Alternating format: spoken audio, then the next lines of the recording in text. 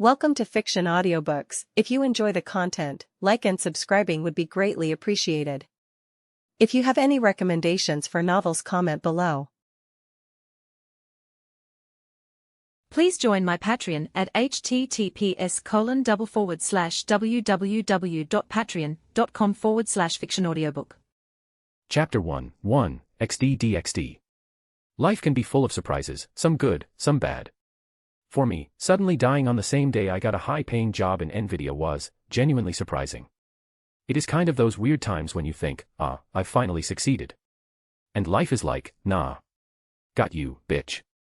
Now most would consider this a bad thing, but genuinely, it had its perks. Like getting reincarnated, 4-1. Looking at my now tiny hands, I can't exactly be sure what it is it called reincarnation, or transmigration? I mean, I suddenly got zooped in as a 5-year-old kid, and no, I definitely did not look like myself when I was 5 years old. And I definitely wasn't older than the millennials, for God's sake, it's 1985, and I'm already 5, which means I was born in 1980.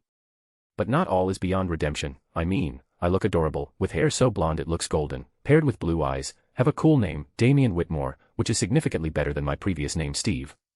And last but not least, maybe the most important one of them all, I am in a very interesting world, one which will most certainly be very, very interesting to live in as long as I manage to kill a perverted idiot beyond redemption before he grows stupidly powerful, along with a few more nuisances. Yes, ladies and gentlemen, as you might have guessed, this world is the world of high school DxD, Titty Paradise, Dreamland, filled with beautiful women of different races everywhere. Probably of the few worlds where sleeping with goddesses is not a dream. As for how I figured that out, because some humans in this world are blessed by the biblical God, granted abilities which make them capable of standing alongside beings of myths and legends. They possess miracles called sacred gears. And I am one of them. Which, in fact, I just awakened as I reincarnated/transmigrated into this world. That reminds me, didn't sacred gears release an aura which made them easily noticeable to everyone? Yeah, that would be scary. There isn't anyone peeping at me right now, right? Because my sacred gear is rather awesome. Maybe this will work. Annihilation Maker, a tiny monster which completely hides the aura released of the one it latches onto. And a very tiny monster, about the size of an ant, was formed. It was shaped like a sticker, which I attached onto myself. This should work, right? And yeah, my sacred gear, it is one of the 13 sacred gears capable of killing gods, and a top-ranked one amongst them too. Annihilation Maker. The ability to create monsters based on imagination. A very useful ability, which could be used very creatively if in the hands of an ingenious guy. I mean, if I can grant any ability onto my monsters, why should I make them only for fighting? Why can't they help me all the time? Like now. Wait, it really is hiding my aura, right? Annihilation Maker, a monster which turns red when close to a sacred gear user. And a ball-like monster appeared in front of me, which was white in color, and was not red, despite being next to me. Now, it could mean two things.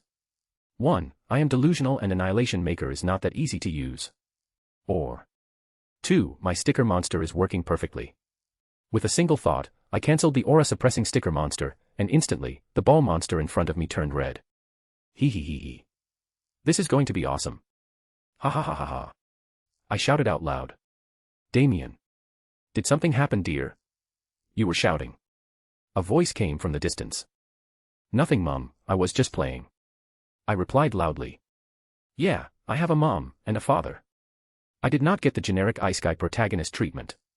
And hence, for the sake of my mental peace, I was reincarnated here and only awakened my memories now. I definitely did not hijack the body of a kid, no sir. Anyways, we, the Whitmore family, were ordinary for the most part. If you don't count money as a superpower, that is. Well, even if you do, we were not that ridiculous level of rich, we were very wealthy, and owned a lot of land, so probably multimillionaire, but not billionaire level. Still, money did not mean much in this world, did it? There's enough time for me to grow though. If I remember correctly, the plot of this story started at around 2008. Which meant that I would be 28 by then. Now, as long as I become Super Devil level strong, and kill Rise of Levon Lucifer, most of the world's problems are solved. EXE is not the shit I want to partake in, let those mechanical gods fuck amongst themselves. And yeah, I should also take care of Issei while I am at it. After all, he too was marked by that boob god, right? It's all for the sake of protecting my world from alien invasion, not because I hate the guy, believe it. Now, I don't really want to become a devil because, you know, slavery and shit. But humans have low growth cap here. Chow Chow was probably the strongest human being, and what was he? Subordinate of Indra. It was a pyramid scheme everywhere. If you wanted to grow, join someone. And humans are pretty nerfed too. What do you mean I need to calculate stuff to do magic? And why is the devil doing it by just thinking about it?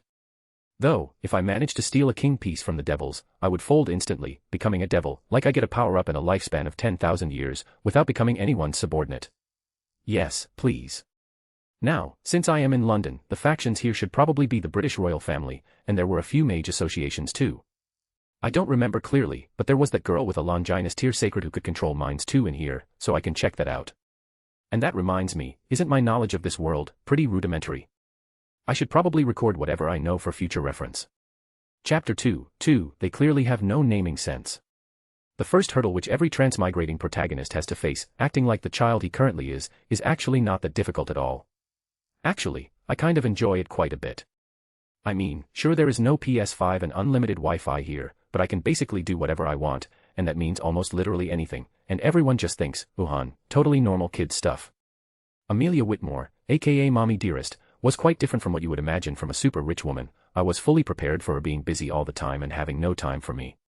But why do I feel like she does nothing at all and stays with me the entire time? I mean, it is kind of affecting my training. The Chinese were right, women only affect the speed of my sword. Jokes aside, as a super genius, self-proclaimed, gaming expert, and also a tech genius, I have come to realize. Everyone in this world is an idiot. Everyone. Who the hell named my sacred gear, Annihilation Maker?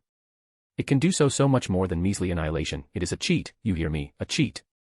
It all started 3 months ago, the very same day I graced this world with my presence. I was thinking about the power systems of this world, how do people even get stronger, and what types of powers there are. Which, this world had, incidentally, quite a few. If we were to list them. First would be the rip-off version of armament hockey, called Tuki, which according to reliable sources, fanfics, was said to be something that anyone in this world can awaken and master.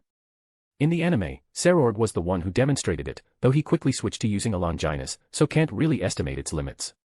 Then, there was magic, which relied on magic power. Mana. I don't know, but yeah, that stuff. Anyways, magic was a bit more complex. Like I said, humans can't really do magic easily, we need magic circles and do calculations and stuff. Which, as you might have guessed, I don't know. And I did not have any ways to learn it either. And no, I can't just create in by myself. Like how the fuck am I supposed to do that? What kind of calculations are needed? I am fairly certain doing calculus on pen and paper would not result in magical spells. So yeah, unless someone teaches me, that path is pretty much a waste of time. Then there is also a premium version of Sage mode here, Senjutsu. Now, Senjutsu should probably exist all over the world but be known by different names. And if anything, I am fairly certain this is what cultivation bullshit originates from. Because, Senjutsu is, quite literally, absorbing the ambient natural energy present in nature, and increasing your strength. The best part is, it can both permanently increase your strength, and also you can overcharge and get temporary boosts for battle. This stuff has proven to produce ultimate class beings like Kuroka, and probably Satan class beings too, like Sun Wukong. Of course, not everything is good about it, because this stuff is not suitable for every species, and very few are good at it, and as you might have guessed, humans are not amongst them. Which means, under normal circumstances, the only thing I could do was train my sacred gear and hit the gym like crazy. But that is under normal circumstances, of course. And my circumstances are very much not normal. So, what I mean to say is, I had this crazy idea. Annihilation Maker, this battery-shaped monster can rapidly absorb and collect within it natural energy, Senjutsu. And I made dozens of those, and it worked. But, the real crazy part comes after this. Annihilation Maker, transparent dome-shaped monster, when supplied with natural energy, can use it to enhance the one inside it. Annihilation Maker, connector monster, acts as a wire capable of conducting any mystical energy. So, I set up the battery monsters, let them absorb natural energy until they were full, then used connector monster to connect the battery with the dome, supplying it natural energy. And at night before sleeping, I used the dome to cover me, which meant, every night, as I slept, I was becoming stronger, and not in the buff gym way, but on a fundamental cellular level. Of course, there were threats I had to keep an eye out for, like my mom or the maids. Nothing as simple. Annihilation Maker, sticker monster, turns whatever it touches invisible. Could solve. Just paste it on every monster, and you can do everything peacefully. And this, my dear friends, is the correct way to use the Annihilation Maker. What, you say creating this many monsters take a lot of energy? Nah, you are wrong. Creating monsters take energy, sure. But the stronger the monster, the more energy it consumes, the weaker it is, the lesser it takes. And as for these utility type zero combat power monsters, well, I can basically create as many as I want. I mean, why would you want to even create monster which fight for you directly when creating support monsters is way better? Annihilation Maker is clearly the wrong name. Either the people of this world are fools, or maybe the biblical God did that just to mislead people away from the true potential of this sacred gear. And as my strength has grown continuously over the past 3 months, now making me capable of lifting over 500 kilograms with one hand, I would say, this sacred gear truly has the potential of killing gods. And as its host, I have proudly entered the ranks of potential men. As soon as I figure out a way to use Tuki and magic, it's game over for everyone else. Yasaka-chan, Seraphal-chan, Gabriel-chan. Just wait, Daddy's coming to get you. Chapter 3, 3 to 5 years later. The British royal family is ordinary. I murmured as the spying monster sent me the report. It had been 5 years since I arrived in this world, and now my strength had reached significantly high level. But even then, this world sure did not fail to amaze me. A few years back, I realized that I did indeed possess magical powers, I mean magic. And I was finally able to understand why magic was so difficult for humans. I realized that it is not that humans can't do the wish-based magic which devils do, they can actually. But the problem is, magic does indeed happen, but whatever the results are, they are totally not up to you. Sometimes it works, sometimes it doesn't, sometimes it happens randomly even when you don't want it to. Therefore, it is not that humans necessarily need magic formulas and circles for doing magic, but if they don't, relying on this gambling magic in fights is pretty much suicide. At least that is what I have been able to figure out on my own. Though, with practice, my control over it has increased, but if I did not have my Annihilation Maker to assist me, according to my estimates, it would probably take over a century to master imagination-based magic without any magic circles or anything. And, humans tend to die before they turn 100. So, that brings us to the predicament, what to do with magic. Therefore, I did what any sensible reincarnator would do, fuck learning magic, first increase your mana capacity as much as you can. So, following the path of the protagonist of Diddy Tensei, I decided the best exercise would be to drain my entire magical energy and let it fill back up every day, which would eventually increase my reserves.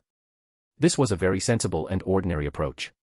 But I don't do ordinary things, doing ordinary stuff would be an insult to my brain. Annihilation Maker, orb-shaped monster which can rapidly absorb the magical energy of the one holding it, and store the energy. This monster was made to assist me in draining my magical reserves, and also storing it, because why waste energy when you can store and reuse it? I mean, I am not supposed to just let all the energy dissipate, now am I? But this is not where my methods end, there is one more monster at play here.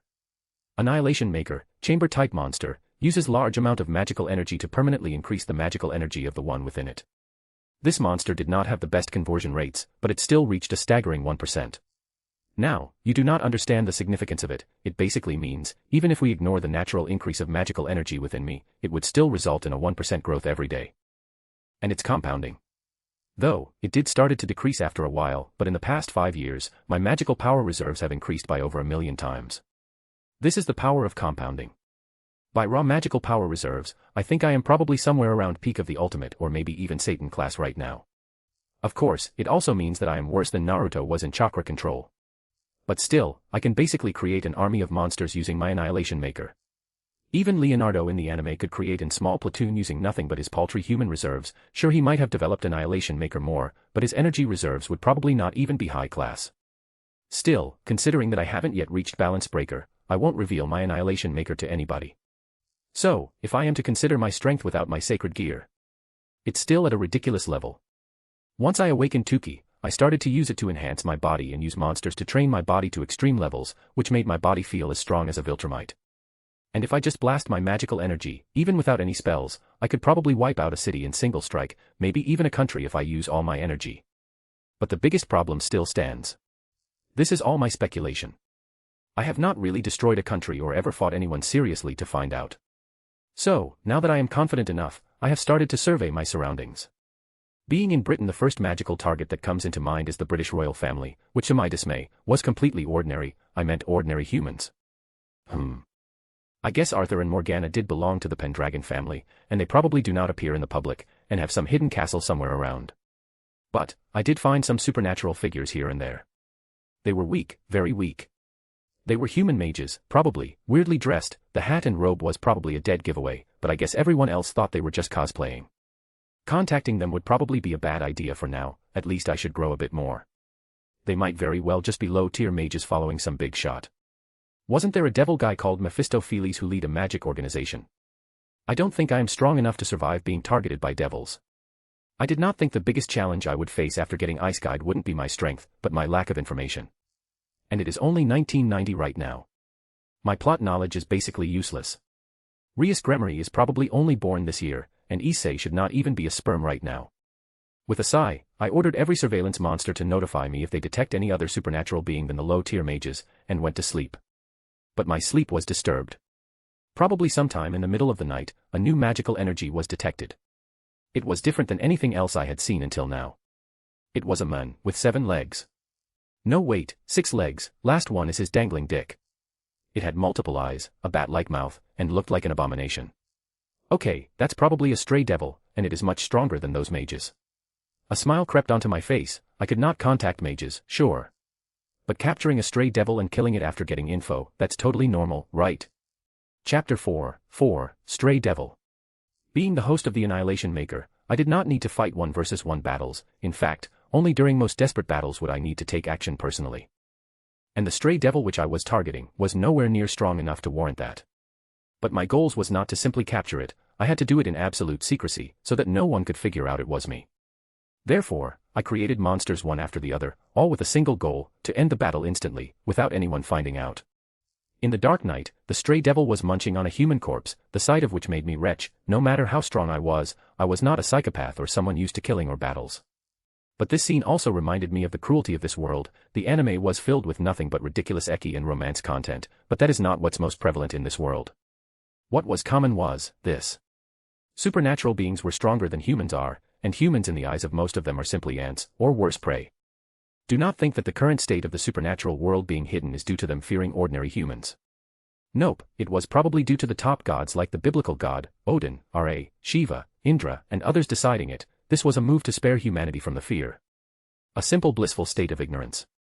With a deep sigh, I commanded the monsters, who surrounded the stray devils. These monsters were not there to attack, their purpose was to form a barrier, for both to trap the stray devil and to prevent anyone from noticing.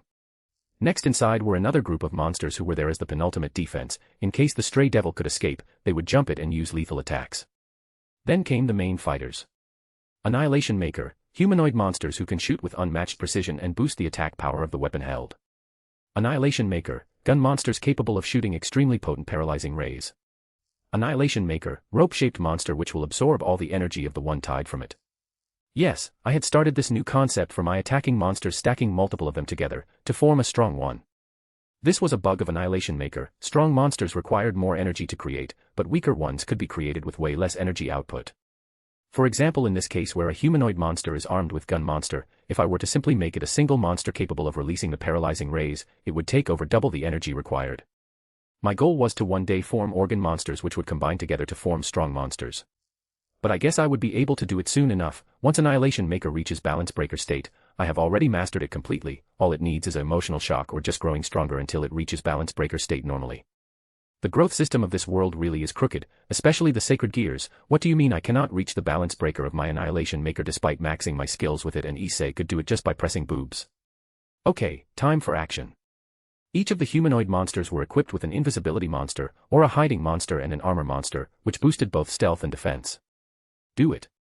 And the first shot was fired, hitting the unsuspecting stray devil straight in the face. The face of the devil contorted, but the next instant, it froze, its entire body shivering. It had been paralyzed. But that was not all. I could not, under my sound conscience, shoot it only once.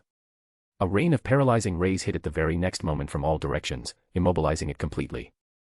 The humanoid monsters jumped and approached the stray devil like an elite team of SEALs, their hands on their guns ready to shoot at the sight of even a slight movement.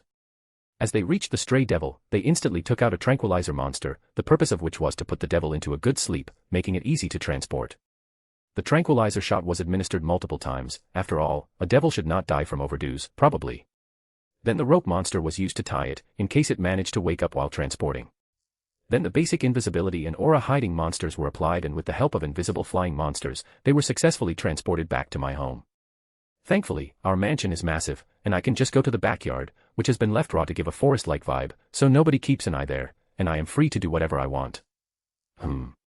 Maybe I should use monsters to create underground bases. These monsters are practically the perfect workers, using them only for training and fighting would be such a waste. Alright, time to learn the secrets of this world from a native, instead of relying on an hentai. I giggled as I looked at the ugly stray devil. A few hours later. Maybe. I went a bit overboard. The devil has not yet woken up, despite me using multiple healing monsters at once on it. Is it due to the mental trauma of being hit by hundreds of paralysis rays? Wait, can that be done? Annihilation Maker, Dr. Monster, can analyze the problems experienced by the subject. A monster with a single large eye appeared, and with my command, turned towards the stray devil. A ray of light scanned the stray devil, as if analyzing it. Subject under energy deprivation, cause of unconsciousness, rope monster drawing its energy preventing the healing from properly functioning. The monster replied, and I literally facepalmed hearing it. So, it was not that I went overboard, it was just that I was being stupid.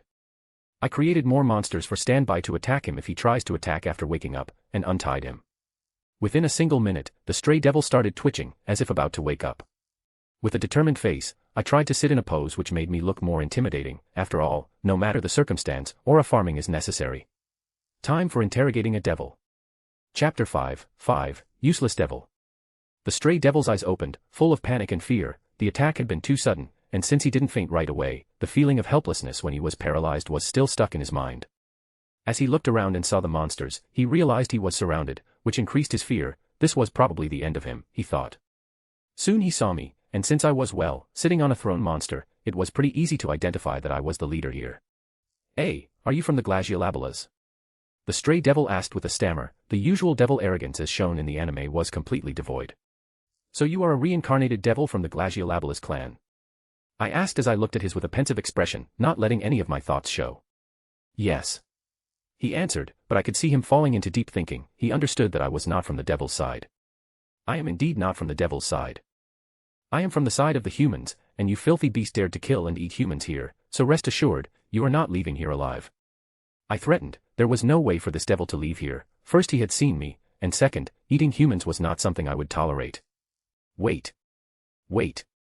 I was a human too. Yes, I was a human too, then I was tricked and reincarnated into a devil. I am innocent, I just fell into the temptations of the devils. But they treated me like a slave. Those wretched devils of the Glaciolabalas clan. I could do nothing but escape. I was just a mid-class devil. They even have a Satan in their clan. And just as I escaped, I turned into this wretched form. Please, I am innocent, just let me live. I am ready to surrender and serve under you. The devil instantly started pleading, but I could see his plans clearly. As he was groveling, he steadily moved towards me. Though he was prostrating, he had reached close enough to lunge at me and attack. Due to my aura hiding monsters, I appeared just like an ordinary human to the senses of almost every supernatural, and this stray devil probably thought so too. Not very smart, but if he was smart, he wouldn't actually be in his current predicament, or be a stray devil in the first place. Oh. The Glaciolabalas clan have a Satan too. Ah yes, I remember, the current Asmodeus. What was his name? Falbium Glaciolabalas, right. Falbium was the least known amongst the current Satans, and probably the weakest of the lot, but he was still a Satan. I removed the aura-hiding monsters on me, and my aura instantly burst out with all its might. Good thing I had already placed multiple barriers here. A look of shock and despair appeared on the stray devil's face as he sensed my current aura, and all traces of cunning and hope vanished. He knew there was no hope now. Tell me, how does my strength compare to that of a Satan? I am very curious. I asked with a smile. This. I have never seen a Satan. That bastard Falbium Glaciolabalas was almost always away in his own territory, and never appeared in the clan. But I am certain you are stronger, my lord. I have seen the head of the Glaciolabalas clan, who is ultimate class, and you are much stronger than him. I am certain you are even stronger than a Satan. It would be my blessing to serve under you. TCHH, this useless devil did nothing but affirm what I already thought. So, my strength is somewhere between ultimate and Satan class. And my growth rate has slowed down severely now. It would be safe to assume that Satan level is the peak I can achieve through normal means. Even the strongest recorded humans have only reached this level, so I guess this is the racial limit for humans. My assisted training with Annihilation Maker just shortened the time required to reach this level. Strangely, the racial limit for devils also happened to be at Satan level. But why is it that within the meager devil population, 2 individuals breaking their racial limits, aka super devils, have appeared? But within the billions of humans, there has never a single case. In the anime, no human was ever said to rival super devils. No one had ever reached the top 10 in the world. There were a few noteworthy ones, like Vasco Strata, who trained himself to the limits of humanity, but was probably not even Satan class, and even if we count sacred gear users. Chow Chow was considered the strongest human, and was a subordinate of Indra. Tobio Accuse was a subordinate of Azazel. Even legendary figures like Arthur Pendragon and Merlin were not exalted to the same level as super devils. Merlin was more known for founding the human version of calculation-based magic, and not his strength. Tell me, why did you choose to appear here in London to hide? I asked the stray devil, putting aside other thoughts. Well, the forces in London, like the Pendragon family, and the mages and wizards here, they are not particularly strong, but devils usually just let them be, so here, there is a low chance of being captured by devils. I did not expect there was someone as strong as you in London. So London simply does not have anyone strong. I guess it's good. It could have been bad if someone strong had targeted me from the start. Do you know any magic? I asked at last. This was the most important thing I wanted to know. If he knew magic, I could experiment on it and learn it. No. I was a rook, a physical brawler. I do not know any magic, my lord. The stray devil stammered. Tchh. Useless. I grunted. Guess he is of no use, better to just deal with him. Please send power stones and give a review. Chapter 6, Underground Base. Restrain him. I ordered, and the monster shot golden ropes which tied the stray devil's hands and legs. It flailed in fear as it watched me standing up and moving towards it. Wait. I know secrets about the devils. Yes, I know about magic too. Magic works on imagination. You just need a magic circle and imagine whatever you want, and magic happens. The stray devil shouted, spouting anything he could to save his life. That only works for devils, not humans. Human magic doesn't rely on just imagination. I stated calmly. By now, I was certain that this devil really did not know anything. His fighting style was limited to brawling since the rook piece boosted his strength. I am a sacred gear user too. That is why I was made a devil. I can become your subordinate too. My sacred gear is called twice critical. It doubles my strength. It is very powerful. A sacred gear user? I didn't check for that. Twice critical, huh? It's the most common sacred gear, but I goose it's better than nothing. I muttered. There were methods to extract sacred gears in the anime, right? Which means they can be extracted. Now I don't really know how to do it. Maybe the Annihilation Maker could do it. Annihilation Maker, a monster with the ability to extract sacred gears. And it failed. I could sense it beyond the limits of Annihilation Maker in its current state, and would need to reach the balance breaker state. Sorry about that. It seems I am currently unable to extract sacred gears. So, considering that you are indeed not as useless as I expected, you have been spared. I sighed. What? Thank you. I will do my best, my lord. I will capture mages and gather more magic for you. The stray devil pledged without a second thought, his action so convincing that one might think he is loyal beyond belief. No. You will not be doing any capturing. In fact, you will not be doing much if anything. Because a laser from the back shot him, his eyes rolling upwards and falling down with a thud. Annihilation Maker, suspended animation gun monster. It was this monster meant for containment which hit it. Since I am unable to do anything about his sacred gear now, it's better to store him until I can. Annihilation Maker, digging monster, capable of digging the soil proficiently. Annihilation Maker, construction monsters, specialized in all construction procedures. I intend to create an underground base right under my mansion compound. Barriers can indeed solve most of the problems, but having an underground base gives an extra natural security, and it's really cool too. With thousands of monsters at work simultaneously, along with their supernatural powers, a multi-layered base was dug within an hour. And at the most bottom layer, which was in fact several hundred meters underneath, was a prison, meant to detain unstable factors like this stray devil right here. Once I have a bit more financial freedom, I would equip this base completely with technological components, but for now, monsters would have to do. Just keeping this underground base operational required hundreds of monsters functioning at all times. Some emitted light, some acted as elevators, and most were there for security. It would seem there is nothing else to do. Hunting stray devils again might cause suspicions. One stray devil suddenly missing is nothing, but if several of them started missing, then anyone with half a brain would start suspecting and raise vigilance. With all that done, I returned back to my normal life. If I don't make noise, and hide myself with proper precautions, no one is going to disturb me. The stray devil might not have been of much use, but one thing can be inferred from him that, without the exception of some hidden forces, which might exist, London is, for the most part, a starter village-type place. It seems not being the major origin place of any religious pantheon has spared London from supernatural control, and the Pendragon family might not be anything noteworthy, but no one wanted to fight them for London. The next morning. Are you really interested in investing in these tech companies, son? They do seem to have some potential, but they won't give results anytime soon. David Whitmore, my father, questioned skeptically. You know, the usual shit. unless you are a master actor, the best you can pull of is being a genius kid, and since I was, well, a genius, I had some say in the house. Especially after being correct at several financial decisions, though, our family did not need to invest much since we were mostly old money type rich, and had more hard assets than fickle stocks. Not the best way of business, but hey, we believe that the land prices won't suddenly drop to zero, right? There's also the buff of growing more expensive as time passes, which means our wealth grows naturally, and even if we do make plentiful money, most of it is reinvested back into buying more real estate or precious metals and stones.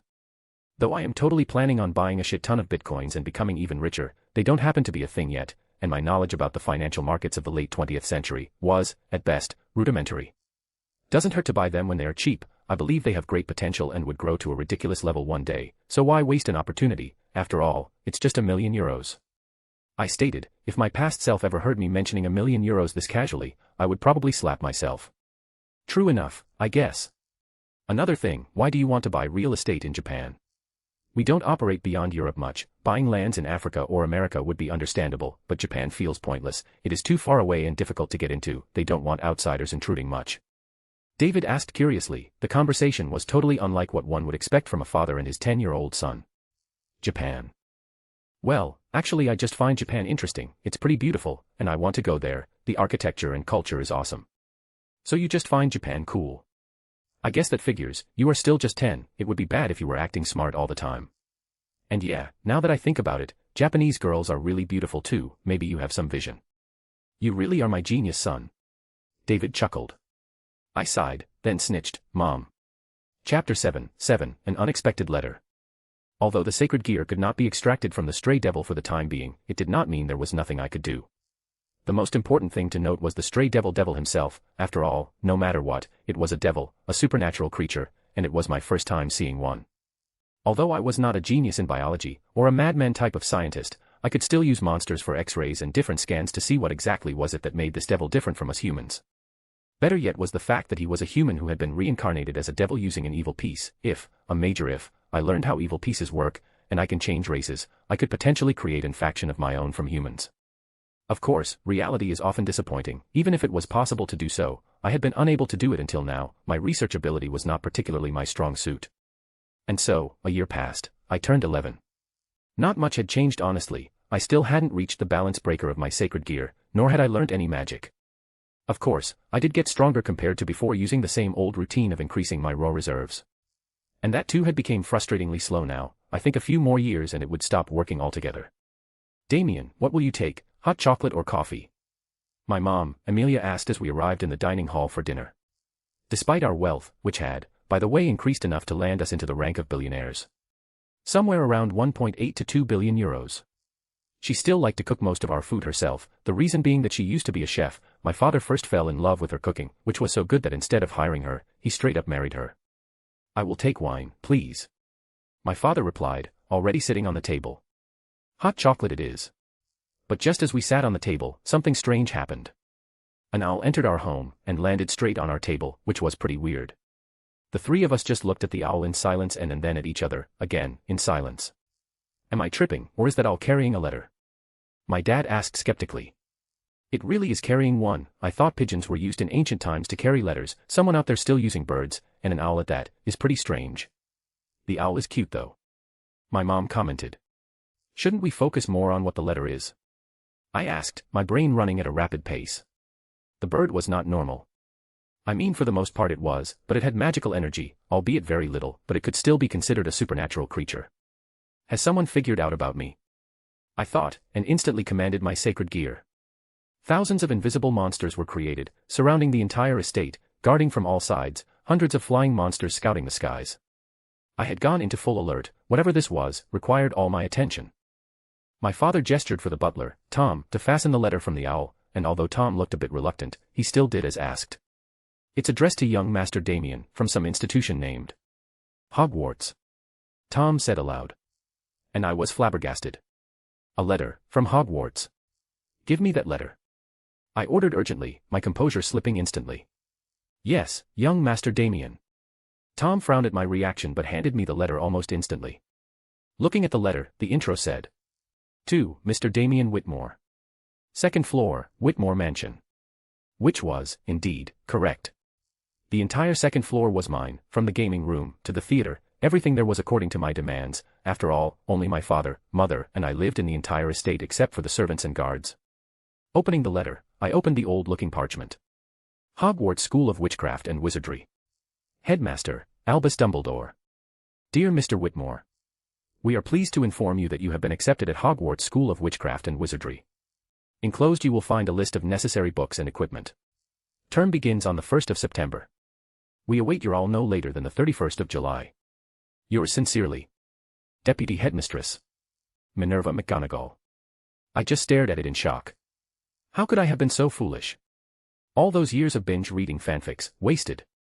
I turned 11 in the year 1991, and I was reincarnated in London. Of course, there has to be Harry Potter verse involved. Is this world a mixture of the verses of Harry Potter and DxD? Wait, aren't Harry Potter wizards pretty weak in DxD? Are they even relevant? Fuck. Now I remember, when I asked that stray devil, he specifically said that he came to Britain because the mages and wizards here were too weak. He differentiated mages and wizards. And those weirdly dressed mages, they were Harry Potter wizards. It all makes sense now. What happened, son? Is everything all right? My father asked, worry visible on his face. Son, are you okay? What does it say? My mom asked, patting me. She too looked worried seeing my expression. Crap, my acting fell off. Excuse me for a moment, I said and ran off, away from the dining table, towards my room. Is something wrong, kid? Tell me. My father shouted, getting even more worried about my reaction. I know my actions were probably as stupid, but I was really not in the right mind right now. This world was not a pure DxD world. If one Harry Potter can be added, what about other more ridiculous worlds? Reaching my room, I shut the gate, and fell into deep thinking. This was bad. It seems I need to have a talk with my parents. With the Hogwarts letter coming to me, they would soon learn towards the supernatural, and my reaction just now was enough to blow off that I was already well aware about it.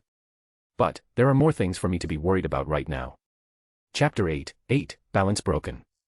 The knowledge that I was not actually a pure human, but a wizard, changed many things. I was wrong about almost everything until now. Human magic truly is different, and it cannot be done without formulas and calculations, and magic circles too. What I had been doing until now wasn't human magic at all, it was wizard magic. The earlier assumption about me not being able to properly control imagination magic was wrong. It was just the magic awakening within me, which happens to all underage wizards, and what I lacked exactly was not a magic circle or formulas, but a wand. Then there was the fact of how they even discovered me. I mean, I have my aura hiding monsters active at all times, so it should not happen. Unless, the wizards here way stronger than what was portrayed in the movies and books, and were strong enough to sense me even after my monsters blocking it, or they might have identified me even before I transmigrated. Either way, it is bad. It can also mean that many factions might already know the presence of me as a sacred gear wielder. All my planning, everything, has gone to waste. No. No. It hasn't happened yet. No, if they had already found me, they would have acted. At least there has to be surveillance, right? But no, there has been nothing, and even with the wizards, they might have only found that I am a wizard, not the wielder of the Annihilation Maker. Everything is under control. Everything is as I planned. And, even if it isn't, I am not that weak that I scared of everyone. Unless the ones at the top of this world come themselves. I would kill everyone else who tries to harm me and my family. With a deep breath, a new determination formed within me. And at that very instant, I felt something within me breaking. Something which I had tried to achieve for a long time, and faced nothing but failure. This emotional shitshow somehow managed to push me to that level. I felt the magical reserves within me increasing at a fast pace, and I could feel as if all the limits of my sacred gear were shattered. Annihilation Maker, Balance Breaker, Imaginary Monster Birth. It was different from the Balance Breaker achieved by Leonardo in the anime, Pandemonium Lost, which allows him to create enormous number of monsters and greatly enhance the sacred gear's scale. Mine did not affect the quantity aspect. It affected the quality aspect. I could create anything now. That sacred gear extractor monster from before, totally doable. Heck, I can create an army of Maharagas to fight any enemy. There were no limitations at all. The only limiting factor was my energy reserves, which had now reached Satan levels for sure, which meant, except for monsters who already had a very strong strength, I could create anything. Maharaga was cheaper to create because it was initially weak but got stronger as it fought, but if I were to create a monster like Nine-Tails Kurama from Naruto, it would be nearly impossible due to the infinite chakra it has. I would have to supply all that energy. Just thinking of all the possibilities made me laugh out loud. Ha ha ha ha ha. Meanwhile, outside my room. Why is he laughing like a crazy villain? What even was in that letter? Amelia asked her husband worriedly. Right now the two were standing outside the gate of their son's room. She had never seen her son act like this, and even her husband was unusually quiet. I think it might have something to do with the supernatural, David said in a low voice. Supernatural? Like ghosts and magic? Does that even exist? Amelia asked in surprise. They do exist, we have some connections, so we know of their existence, but it is only limited to that. David replied, his face devoid of emotions. But before they could talk anymore, the gate in front of them suddenly opened, and Damien stepped out, a crazy smile on his face. Ladies and gentlemen, it would seem I lost my composure. But, first, Mom, Dad, we need to talk. I calmed my expression and said seriously. My father was the first to nod, expecting the oddness of the situation. He had already ordered all the servants to move away, there were only the three of us here. We stepped into my room, and sat on the sofa, and I began the conversation by asking a simple question. Tell me, do you know about the supernatural? I do. But I only know that it exists with some of my connections, not much. My father replied. You are correct, it does exist. That letter belonged to an supernatural institution called Hogwarts, which trains witches and wizards. I possess magic, therefore I am invited to join them, that was the admission letter. I did not hide anything and revealed. What? Witches and wizards. They sound bad. You are not really thinking of joining it, are you, son? My mom asked, looking slightly shaken. After all, her worldview had shook quite a bit. Judging by your reaction when you saw the letter, you should have already known about supernatural world, right? My father asked, his tone unusually serious. Yes, I did. Let me explain from the beginning. Supernatural does exist, yes. Every myth is true, gods exist, angels exist, devils exist, vampires, werewolves, everything.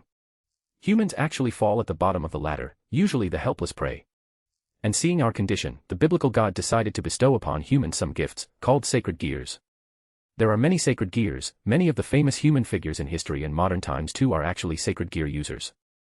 I explained clearly. Every myth is real, huh, and sacred gears. So you possess one? My father asked, while my mother seemed too stunned to speak anything. Yes. I possess a sacred gear, I awakened it back when I was 5, sorry for not telling you until now. I did not have the strength to protect you if things went wrong before. I know it is presumptuous and selfish of me, so I am sorry, but even if I was given the choice, I would again do the same. Everyone, please leave reviews on the story, so that there are at least 10 reviews.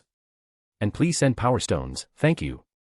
Chapter 9, Secrets Revealed. You did not have the power to protect us before. You think we care about our safety when you were facing danger all alone. You underestimate a parent's love for their child. I know we have no supernatural powers, but we could leave this place and go to some quiet countryside where they can't find us. My mom said, tears were streaming down from her eyes, her words were sentimental enough to nearly break my serious act.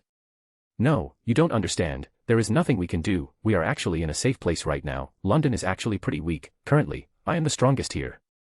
As I was saying, about sacred gears, there are many of them, probably thousands. But amongst them, only 13 stand out. 13 weapons with the power to slay gods. The 13 Longinus class sacred gear. And my sacred gear is amongst the top 4 of said Longinus, the Annihilation Maker. I said with slight pride. Sacred gears capable of slaying gods, surely that's an exaggeration, right? My dad asked surprised. Well, not all gods are same, gods like the biblical god, Shiva, Hades, Indra, Zeus, Odin and the like are amongst the top, and no, this god slaying doesn't typically include them, because they are very strong, capable of destroying the entire world itself. But there are minor gods too, and they can be slain. But hey, even minor gods are still gods, right? I chuckled. So, what are we going to do now? Is there any way we can help? I don't know much about the supernatural, but I can give advices, and we can discuss stuff. My father said seriously, his hands on my shoulder. Well. First, you need to understand our current situation, you guys were talking about why I was giving a villain-like laugh before, right? I heard that by the way. The reason is, my sacred gear power reached a new level, called Balance Breaker, it is called so because it possesses the power to break the balance of the world. My sacred gear allows me to create monsters, and after achieving Balance Breaker, I can create any monster I imagine, of course, I need enough energy to do that. But still, compared to before, I am much stronger. Yet, there are levels to strength. This was the problem with me, albeit having energy reserves at the level of a Satan, if I had to fight a Satan, my chances of victory were not high. I was a nightmare for those weaker than me, but at the same level or higher, I had no way to deal with them, the only way to attack for me was to go and throw a punch or send magic energy blasts, none of which were particularly impressive, though I could create monsters to arm me. My fighting experience was non-existent. I see. But I still don't understand why you reacted as you did upon seeing the letter. My father asked. Well, first off, answer me, what do you think the supernatural beings do when they find out a weak human has just awakened a Longinus they can't control? I asked back. They eliminate him. My father replied weakly. He now understood the complications. Exactly, ever since I awakened it at the age of 5, I always went beyond ordinary measures to hide myself, and I had always been successful, but now, suddenly, I received a letter from Hogwarts, which implies that they have found about me. But now, thinking about it, they identifies that I am a wizard, and not that I possess the Annihilation Maker, which makes it much more simpler to deal with. My parents would need to put on an act too, no matter what. I was not about to mind control my own family to make them forget about today. I see, it's good that you are not in any trouble then, so, what will you reply to that letter?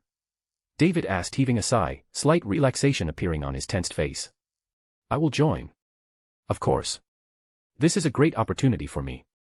First, it gives me a supernatural identity where I can hide, and second, it gives me time and resources to grow. As long as I hide my Annihilation Maker well, even if someone finds out, they would at most think that I am just a wizard. And through my sources, I have come to know that wizards are too weak to be considered a threat by the true rulers of the world. A smile appeared on my face as I said so. Finally, I would come to learn magic. Although wizards were weak, that did not mean their magic was useless. If anything, it was surprisingly diverse. What sources are you talking about? And will going to this Hogwarts really be safe? My father asked again. Monsters sent to scout, of course. There are thousands of invisible monsters scouting the entire city, and even more guarding the estate. Right now, due to the arrival of that owl, I have put the security in a state of emergency. You may not believe it, but the current security of the estate is actually higher than many factions. As for Hogwarts being safe, well, there are some threats, but I am strong enough to easily manage them, and I need to learn magic. My current strength is entirely reliant on monsters. I need to become stronger myself.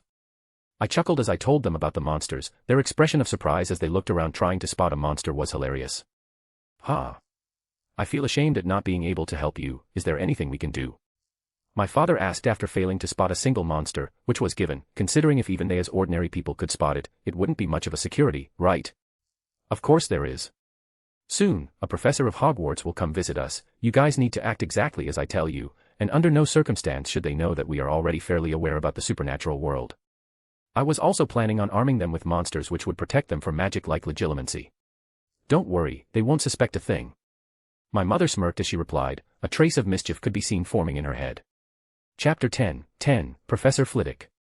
I think the comedy in this FIC has been too generic, and not really DxD-like, so I have changed it a bit in this chapter. It is not a complete character change, but still, modified to match DxD standards. Enjoy the chapter and leave comments and reviews. Can wizards really read our minds? And this tiny sticker would stop them from doing so. Whose mind powers are stronger, yours or the wizard's? Amelia asked as she looked at the sticker the size of an ant skeptically. Not all wizards, most of the supernatural beings can't do it, honestly. But it is always better to be prepared than not be. And that is not a simple sticker, it's a monster. It would show fake and useless stuff to whoever tries to invade your mind. And, it would also leave an imprint on their mind, so that they can be remotely attacked later. As for whose mind powers are stronger, I don't know. My Annihilation Maker made monsters are strong, but when I removed the memories of Tom and every servant of that day, that was actually my first time dabbling in mind magic. I explained, the imprint part was actually a failsafe method designed by me to identify who has tried to pry their minds, and with an imprint right on their mind, a serious attack launched by me can directly destroy their mind or soul.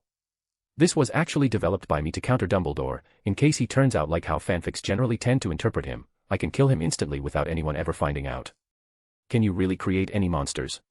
Can you make one that looks exactly like me, but with devil wings and tails, oh, and horns too? My mother giggled, while I just looked at her with a blank face. What kind of request even is that?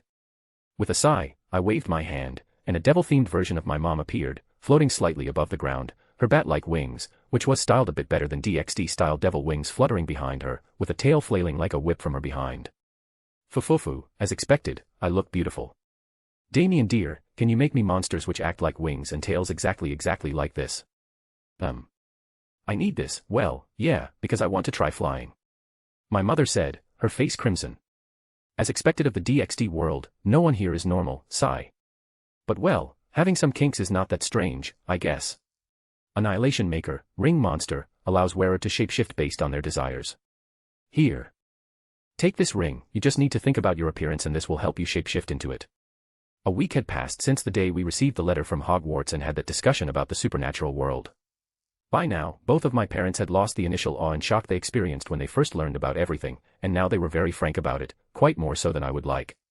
Because just as my father watched me handing that ring to my mother, a very strange smile formed on his face. Damien, you know, since I don't have any supernatural ability, do you have something which can increase my physical strength? So that I can protect your mother when you are not around, of course. David said earnestly, but that smile, that damned smile. He clearly was just interested in improving his physique for. I don't want to think about it. Still, they have a point. At least enhancing their bodies with Senjutsu and Tuki would be good. I turned towards them and nodded. The professor from Hogwarts would arrive anytime soon. After they are gone, I will create a different set of monsters. They specialize in increasing your strength. Although you do not possess magical energy, adding it to you now would be complicated, especially since you would need wands and proper training, which isn't possible for now. But Tuki and Senjutsu can be done. I explained to you about them, right? Tuki is purely a physical energy which would enhance your physique beyond human limits, and Senjutsu does that and even more. But, even with the aid of monsters, the growth is a bit reliant on your base potential. So, I can't guarantee anything past high-class level of strength. You may break it if I can think of something later, or maybe you naturally have the talent to go beyond, I don't know. And, although I am only 11, I understand what wicked thoughts are going on in both your heads. Put that perverted smile away. I snorted at the last part. Oh, don't worry, my little Damien, with your dreamy looks, all the girls would be swooning over you, then you can do everything yourself. Maybe, you can also create monsters to do that, hee hee hee hee. My mother giggled while saying words which absolutely don't belong to a normal mother. My mouth twitched. That's it, I am not talking to you guys anymore, don't project your perverted fantasies onto me. Doing that with my monsters, how the hell did you even think of that? Foo-foo, so you don't mind doing it with the girls at your new school, only monsters are the problem. Woman. I am only 11, shouldn't I grow up a bit before thinking about that? And there's no way I am interested in 11-year-old kids. I grumbled, even though I was technically 11, I was an adult. There was no way in hell I would like kids, they have to be at least 16 or 18, right? Oh, so that's it, you like mature women. She giggled and came closer to me, her mouth near my ear. Then you can totally use the devil mommy monster, I won't mind at all. She whispered. Is this hell? How did things turn out this way? What happened to my parents? Why are they suddenly like this?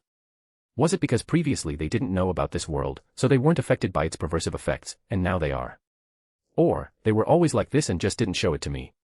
Come to think of it, this past week has been the time where I have conversed with them the most in my life. I mean, before I was busy with my stuff, so we didn't talk much. And maybe they didn't show their playful side to me. But hell, I would prefer they didn't act this way. And at that very instant, my monsters revealed an approaching figure, a short dwarf, with a pointed nose, wearing a distinct suit. I think this might be the first and last time in my life that I would be so happy to see an ugly half-goblin. Chapter 11, Meeting. Alright, enough jokes, the professor is here. And quite interestingly, they haven't sent a human. I said with a serious expression, changing the topic. Not a human. What do you mean? Which species does he belong to? My father asked this time, a frown on his face. He was expecting to meet a human wizard, but me saying that it was not a human was beyond his expectations. How am I supposed to know that? He's a midget, with a long hook-like nose. Maybe a goblin, most probably a half-human half-goblin. I shrugged, not giving a clear response. A goblin. They don't seem like high-level races. Do they rank above or below us humans? David asked curiously, using logic straight out of Lord of the Rings. Well, if we are counting the average individual strength, goblins are above, but if we are talking about overall strength, humans are far superior. Organizations like the Church is composed of humans who serve the biblical God. They are the strongest human faction currently. But like I said, they don't serve humanity, but the biblical God. So, the strength of humans is not really something which can be estimated easily. The different human factions had so different goals that unless there was a threat of absolute extinction, there was almost zero hope of them joining hands together. David wanted to speak more but was stopped by the sudden ringing of the doorbell. He looked towards me and nodded. Since we had already excused every servant from their duty today to keep this meeting a secret, the three of us went to open the door together. And as we opened it, Professor Flitwick came into our view. I tried to keep my expression normal, but Mom and Dad were definitely staring. Welcome, Professor.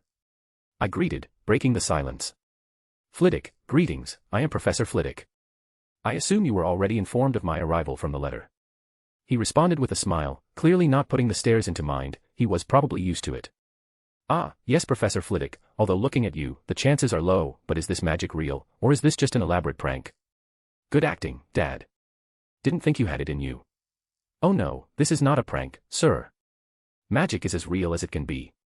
I myself specialize in charms, and am the professor of charms at Hogwarts. Professor Flitwick chuckled as he replied. He had a rather easygoing nature. Professor, please come in. I don't think the doorway is a proper place to talk about this. It was my mom who spoke, inviting him in. Yes, thank you, lady. He responded, bowing slightly. His actions were like a gentleman, which felt a bit comical due to his height. Amelia Whitmore, and this is my husband David Whitmore. And judging by the letter, you already know of him, my son, Damien Whitmore. I apologize for the improper introduction, but as you can see, this magic has left us rather surprised. My mother said with a smile. No matter, I can assure you that it is very common amongst Muggle families. Professor Flitwick chuckled. Muggle families? David asked with an eyebrow raised. The term felt derogatory. Oh, Muggles just refers to people who do not possess magic. Flitwick explained, prompting David to nod. As we seated, my mother went to the kitchen and brought some drinks, and sat down with us. So Professor, does attending Hogwarts equate to any educational degree in the normal world? I mean, if our son goes to Hogwarts for 7 years, and it has no value in the normal world, he would just be a middle school student, not even a graduate. Which would severely impact his career. David asked. His real intent was to identify the level of connection between the wizards and the government. You won't have to worry about that. Graduating from Hogwarts would be the same as graduating from a high school. You will get the certificates. Though, the teaching is focused on magic, and not mundane subjects, so there might be problems with that later, but a Hogwarts graduate can very well build a career in the wizarding world. Flitwick explained, and it was enough to tell that the government would probably have a data of all Hogwarts students, at least the Muggle-born ones. So is Hogwarts the only school for magic education, or there are many? Amelia asked. In Britain, Hogwarts is the only one, but there are quite a few more, like Beauxbatons in France and Drumstrang in Bulgaria. But I can assure you that Hogwarts is considered the best wizarding school in the entire world with a history of over a millennia. I see, and that letter came with a list of things to purchase. I don't think the required goods are available in regular markets. And what about the currency? Does pounds work? David asked. One of the major reasons I am here is to accompany you to purchase the required goods, and introduce you to wizarding markets, and no, pounds won't work, but you can exchange pounds into galleons at Gringotts, the wizarding bank. The wizarding currency consists of nuts, sickles, and galleons. 29 nuts make up a sickle, and 17 sickles make up a galleon. The exchange rate is about £5 for 1 galleon, and Muggle students can exchange up to £500 each year into wizarding currency. Can gold or land deeds be exchanged? David asked again, feeling that only £500 a year was far too little. Flitwick put on a wry smile and looked around at the lavish mansion. Yes, gold and land can be exchanged without limits, but I would suggest hiring goblins at Gringotts to put up wards and sell land privately instead of selling it to the bank. You will get more profit that way. The limit of exchange for pounds is because it is difficult to exchange for us. Gold and land have no such restrictions. And as expected of a kind half-goblin, who retains goblin's sense of money and human kindness. Thank you, Professor. David said with a smile. Professor Flitwick, although I have been well aware of me possessing a superpower, which was probably magic, could you please display a proper spell, just to sate my curiosity? I asked, putting on the most curious expression I could, which caused Flitwick to laugh. No matter how elite or disciplined, in the end he is just a child, he thought, and proceeded to take out his wand. With a simple swish and flick, Wingardium Leviosa, the spell was chanted, and the trays which were kept on the table started floating. All three of us put on a surprised expression as we looked at Flitwick making the trays perform acrobatics in the air. It seems even if he is not strong, he can still be a comedian. Please send Power Stones to keep the story at high ranking. Chapter 12, Diagonally. This is the entrance to the biggest market of the wizarding world. David asked with a surprised look on his face. It was not the scene in front of him was that awe-inspiring or marvelous, rather, it was the lack of it. The Leaky Cauldron, a very rustic pub, was simply that underwhelming. It frankly didn't even need magic protecting it. With how that shabby it looked, no one was entering it anyway. Well, since it's supposedly magical, I think it looks shabby on the outside but is actually lavish from the inside. I tried to defend, although I knew that wasn't the case. Professor Flitwick did not reply, and just had a wry smile on his face. The Leaky Cauldron didn't really leave the best first impressions. As we entered the pub, we were once again forced into silence. The pub was filthy, ugly, and definitely not something we were used to. For God's sakes, we were billionaires, probably only the Malfoy in magical Britain could rival us. Considering that the Forbes listed Malfoy wealth at about $2.5 billion, and if we were to convert our wealth into dollars, it was about the same, or maybe a bit more. I felt really understanding for Draco at this moment. I mean, sure you guys are poor, and the Leaky Cauldron pub is definitely not poor with that kind of traffic. But why do you wizards, who can clean everything with a simple cleaning spell, or just buy a slave, house elf, to do it for you, live in such filth? You deserve being discriminated against. Well, not as magical as I thought it would be. Amelia commented, teasing me. She knew I was acting but still took the chance as soon as she got one. Don't worry, although the Leaky Cauldron is a bit shabby, it's purposely done so as to not attract attention. Once we enter Diagonal Alley, you will surely be amazed. Professor Flitwick said embarrassedly. Why do wizards even hide from normal humans? I asked tentatively, although I knew the reason from the movies. Since this was a merger world, there was sure to be more to it. Ministry of Magic guidelines, to upkeep the statute of secrecy. Remember little Damien, once you become a wizard, you cannot show off your magic in front of muggles, it is a punishable crime. And no useful reply appeared. I could do nothing but simply nod earnestly at his words. Good morning, Professor Flitwick, taking a new student to get his supplies, I see. Tom the barkeep said with a grin on his face. Ah yes, Tom, good morning to you too. I was just here to take little Damien for his shopping, Professor Flitwick said with a smile but did not stop for more chatting and moved towards the backyard of the pub, soon reaching in front of a wall. Remember the password, tap the third brick from the dustbin, going up, and 2 bricks across. Professor Flitwick said and tapped the said bricks with his wand. And as he finished, the bricks started to rearrange themselves, forming a large arched gate. Welcome to Diagon Alley, said Professor Flitwick with a wide smile. It was like stepping into a single-themed cosplay party, which was hosted back in the Middle Ages, completely different from the modern world outside. It gave off the feeling of time travel. Wow, it certainly is impressive. Amelia said a bit excited. Should we head to the bank first? To exchange the currency? David asked Professor Flitwick. Ah yes, Gringotts is right up ahead. The professor said and trotted ahead. The Gringotts Bank looked exactly as it did in the movies. Actually, everyone up until now looked exactly as they did in the movies. Tom the barkeep was the same, Flitwick is the same, even the Leaky Cauldron was the same. Entering Gringotts, we could see goblins stretched in rows both sides busy in work, some were inspecting gems, some were reading documents, but none of them even lifted their head to look at us. Not exactly the best reception services. Amelia pouted. Professor Flitwick did not seem to mind her words and approached a desk, and said, we would like to apply for conversion from pounds to galleons for a new wizard.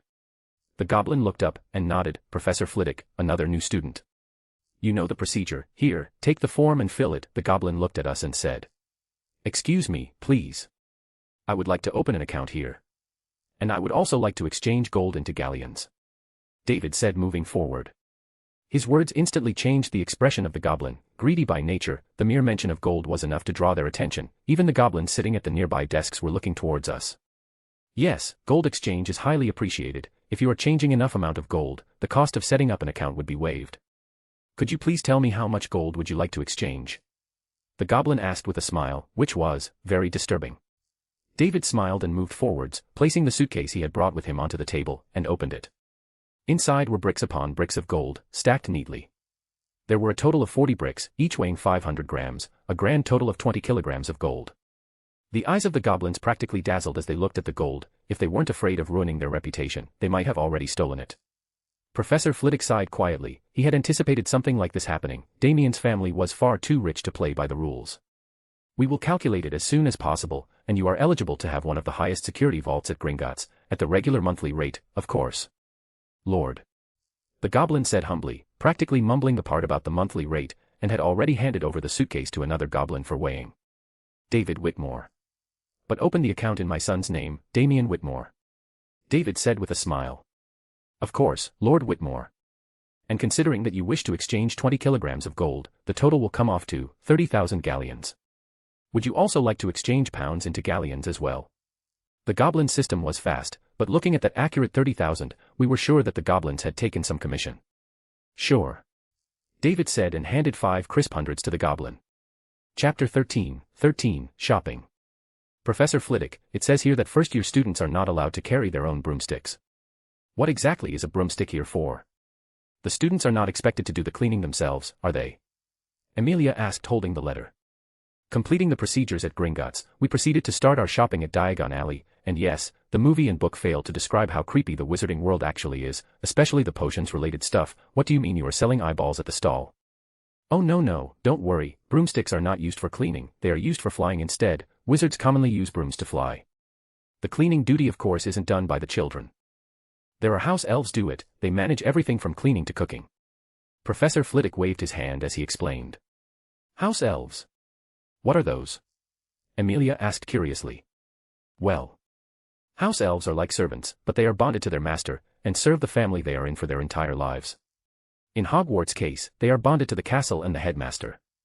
Flitwick said thoughtfully, trying to explain it to a muggle. You guys keep slaves. Even the school has slaves.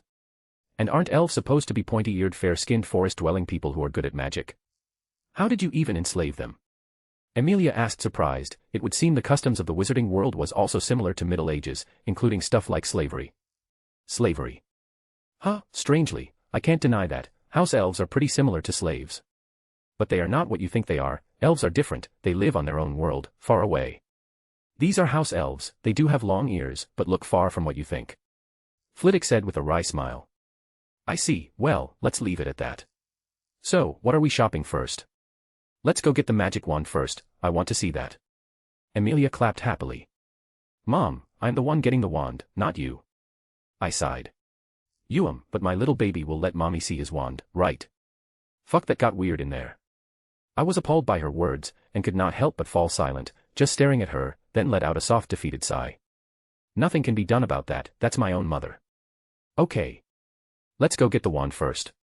I agreed, and it totally wasn't because I too was interested in getting a wand, using it or not is another matter, getting one is totally a novelty. I mean, half the reason why I accepted going to Hogwarts was just because it was a childhood dream for me, getting the Hogwarts letter. I would be beating up my inner child if I rejected that. David, Flitwick and Mom all chuckled seeing my reaction, but did not comment anything, and just moved towards the wand shop. Ollivanders, makers of fine wands since 382 BC. Wow, that's an old shop. Did this shop even exist during the time Romans ruled over Britain? Wait, how did the wizarding world change over the years as the rulers of the land changed? I asked curiously. Ha, I think you are coming into my Ravenclaw with an attitude like that. And yes, the shop did exist even during the Roman rule over Britain. Although the rulers of the Muggle world do not change the wizarding world significantly, but yes, there are some impacts. And don't worry, you will read about it all during your classes at Hogwarts. Professor Flitwick said with a smile. The Ollivanders' shop looked like it did in the movie, full of stacks of boxes filled with wands, but we could not see anyone in the shop. Yes, please wait a moment, I will be there, came a voice from the back, which presumably was Ollivanders himself. Oh, Professor Flitwick, and a new student, here to get your first wand. It's always a pleasure seeing a young wizard get his first wand. A thin old man who looked overly overworked came to the front. Mr. Ollivander, yes, little Damien needs his first wand, he will be in your care. Flitwick said with a smile. Good afternoon, Mr. Ollivander, do you also make custom wands? I asked politely. Oh, custom wands. Yes, they can be made, do you have a specific design in mind?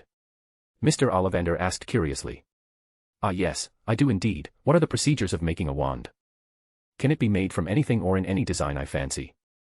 I asked, although I already knew the answer. Partly yes, design can be changed into however you want, but the materials are different, it's not you who choose the materials, but the materials who choose you. So, we would need to go for material selection first. Ollivander chuckled as he said that. Oh, what materials are required to make a wand? Isn't it supposed to be a small wooden staff? Yes, it is made from wood, but it is not just wood, at its core must be a magical component. There are many things which can be used, like the tail of a unicorn, a dragon's heartstring, maybe a phoenix's feather. This magical component is the part which gives the wand its magical nature. Come, let's select the materials needed to build your wand. Ollivander explained calmly. Moving into the shop, I soon came to a storage area, where many different products were kept together, as if they were on display, but I could feel that there was something akin to wards in the boxes.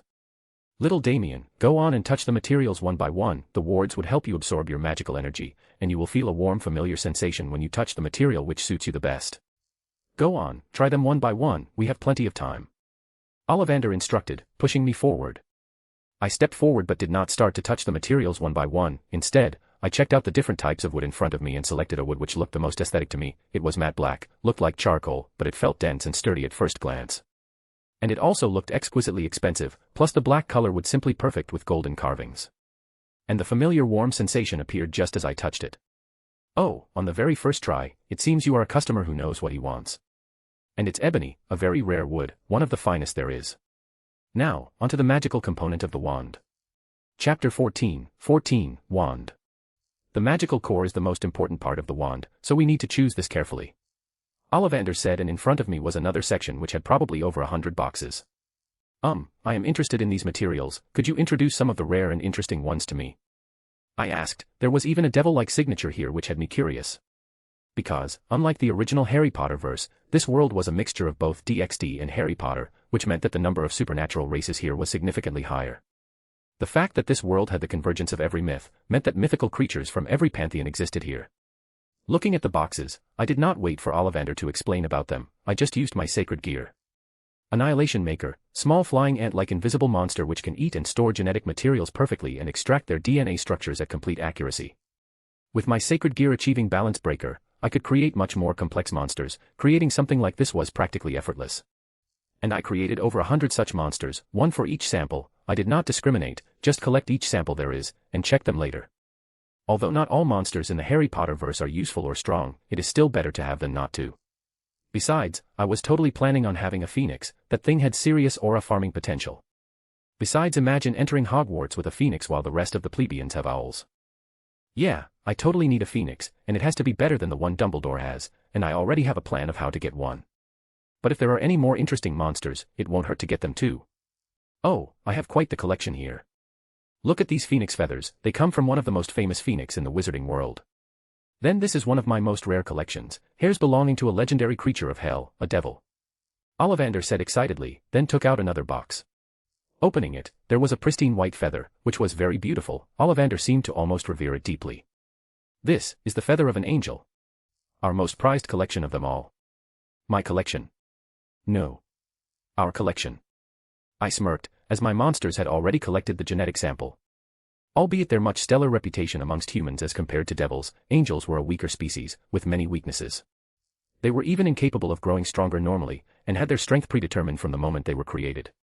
Under all that holy guise, they were essentially just machines but for war by the biblical God. And they were also technically his servants. But who am I to discriminate? I too want to create angels for the same exact purpose. Devils and angels exist. You are not fooling me, are you? I asked, putting on the most skeptical expression I could put. Ha ha ha, there are many beings who exist, boy, devils, angels, gods, you will learn about them soon enough. Pity, I don't have the hair of a god here, I would really love to have one. Ollivander sighed at the last part. I did not understand where his confidence came from. I mean, after seeing Professor Flitwick, I realized he was somewhere at the peak of mid-class, just slightly below high class. And although his specialization was charms, he was a famed duelist. Which meant the strength of adult wizards should hover in between low and mid-class. Maybe a few of the likes of top Aurors, Snape, McGonagall had entered high class, and once I see Dumbledore, I would be able to estimate the peak strength of wizards, but there is no chance that Dumbledore is going to be someone at the level of a Satan. Worst case scenario, Dumbledore is ultimate class. Of course, it would be bad to underestimate ultimate class beings. There is a reason they are called ultimate. In normal common sense, they are absolute monsters capable of destroying everything around them, country destroyer level monsters. Which, I don't personally believe Dumbledore can do. Wizarding spell don't have that destructive power. But then, Grindelwald almost destroyed Paris with that fire spell of his, and Dumbles defeated Grindelwald. So it gets confusing to rank them based on their feats. But as I was thinking about it, something caught my eye, a bright crimson string. It had a deep hidden sense of power. What is that? I asked, reaching for the string, which came to my hand easily, and also exuded a warm familiar sensation. Ah. Once again. How do you keep doing that? I mean, even I cannot identify a wand suitable for a wizard at once most of the times, let alone you, a child doing it for the first time. You really have lady luck on your side. I bet you will do great things in the future. Ollivander said, surprised by me once again selecting a component at once. And that is a dragon heartstring, belonging to an ancient dragon. It was collected by one of my ancestors, more than 1,000 years ago. We found it at the same time with the devil hair and angel feather, but it has always been very violent in nature, and no one suitable came across to create a wand with it. It seems I will be the lucky one who uses it. Dragons are known for their fearsome power, and an ancient dragon like this must make a wand which is very powerful. Ollivander smiled. Dragon heartstring. Found over 1,000 years ago. At the same time as a devil hair and angel feather. And it is crimson colored too. Should someone as insignificant as Ollivander really have that? If my guess is right.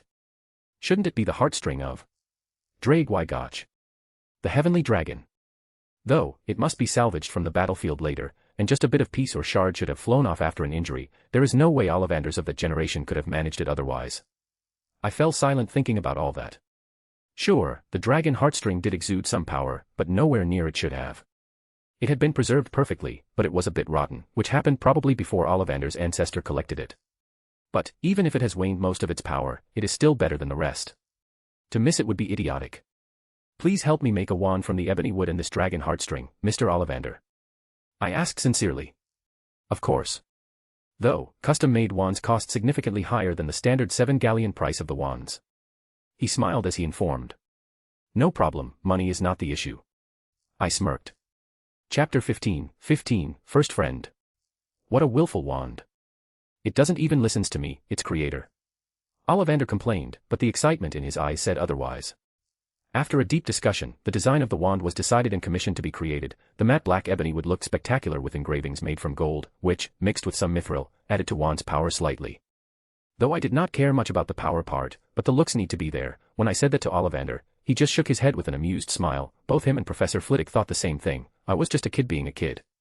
But of course, my reasoning was different. I did not need a wand for power anyways, and my main reason for getting one was because it looked cool, like who hasn't taken a pencil or stick and pretended it to be a wand in their childhood.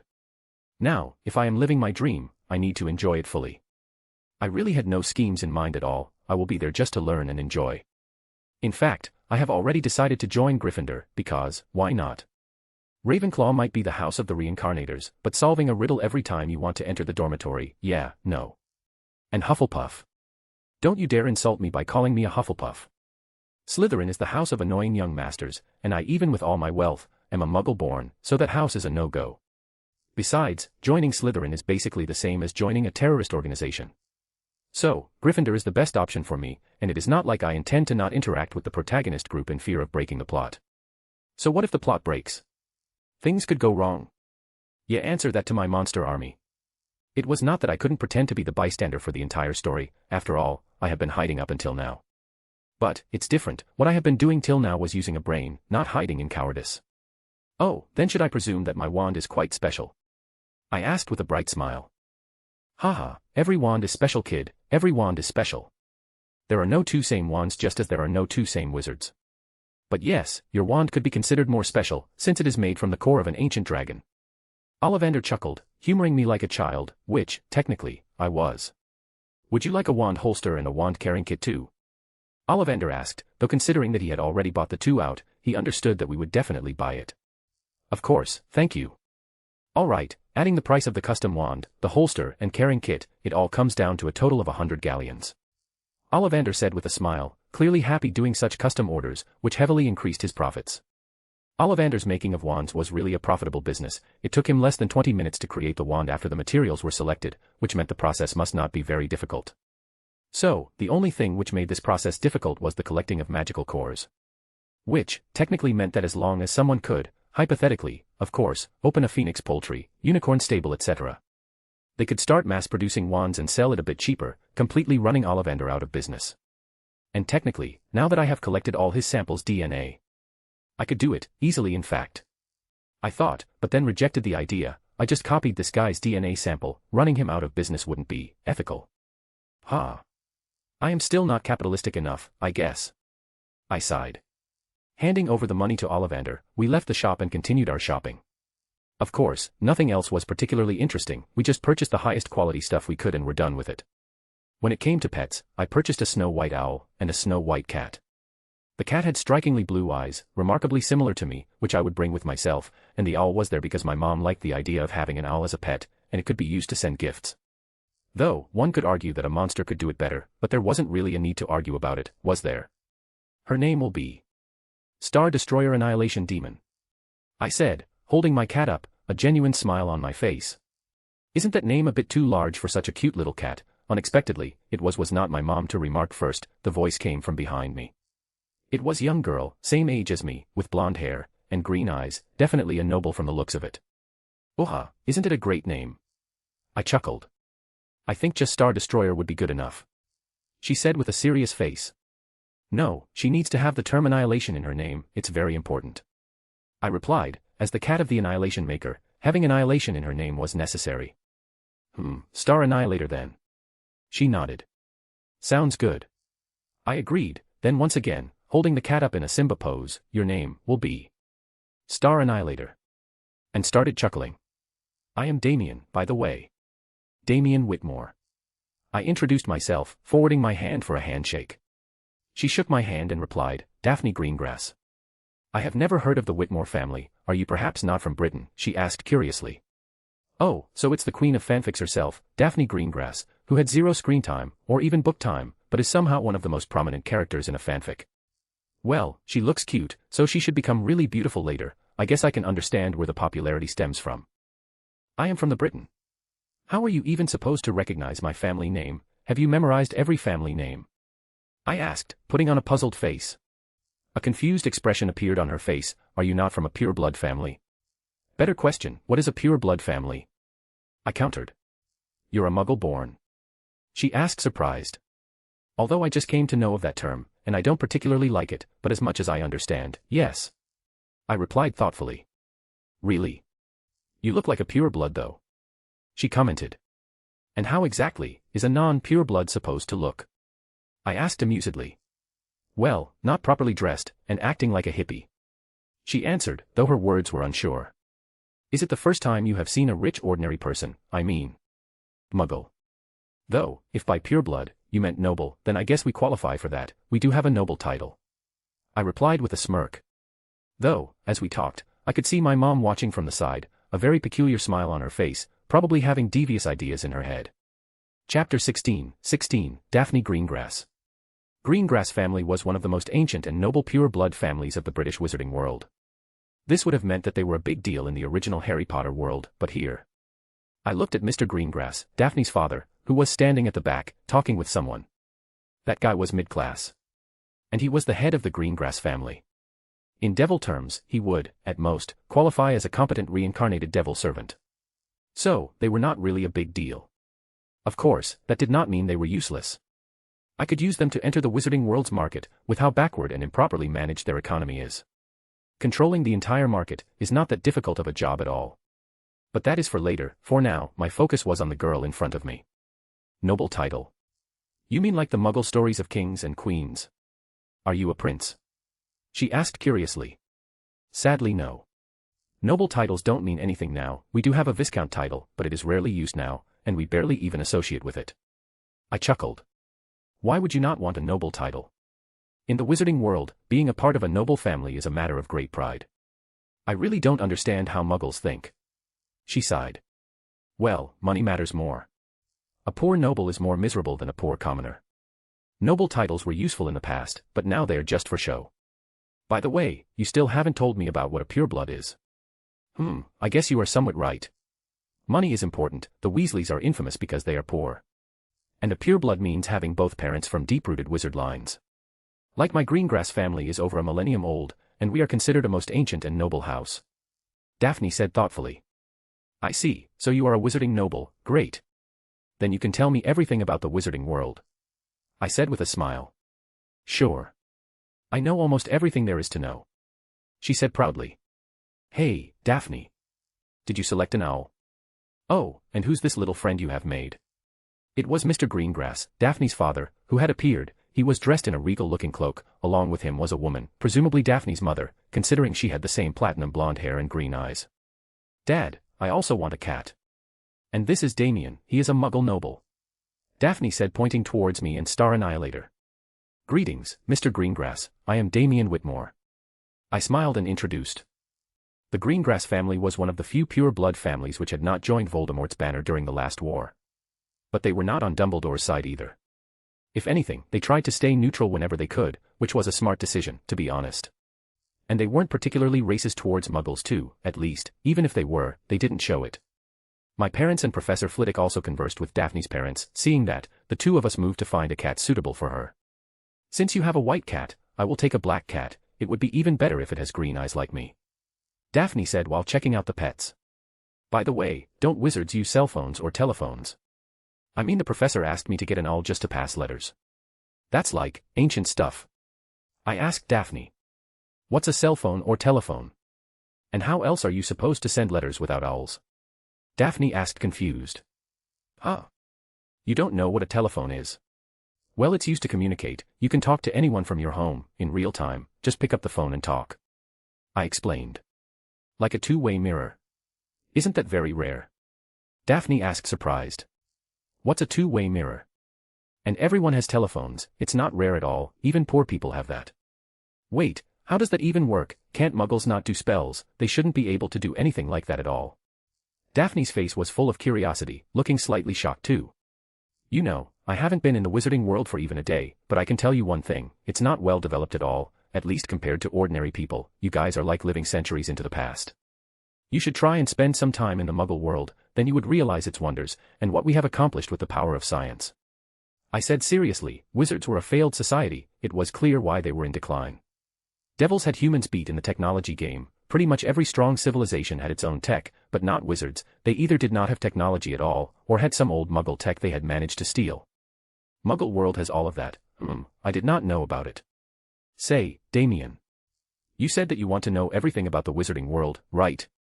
I will help you with that, but the condition is, you tell me everything about the muggle world. Deal. Daphne proposed with a sly smile. Only if you treat me to the best foods available in the wizarding world. Then you, my lady, have a deal. I chuckled back. Very well, then you are my first friend of the muggle world. Daphne declared with a proud smile. Then you are my first friend in the wizarding world. I declared back. But I didn't notice one thing, my mom and Daphne's mom were standing right behind us. Son, I think you could have stopped right after saying first friend. You don't have any friends in the normal world either. Amelia giggled, selling me out with a smile, forcing me to turn silent with embarrassment. Heh, loner. Daphne sneered, worsening the situation. But not all was bad, because it was Daphne's mom who spoke next. Daphne, dear. Don't say like that. Who are these friends of yours that I don't know about? The only one you stick to is little Astoria. And for the record, Damien dear, Astoria is her little sister. She ran off to Florian Fortescue's ice cream parlor to get some ice cream. Oh, and Miss Popular called me a loner. I teased with a smirk. Her face turned red with embarrassment, but she recovered instantly, then a smirk filled her face. We both may have only just got our wands now, but only one of us actually knows spells. Therefore, until you learn spells, I'm the only one with the teasing rights. You'll regret this, Daphne. I snarled. I am the Hokage. I mean which, Damien? Daphne countered, though her expression looked slightly bewildered. She couldn't understand why she said that. Chapter 17, A Day Out. Little Damien, now that you have got everything you would need for your first year of Hogwarts, this is your ticket for the train to Hogwarts. To get on the Hogwarts Express, you need to go to King's Cross Station, and head to Platform 9. There, the third pillar is the secret doorway. You need to run into it, and you will cross it to enter Platform 9 and 3/4. Professor Flitwick said with a serious expression. Then he turned towards Daphne, and I am sure little Daphne would help her friend getting on the Hogwarts Express. Thank you for your guidance, Professor Flitwick. I thanked the professor who looked smaller than us 11-year-olds. Greeting us goodbyes, Professor Flitwick left with an apparition, simply whooshing out of existence, which shocked both my parents, and frankly, me too. Apparition, it has to be one of the most practical space-based spells in the world just because of how instantaneous it is. I'd have to give it to wizard magic, for all their lack of firepower, their utility is unmatched. I thought solemnly. Of course, it also filled me with anticipation because I was about to learn all those spells. Wizarding magic is much more suitable for me than the calculation-based magic of humans. After all, calculating everything in the middle of a fight would be such a pain. Sure, a wand and incantations are not the best, and I would much rather prefer simple imagination-based magic. I am not a devil or god, so I need to make the best out of what I can. In the meantime, Daphne had started arguing with her little sister, who was shocked about how her sister had managed to make a friend, and get a cat, in the time she went out to eat ice cream. Sister, can't we give him a better name? I think Mordred would be better. What kind of name is Primordial Destroyer? Astoria said, frustration clear in her tone. Primordial Destroyer is the perfect name. Look at Damien's cat, her name is Star Annihilator. You are the only one giving weird names here. Besides, look at how majestic he looks. Only a name like Primordial Destroyer is befitting. Daphne argued in complete seriousness. I can see why the two of them became friends. David sighed. True, I thought Daphne was autistic. Thankfully, she's just a weirdo. William, aka Mr. Greengrass, nodded back. By the way, do you wizards not feel uncomfortable, keeping all your money in the hands of a different race? David switched the topic, to something we wanted to ask before, but couldn't ask Professor Flitwick, since he was a half-goblin himself. William sighed, I do. I very much do. But all the other idiots in the ministry don't see the problem. The entire ministry is full of stuck-up idiots with their heads inside their ass, and the Minister of Magic, Fudge, is even more of a moron. It seems the government is the same Northwest matter the place. Even magical ones are similar. David laughed. Please, your Muggle government is leagues better, at least they can get the job done. Anyways, doesn't the currency conversion have a limit? How did you manage to get so much at once? William asked curiously. Just exchange gold, even you guys value gold the same, it is much easier to exchange it. I just spent about 150,000 pounds and got 30,000 galleons. And looking at the prices here, it was practically a steal. David laughed. You know, it's not that it was a steal, but 30,000 galleons is a big sum. Even many noble families might not be able to take out that much, especially now that the last war drained most of them. And looking at how comfortable you are with that sum, I'd say you could give that bastard Lucius a run for his money. William laughed out. War. You know what, that sounds like serious talk. How about we meet up sometime? I have got quite a few whiskey barrels which are just perfect for the occasion. David said with a smile, clearly intending to know more about the world his son was getting into. Can't say I've ever tried Muggle alcohol, so, of course. But remember, an unimpressed wizard can be very dangerous. William replied with a chuckle. His personality was very different from what I thought it would be. This also explained some of the reason why the Greengrass stayed away from the war. William was a rather normal man, he had little ambition, and he cared for his family, nor did he care much for pure blood supremacy. The reason he did not join Dumbledore was probably because he did not want to bring his family into danger. Daphne, where are the other shopping spots of the wizarding world? Diagon Alley is interesting, I would love to explore more. I asked, despite knowing the answer. Diagon Alley is the only one in Britain, but you should go to France, they have Place Kaki there, it is considered amongst the most beautiful wizarding markets in the world. Daphne replied thoughtfully. Oh really? The wizarding community is that small? I mean the Diagon Alley is pretty small. Well, there's also Nocturne Alley, but only dark wizards go there. What's dark wizards? I asked, trying to get her view on the topic. Dark wizards are evil wizards, most of them serve the Dark Lord, you know who. They are bad news. Daphne said with utmost seriousness. I know who. How am I supposed to know that? I just got here. I complained jokingly. Never really understood the wizarding culture of calling Voldemort as you know who. Sure, he has cursed that name, and speaking it would give away your location, but can't you just give him some weird nicknames? Voldemoldy, Shitmort, Baldymort. These guys seriously lack creativity, one look at them and you would understand why they haven't been able to develop past the Middle Ages. You should know who. He was the previous Dark Lord, his terror reigned across all of Britain, even Hogwarts almost fell to him. It was then that Harry Potter, the boy who lived, defeated him, vanquishing him, at the young age of 1. And that was 10 years ago, which reminds me, Harry Potter would be joining us at Hogwarts this year. Daphne struck her palm, excited at the prospect of meeting the supposed savior of Britain. He couldn't be that bad, right? I mean, he failed to rule over his high school, and lost to a toddler, his greatest accomplishment was scaring a few streets. I shrugged with a smirk, trying to look at her expression changing as I said that. That just means Dumbledore and Harry Potter are awesome, not that you know who is weak. Daphne countered, but the blushing embarrassment on her face revealed that she wasn't fully convinced herself. Chapter 18, Ultimate Monster. So, what do you guys think? About the magical world? I asked my parents. After bidding farewell to Daphne and her family, and exchanging contacts, and of course, inviting them over for dinner next weekend, we had returned back to home, and now was the time for discussions about future actions. If what I have seen is all there is to them, then they aren't worth considering much. Give it a few years and we can clear them like rabble without superpowers, just relying on technology. To be honest, I am a bit disappointed. David's face was one of deep thinking as he said that. True, except for some elites, the general level of wizards in both brains and lifestyle is horrendous. Of course, Daphne is an exception, I am totally rooting for you too. Amelia said, although her expression was of slight disgust about wizards, as soon as she mentioned Daphne, her face did a complete 180. Good observation. Wizards are really not worth paying much attention to, threat-wise, of course. But they are exactly what I need a complete magic system, and wizards have them. Although wizards might not seem like much now, but you have to remember, even the legendary Merlin was a wizard. And, I can't really sneak in to learn magic from gods, now can I? I chuckled. Indeed, if you can learn all the magic of the legendary Merlin, you would become one of the strongest, I suppose. David nodded. Haha, it's not that simple. Even Merlin couldn't be counted amongst the true top-tier beings. This is our racial limitation, as humans. I sighed, humans really had too many weaknesses. True, but you don't need to be the strongest, just being strong is enough. Being the strongest is not as good as it sounds. Mom said slowly, as she ruffled my hair gently. No, you don't have to console me, I have already planned my way out of it, there isn't much to worry. I waved her off, like come on, if I couldn't think of a solution after 6 years into this world, I would have been ashamed of transmigrators. Have you? Let's hear about it then. David asked. Amongst the several races of this world, there are dragons, who are weak to dragon slayer magic. There are devils, who are weak to holy magic. Angels are weak to corruption magic.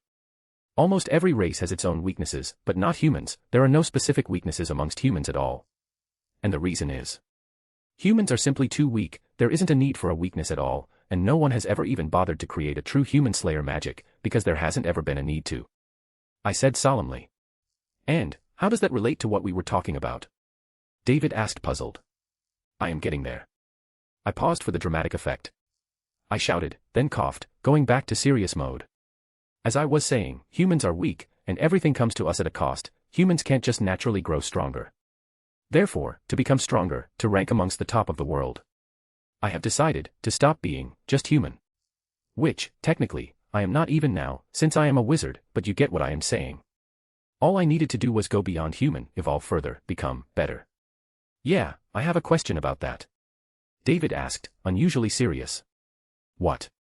Do you even hear yourself? How the fuck are you supposed to do that? I cannot think of a single way. David exclaimed, clearly annoyed.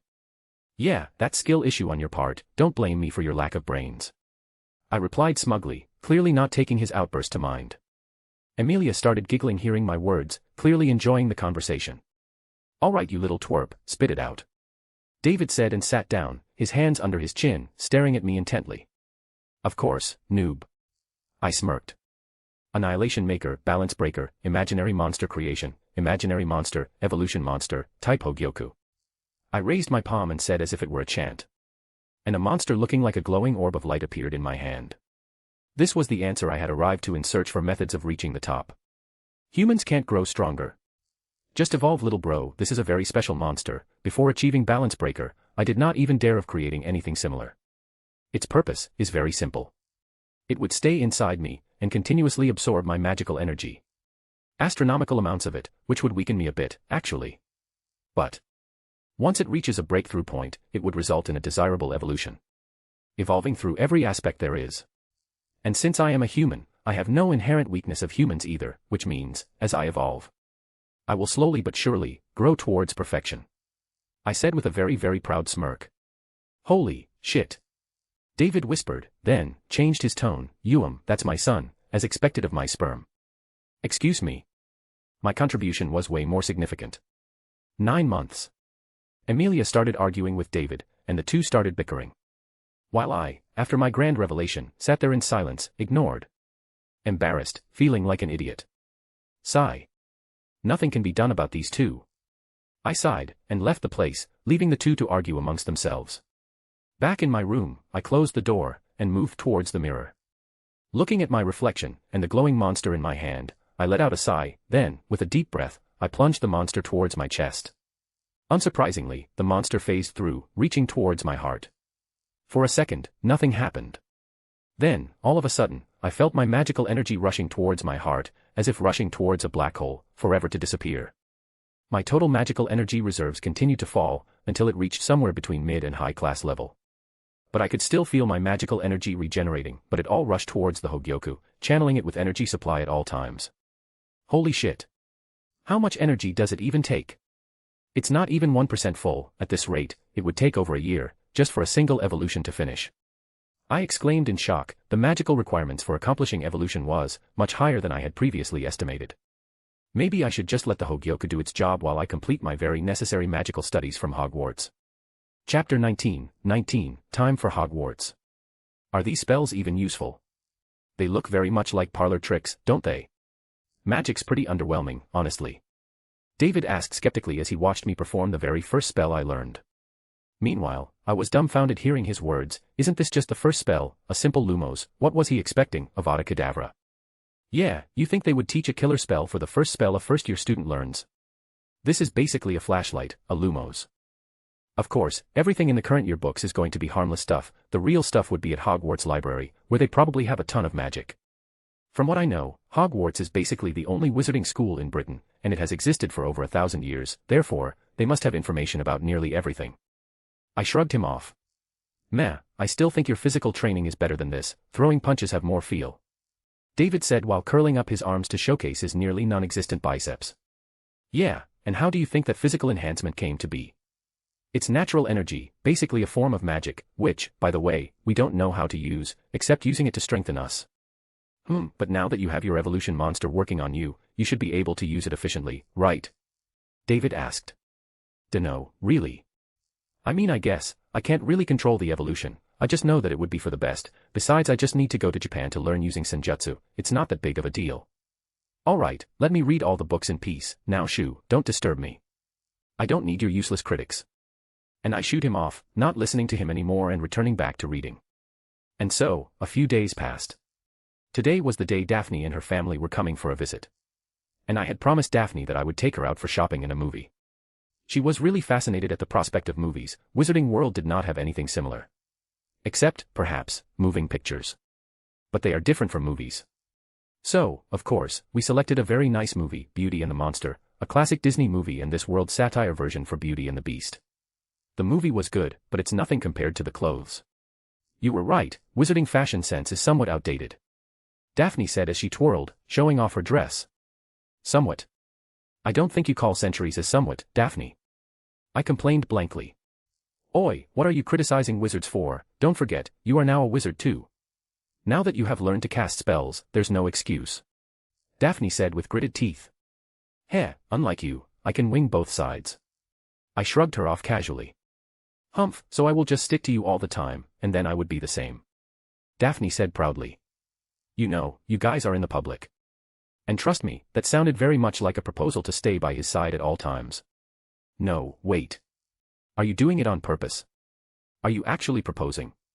Am I just third-wheeling here? The one who said this was Astoria. She had been dragged along with me and Daphne. She was excited at the start, but now, you could practically feel the annoyance from her voice. What no?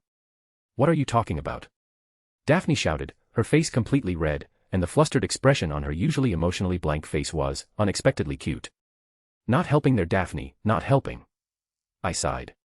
Then continued, you know what guys, let's head back, we have been out for quite a few hours now. And, don't you want to go on a helicopter ride? If we are too late, you two might not get the permission from your parents. Hearing my words, their attention shifted completely. According to them, there was a certain annoying boy, Draco, who would repeatedly brag in the parties held by the pure-blood families that he once escaped from a helicopter with his broom. So now, when the two girls came to know that my family had several helicopters, they were very excited to ride it, probably just to brag to that annoying boy later. After a very non-eventful flight, the day finally came to an end. The reason I dismissed that day so casually was simple, it turned into a common occurrence. Until the day arrived for us to leave for Hogwarts, Daphne had already pulled me over 3 more times, the reason, in her words being, to explore the mysterious Muggle world. I even had to take her to my personal arcade room, which had her completely hooked. But the least of my worries was not Daphne, I quite enjoyed her company, in fact. It was my own mother. Daphne had visited 4 times. Which brought the total number of times we had met to 5. So, imagine my surprise when one day suddenly, my mother came to my room, saying, Damien, you have grown up now, you are leaving for Hogwarts tomorrow, and you and Daphne are really close. Of course, I will not stop you guys, you are free to do whatever you want, but remember one thing. She said, her face one of utmost seriousness. Then, she handed me a pack of condoms. You must use protection when you do it. You guys are too young. I don't know how she managed to do it, but her expression was still that same seriousness. Mom. We're 11. I said exasperatedly. I know. That's why I said that you must use protection, you guys are too young. She nodded, still serious. Is she rage baiting me? I don't know where you bought it from. But that size is too small to fit. When you don't understand your opponent's plan, discard all plans and do something which makes the opponent think, what the fuck is he doing? So, I did just that. Oh my. Really? These are your father's, you know.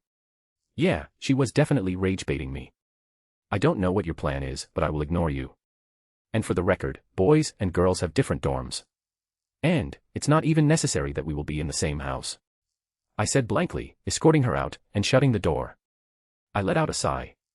They sure are a handful. But I will miss them.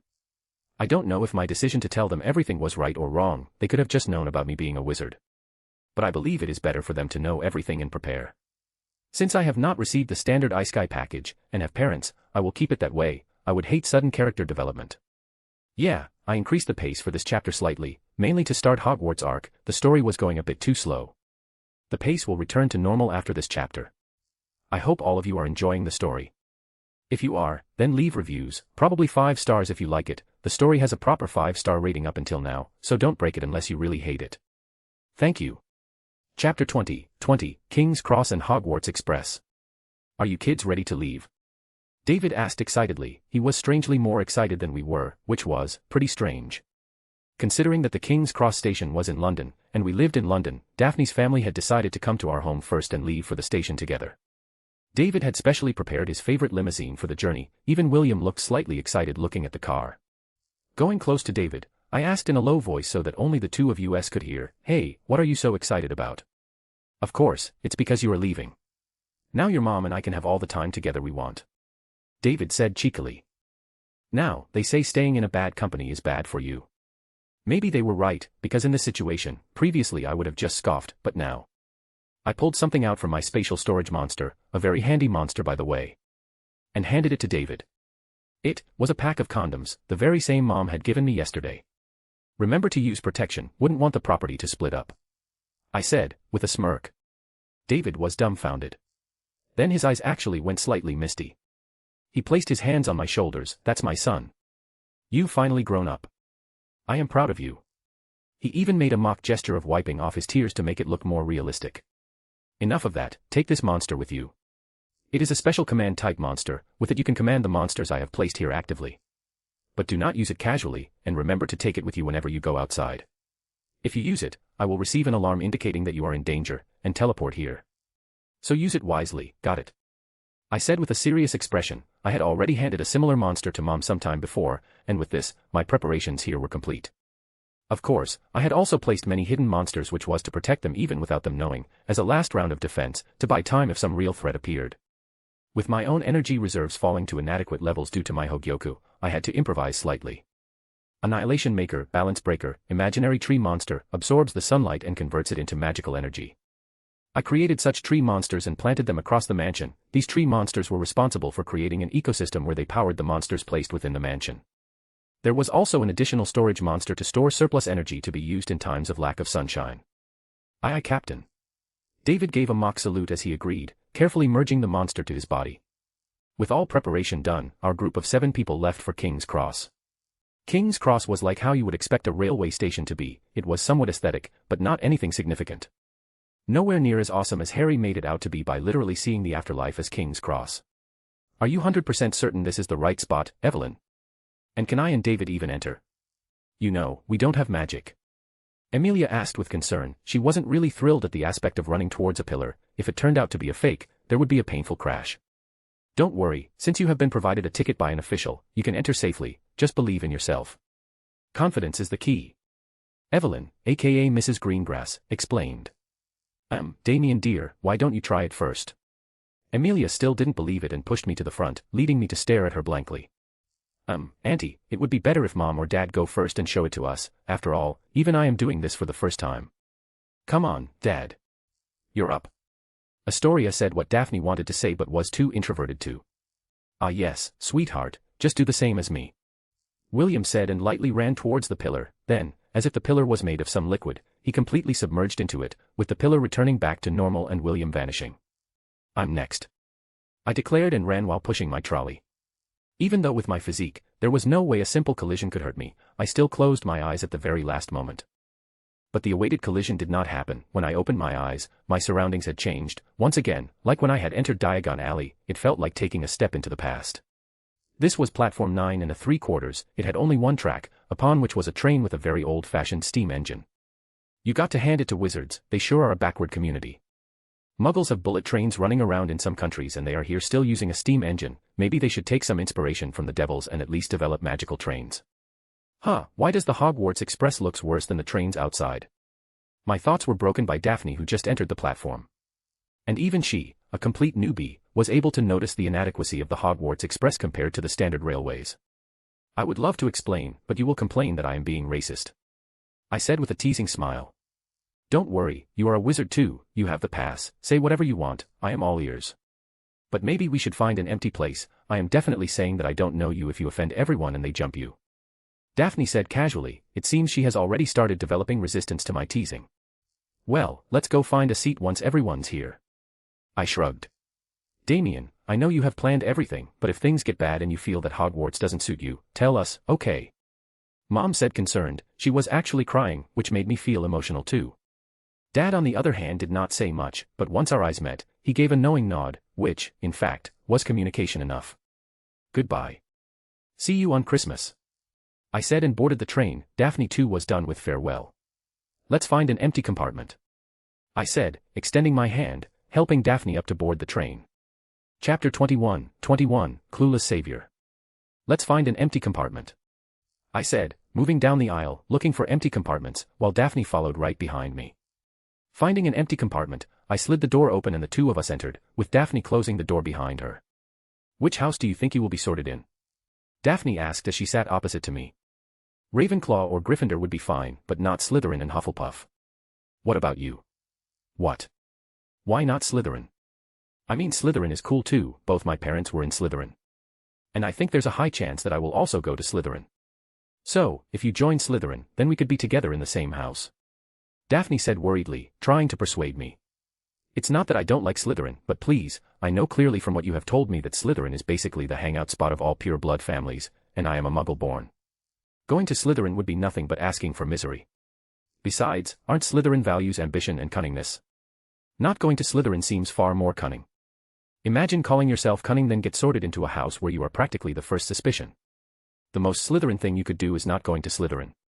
I said sagely, and looking from Daphne's expression, she seemed convinced. That makes sense. The most cunning thing to do would really be not going to Slytherin. So, which house shall we go to? Daphne asked curiously. But before I could answer her, the door of the compartment slid open. Outside was a scrawny young boy, with green eyes, damaged round glasses, clothes a bit too large for him, carrying a large trunk behind him.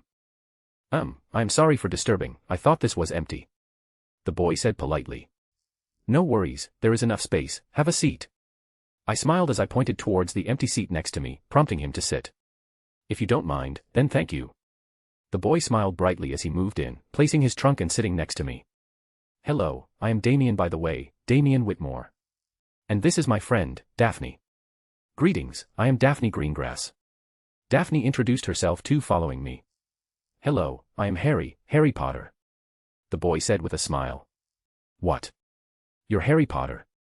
Daphne asked in surprise. Yes.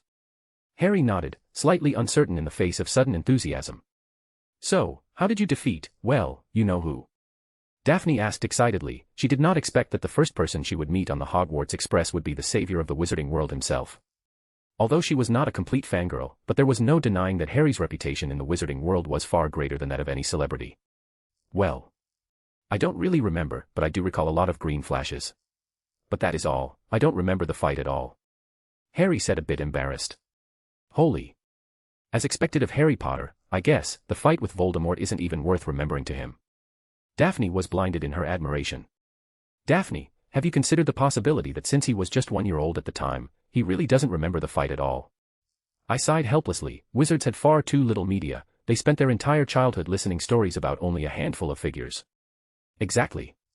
Harry nodded, furiously supporting me. Really? Daphne asked, somewhat disappointed. Yes. Harry clarified. I think we can also remove Ravenclaw from the prospective houses for entry for us. I stated. Huh, why? Daphne asked, confused.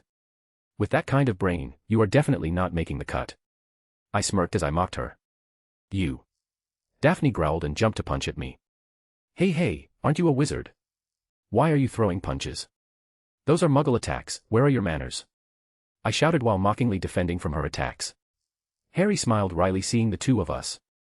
So, Harry, do you already know some powerful spells? I asked him, as to not let him feel left out. No, actually, I did not know I was a wizard until recently. I don't know any spell at all. Harry said, somewhat embarrassed. Oh, so you only recently learned about being a wizard? Same with me. I am Muggle-born, so imagine my surprise when I received that letter. I first thought someone was playing an elaborate prank, but no, it was genuine. I said with a laugh. Really, for me, my uncle did not believe it all, he did not even let me read it, and put it all in the fireplace, but then, Hagrid came and told us everything, and he also took me to Diagon Alley. Harry said excitedly. Hey, your uncle seems rather, not very nice. I commented. You don't have to tell me about that. Harry sighed. You sure have it rough, buddy. I said, patting his shoulders. So, both of you are also new to the magical world? Harry asked. This was the first time he had talked like this to people his own age. Due to Dudley, no one dared to be friends with him before. I am new, but not her, she is as magical as it gets. I said, pointing at Daphne. That's right, I am from the Greengrass family, one of the most ancient and noble houses of Wizarding Britain, so if you have any doubts, ask me, don't ask this guy, he knows nothing and is an idiot. Daphne said proudly. Really? Last I checked you didn't even know half as many spells as me. I mocked her back with a smile, not taking her provocation to mind at all. TCHH, those are all useless spells, besides. You don't know important things, like riding a broom. Daphne defended weakly, as she focused her attention back to Primordial Destroyer, not wanting to continue the conversation. And once again, the door of the compartment was opened. It was a boy with red hair, face full of freckles and a dirty smudge on his nose. Hey, is there an empty seat? All the other compartments are full. The boy asked pleadingly. Chapter 22, Ron. The one who arrived was Ron Weasley. Red hair, hand-me-down robes, one look and anybody could tell it was a Weasley. Sure, have a seat, there's enough space for one. I said with a smile, although I did not like his character very much, that did not mean that I would just discriminate against him for no reason at all. After all, he was just a jealous kid, not like Issei, who was practically drawing the attention of an invasive god upon our world. Thank you. I am Ron, by the way, Ron Weasley. He introduced, extending his hand for a shake, as he sat opposite to Harry on the same side as Daphne. I am Damien, nice to meet you. I said with a smile. Daphne Greengrass, pleasure. Daphne, on the other hand, was not as enthusiastic meeting Ron, and judging by Ron's expression, he wasn't excited either. Was it because the Greengrass were rich, or because they were Slytherin? The Greengrass family had extensive business ventures in Wizarding Britain, specially dealing with magical plants and raw materials for potions. They were not Malfoy rich, but enough to make Weasleys look like beggars. I am Harry Potter, pleasure to meet you. Harry in the meanwhile was oblivious to the friction between the two and greeted with a smile. Hearing Harry's words, Ron's mouth hung open, he was genuinely shocked. Harry was his hero, one of his dreams was to become friends with Harry Potter. Really? Then do you have the scar? He asked excitedly. Harry did not reply with words but just moved his hair up with a hand to reveal a lightning-shaped scar, awing both Daphne and Ron at once. Wicked. Ron commented. True, the shape of the scar is also fashionable. You don't actually need to hide it, that scar actually adds to your charm. Of course, that is if you are comfortable with the attention, but no need to worry, it would die out within the week. I advised with a chuckle. Let's not do that. I am not really used to all the attention. Harry sighed. In his journey to Diagon Alley, he had been surrounded by wizards. For the first time in his life, Harry received that kind of attention. But the boy was not one who seeks attention. He considered himself fairly normal, still half at disbelief about the wizarding world. After all, he was just Harry. How could he suddenly become a celebrity? Hey, you were telling me about which house to join, so, have you decided? Daphne asked me, continuing the conversation which had been stopped by the arrival of Harry. Of course, I have thought about it. It will be Gryffindor. I said with a serious expression. Makes sense, I guess. If Slytherin and Ravenclaw are out, only Gryffindor remains. Daphne nodded. Then asked abruptly, wait a minute, can you really decide your own house? It is a very dangerous process, which judges you based on your ability. You don't think you can just decide where you want to go, do you? Huh. I was puzzled, literally. What are you talking about? How is the house selection done? I asked Daphne, trying to clarify what she was talking about. Of course, you have to steal eggs from a dragon. There are 3 eggs, differently colored, resembling a house each, except Hufflepuff, each hidden carefully. Only the cunning ones can take the Slytherin egg. Only the brave could hope to take the Gryffindor egg. Only the smart ones can take the Ravenclaw egg. And those who fail are sorted into Hufflepuff. This is the test my parents had to give, but it changes somewhat each year, but the difficulty is about the same.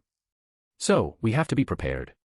Daphne said with utmost seriousness, her face devoid of the slightest mirth. It was somewhat pale even. She truly believed this. Her words had different reactions from everyone. Harry downright looked like he was about to faint. Ron already had tears, as if his worst fear was about to come true. Meanwhile I was just sitting there blankly. I thought it was something serious, maybe the combination of DxD world changed some things. But it was just William and Evelyn and making a fool of her. She's right, you know, in my brother's year, he had to fight a troll without a wand to get selected. Ron whispered, he hadn't expected his unreliable brother to speak the truth. Bullshit. I sneered. Do you guys even hear yourself, fight a troll? Steal eggs from a dragon. As if anybody could do that, everybody would be Hufflepuff if that were the case. They are all pranking you. I said while clutching my head in frustration. Really? Harry asked hopefully. Probably.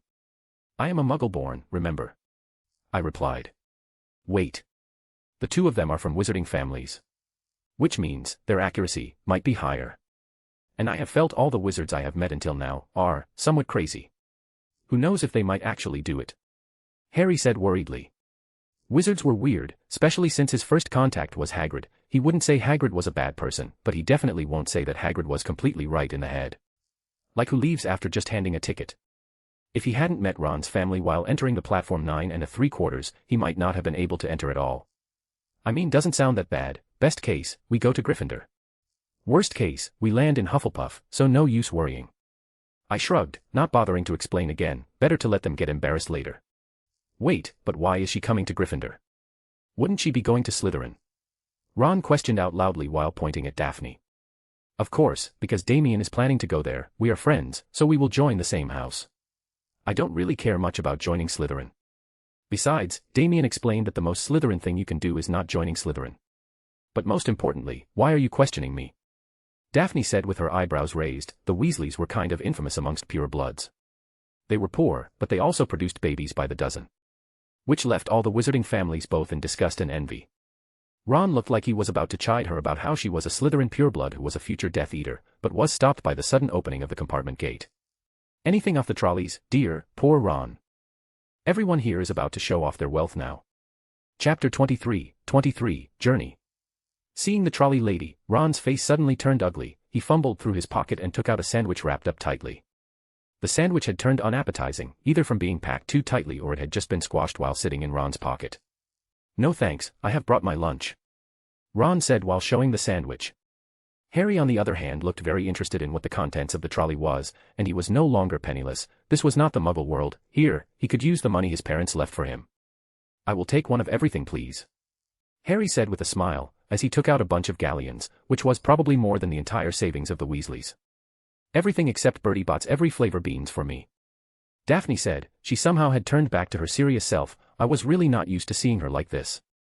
Give me 2 of everything you would recommend. I am not very familiar with wizarding sweets. I said with a smile. The total price for me came to a total of 15 sickles, which reminded me, I did not have any sickles at all. Sorry, I seem to not have any sickles on me.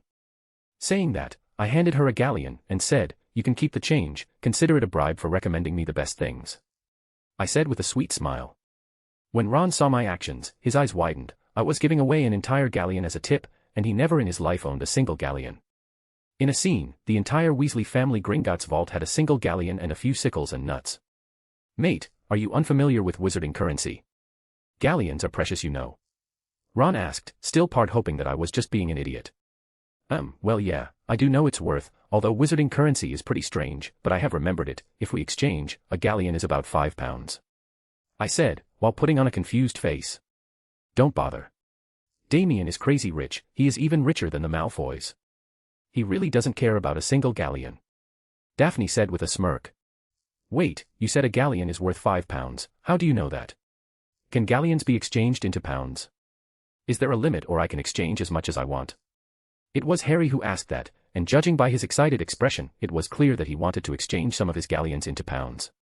Although galleons were important in the wizarding world, but Harry knew he would have to go back to Privet Drive once the semester ends, and once that happens, he would once again be penniless.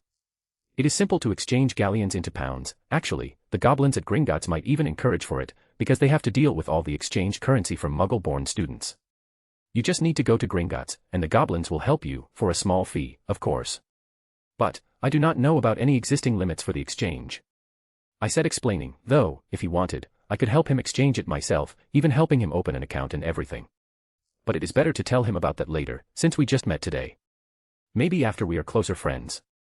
Ron was visibly annoyed at this point. It was everything about this conversation that he hated, from my casual dismissal of a galleon, to Daphne's boasting about my family wealth, and Harry's innocent talk of exchanging galleons into pounds without limit. In his grumpy mood, he looked downwards, Hey. Watch that monster of yours, he's scaring my rat. He shouted towards Daphne as Primordial Destroyer was rather close to Scabbers. Huh? What do you mean by that monster? Primordial Destroyer is the cutest thing ever. Daphne shouted back, but lifted her cat while gently stroking its fur. Ron also picked up Scabbers, placing it on his lap. It was a rather strange scene for me, especially after knowing that the rat was Peter Pettigrew in his animagi form. Animagus was a rather interesting form of magic. It would be interesting to learn, though. I don't know what animal I would turn into. Maybe I should learn the Patronus first. After all, the Animagus form is the same as the Patronus. Hey Damien, try this chocolate frog. You wouldn't find anything like this in the Muggle world. It's one of my favorites. Daphne passed on one of her chocolates onto me excitedly. That reminded me, let's eat first, think later.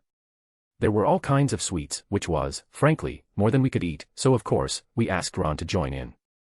I even tried a few Bertie Bott's all-flavor candies from Harry's bundle, a lemon flavor, chili flavor, blood flavor, and snot flavor. Needless to say, I did not try any more of those. Is my luck really that bad? Maybe before increasing my strength, I need to figure out a way to increase my luck first. But in the short moment that I was thinking about my future plans, Daphne and Ron had started to bicker with each other. Again. So what if you know some of the first-year spells? I know even better ones. My brothers taught me a spell which could turn Scabbers yellow. Ron shouted at Daphne, trying to show off. Oh really? Let's see it then. Daphne smirked. She was certain that Ron couldn't do it all. Seeing her face, Ron scowled and placed Scabbers on the table. Then he took out a very worn-out wand, with gash-like scratches all over. Even the unicorn hair magical core was sticking out. The wand looked barely functional and clearly wasn't Ron's own. But just as he pointed the damaged wand at Scabbers, the compartment door slid open once again, and a young girl with bushy brown hair leaned into the compartment.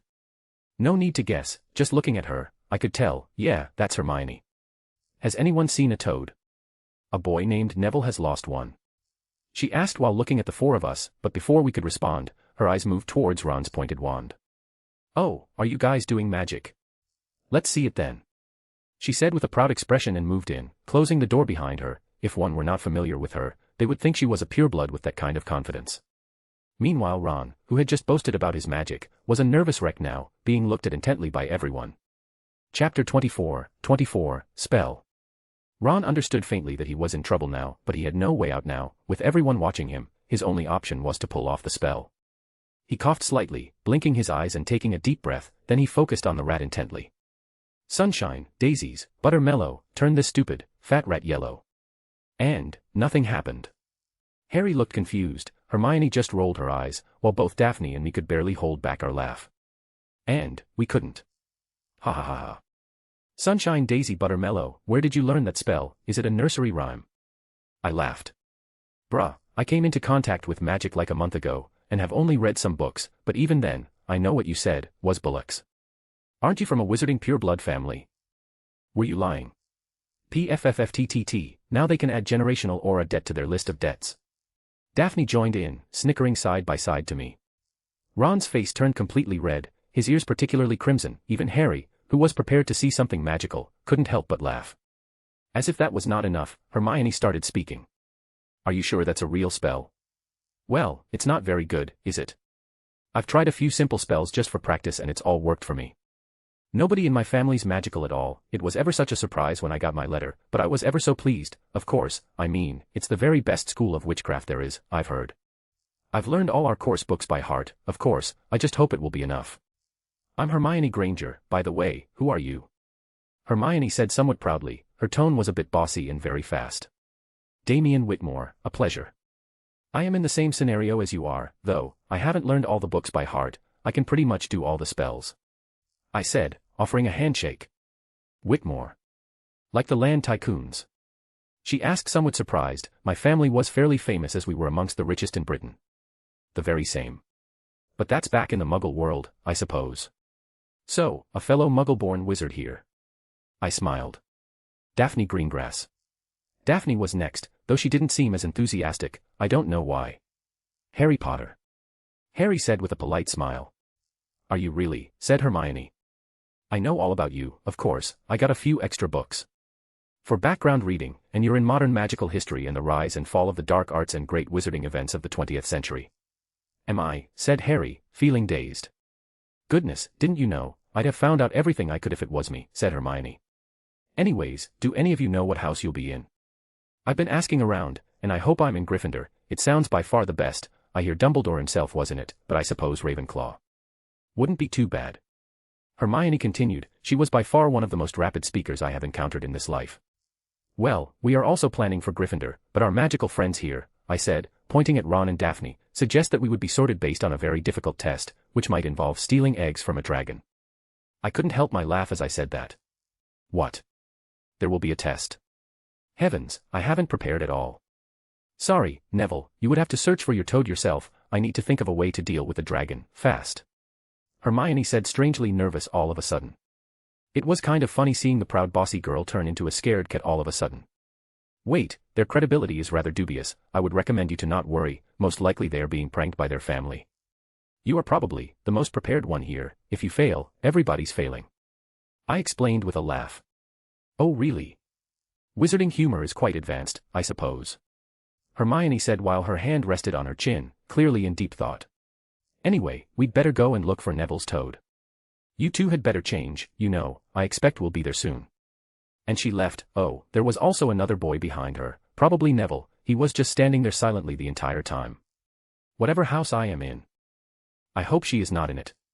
Ron said, then trying to salvage his reputation, continued, stupid spell, George gave it to me, but he knew it was a dud. She looks like she would end up in Gryffindor, so you might want to start looking for other houses to be in. And if that obviously dud spell fooled you, Ravenclaw's not for you either. That leaves Slytherin and Hufflepuff, choose your pick. I said with a very gentle smile. Ron's face looked like he was about to start crying, no, if I somehow end up in Slytherin. Mum's gonna kill me. She would send me howlers every day. I'm doomed. That's rough, buddy. I consoled, reciting the words of a future Fire Lord. Anyways, what's your Quidditch team? Ron asked, trying to change the conversation, by acting like nothing had happened before. What's Quidditch? Asked Harry confused. You don't know. Yes. Quidditch is like the best game in the world. And he went on, explaining about all the rules, teams, gameplay etc. He looked really passionate about it. Meanwhile, Daphne from the side spoke to me quietly. Trust me, arcade's better. Nah, this sounds rather fun. I countered. Bleh, boys and their stupid interests. Daphne mocked. Funny. I seem to be rather interested in you too, and you are pretty stupid. I see, that explains everything. I said with a smirk. Why, you? Daphne hissed, her face turning up red. Both of us completely ignored Ron, who was still explaining the greatness of Quidditch to Harry. And at this very moment, that damn door of the compartment slid open once again. But this time, it wasn't Hermione or Neville. Instead, it was a blonde-haired boy, his hair slicked back perfectly. Behind him were two fat boys, acting like his bodyguards. Is it true? He said. They're saying all down the train that Harry Potter's in this compartment. So it's you, is it? Chapter 25, Draco Malfoy. Being pointed at, Harry looked at Draco somewhat surprised, still not used to his popularity, but composed himself almost instantly and replied. Yes. Then his eyes fell upon the two mean-looking boys. They were amongst the meanest-looking kids he had ever seen, reminding him of Dudley and his friends. Oh, this is Crabbe and this is Goyle, said the pale boy carelessly, noticing where Harry was looking. And my name's Malfoy, Draco Malfoy. Ron gave a slight cough, which might have been hiding a snicker. Draco Malfoy looked at him sharply, judging him from top to bottom. Think my name's funny, do you? No need to ask who you are. My father told me all the Weasleys have red hair, freckles, and more children than they can afford. Draco said smugly. He turned back to Harry. You'll soon find out some wizarding families are much better than others, Potter. You don't want to go making friends with the wrong sort. I can help you there. He held out his hand to shake Harry's, but Harry didn't take it. I think I can tell who the wrong sort are for myself, thanks, he said coolly. While I was looking at them bicker, I could not help but find this scene funny, if the books were right. Draco was really here just to make friends. Pity, it went terribly wrong, and he stuck being a nuisance-type villain for almost the entirety of the series. Though, I guess the entire thing started from the sneer of Ron when Draco first introduced himself. I mean, he just said his name, frankly. Ron was in the wrong to some extent. Looking at Ron and Draco, Ron's face was red from anger, while Draco's face was slightly pink from the shame of being rejected, though he did hide it much better than Ron. A very devious plan began forming in my head, a very, very devious plan.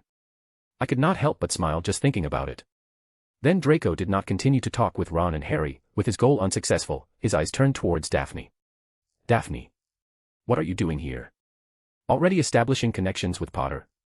I though the Greengrass were too scared to choose sides. Draco said with a sneer. Scared?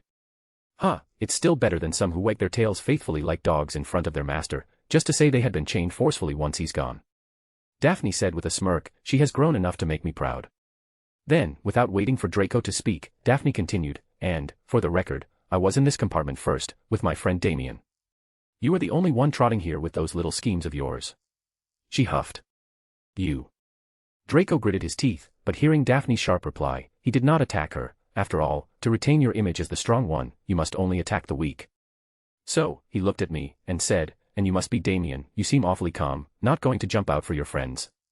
Not really, after all, I would be pretty pissed myself if I just introduced myself and someone had the gall to snicker. And Daphne handled herself just fine without my help. I said shrugging. Hearing my words, Draco's anger cooled somewhat, though he was still pissed about Daphne. Hearing me agree to him about Ron was enough to please him. After all, no matter how much of a young master he was, in the end, he's just a kid. Are you from outside Britain? You look like a pureblood, but I am certain I have never seen you before. Draco said as he checked my clothing. Pureblood? No, though I am a part of the nobility, it's Muggle nobility, I am Muggle-born. Damien Whitmore, a pleasure. And considering you are from a wizarding family, could you please answer this, what's the procedure for sorting houses of first years? I asked with a smile. Unexpectedly, Draco did not burst out calling me Mudblood after hearing that I was a Muggle-born. A Muggle noble. Better than being a Weasley, I guess. He shrugged, then continued, as for the sorting, of course you just need to slay a horde of Acromantula. Slaying a horde of Acromantula? I thought we needed to defeat an Auror. Crabbe said aloud in surprise. An Auror? Of course not, we need to wrestle a giant obviously, my father told me about the entire thing. Goyle argued back. Hey, the two of you shut up. Of course we need to slay Acromantulas, my father said so himself, he is one of the governors of Hogwarts, of course he would know. Draco scolded the two of them making them quiet. And I just looked at the three of them quietly. Is this really a wizarding tradition? I mean the twins teasing Ron is understandable, but even Lucius Malfoy. Damien, don't listen to them, we don't need to fight anyone, we just have to steal dragon eggs, it's not that hard. Daphne whispered to me very seriously. Hey. Damien, do you really think that guy Draco is right? Harry asked quietly. Entirely right. No. He might have said a bit too much, but Ron was wrong too. Imagine you introduce yourself and someone mocks you for that. So, I guess both are wrong, no need to take sides, is there? I shrugged. Hearing my words, Harry went quiet for a while, then nodded seriously. He understood that Ron was in the wrong to start it, but he was also loyal. But, Damien was his friend from before Ron, so he was conflicted. In the end, he decided not to say anything, after all, unlike in the original work, Ron wasn't the first and only friend he had made, and part of the reason the two of them became friends was because they met first. Which actually was pretty common for male friendships, but mine and Daphne's presence had divided his unilateral support for Ron. And Harry was actually smarter than most might assume, although it felt like he was reliant on Hermione for his studies, but it was not the case, even after being with Ron most of the time, who barely studied, and scored little marks, Harry had quite decent results. So, there's a high probability that if the first person he met was Hermione, he might be one of the top scorers. Therefore, he definitely knew better than to support Ron in this scenario, even feeling slightly guilty because it was due to his actions that Malfoy targeted Daphne and me. And you Weasley, look, even Muggle-born wizards happen to have better manners than you do. Truly the shame of the wizarding families. Draco commented and closed the door behind him as he left, leaving Ron fuming once again. Chapter 26, Sorting Ceremony.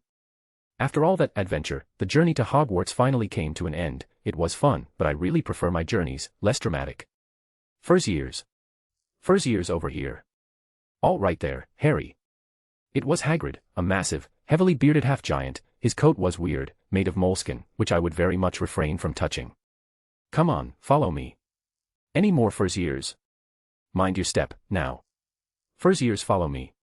Hagrid called out loud once again. Almost every first-year students, which were pretty identifiable from their nervous expression, followed Hagrid. Slipping and stumbling, the first years followed Hagrid down what seemed to be a steep, narrow path. It was so dark either side of them that everyone thought there must be thick trees there. Nobody spoke much.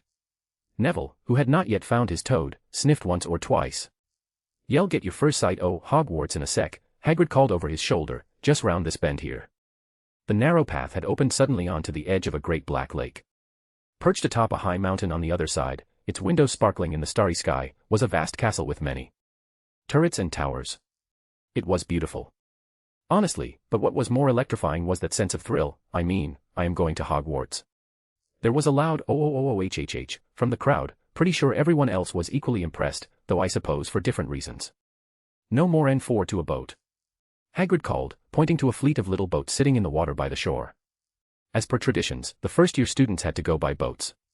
So, of course, I moved along with Daphne to a boat, followed by Harry and Ron.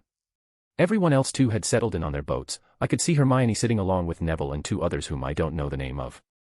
"Everyone in," shouted Hagrid, who had a boat to himself. It was rather funny seeing Hagrid sitting on that boat, makes one wonder how that thing even stayed afloat.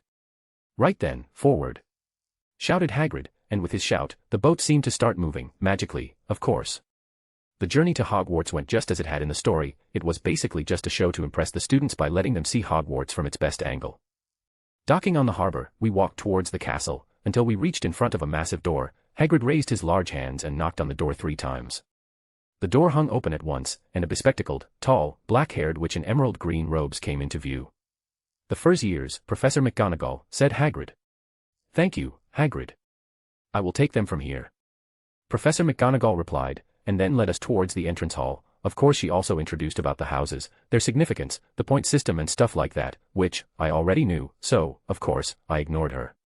Then suddenly, a few ghosts appeared, scaring everyone. There was also Peeves, the poltergeist, which hadn't appeared in the movies.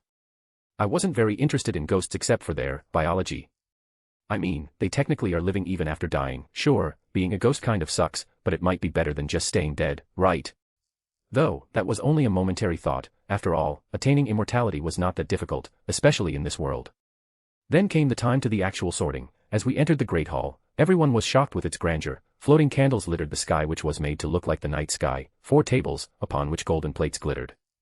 "It's bewitched to look like the sky outside." I read about it in Hogwarts, a history. Hermione commented, to no one in particular. "Page number?" I asked. She looked at me slightly confused, but still replied, 47. Yeah. Her brain's freaky. The senior students were already seated in their house tables, and were gossiping, which, if one were to listen carefully, mostly constituted of Harry.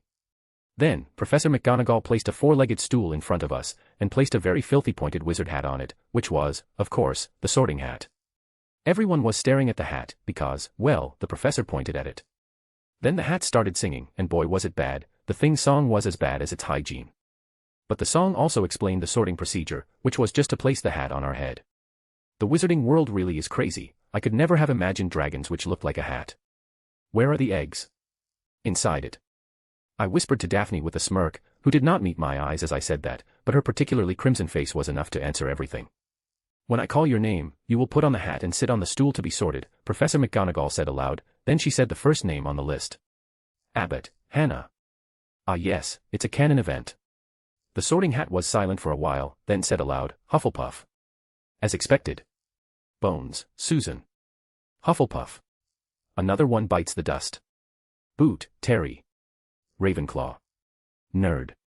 After that, more such side characters were sorted into different houses, until finally, came the turn of Granger, Hermione, and she was sorted into Gryffindor, but in her case, the sorting hat took a bit longer than expected. "Just repeatedly say that you want to go to Gryffindor once you put on the hat, okay?" I said to Daphne seriously.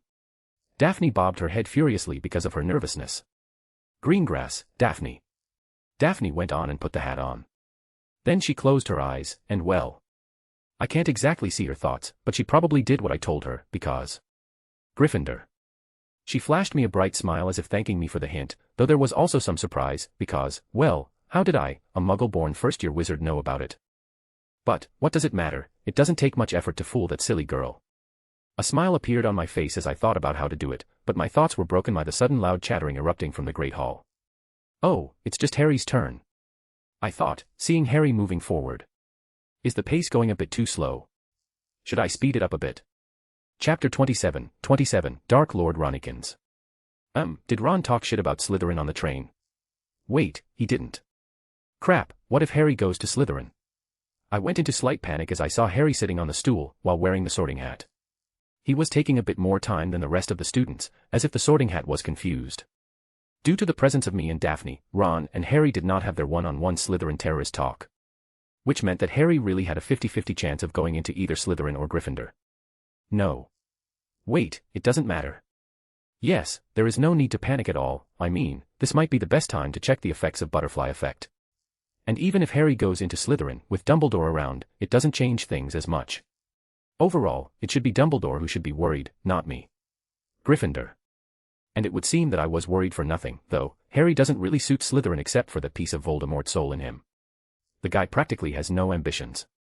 As soon as the sorting hat announced Harry's house, a loud cheer erupted, from the Gryffindor's table, of course.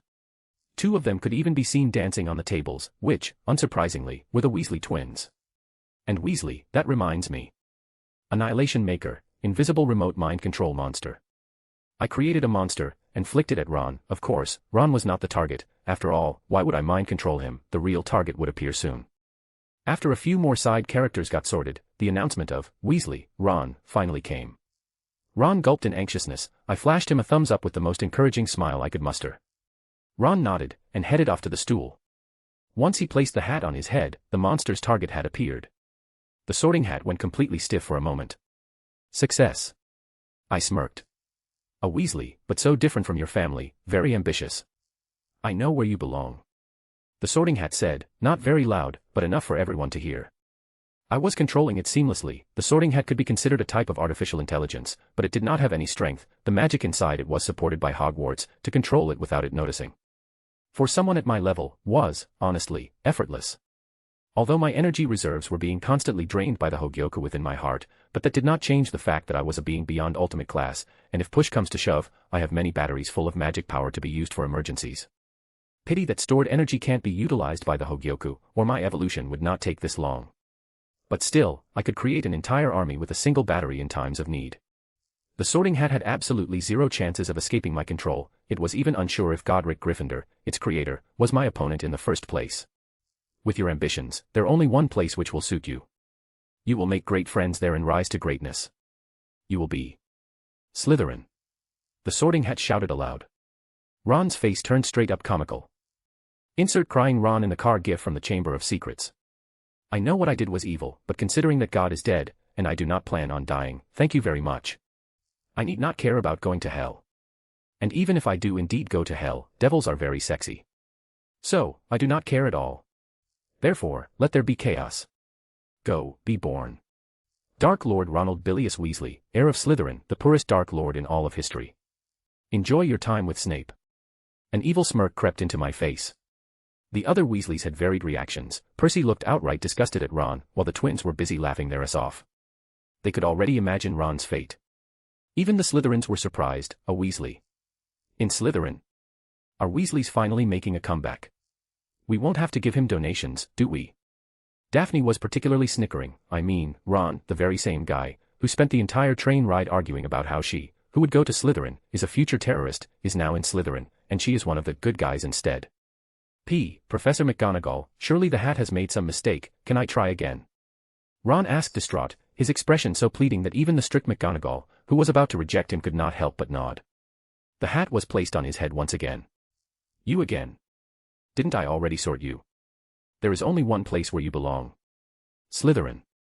Now, stop bothering me, go join your table. The sorting hat said, annoyed. Ron looked as if his soul has left his body. His actions prompted all the students to start laughing. He quietly stood up, and moved towards the Slytherin table lifelessly, where Draco was waiting for him, with a bright smile on his face.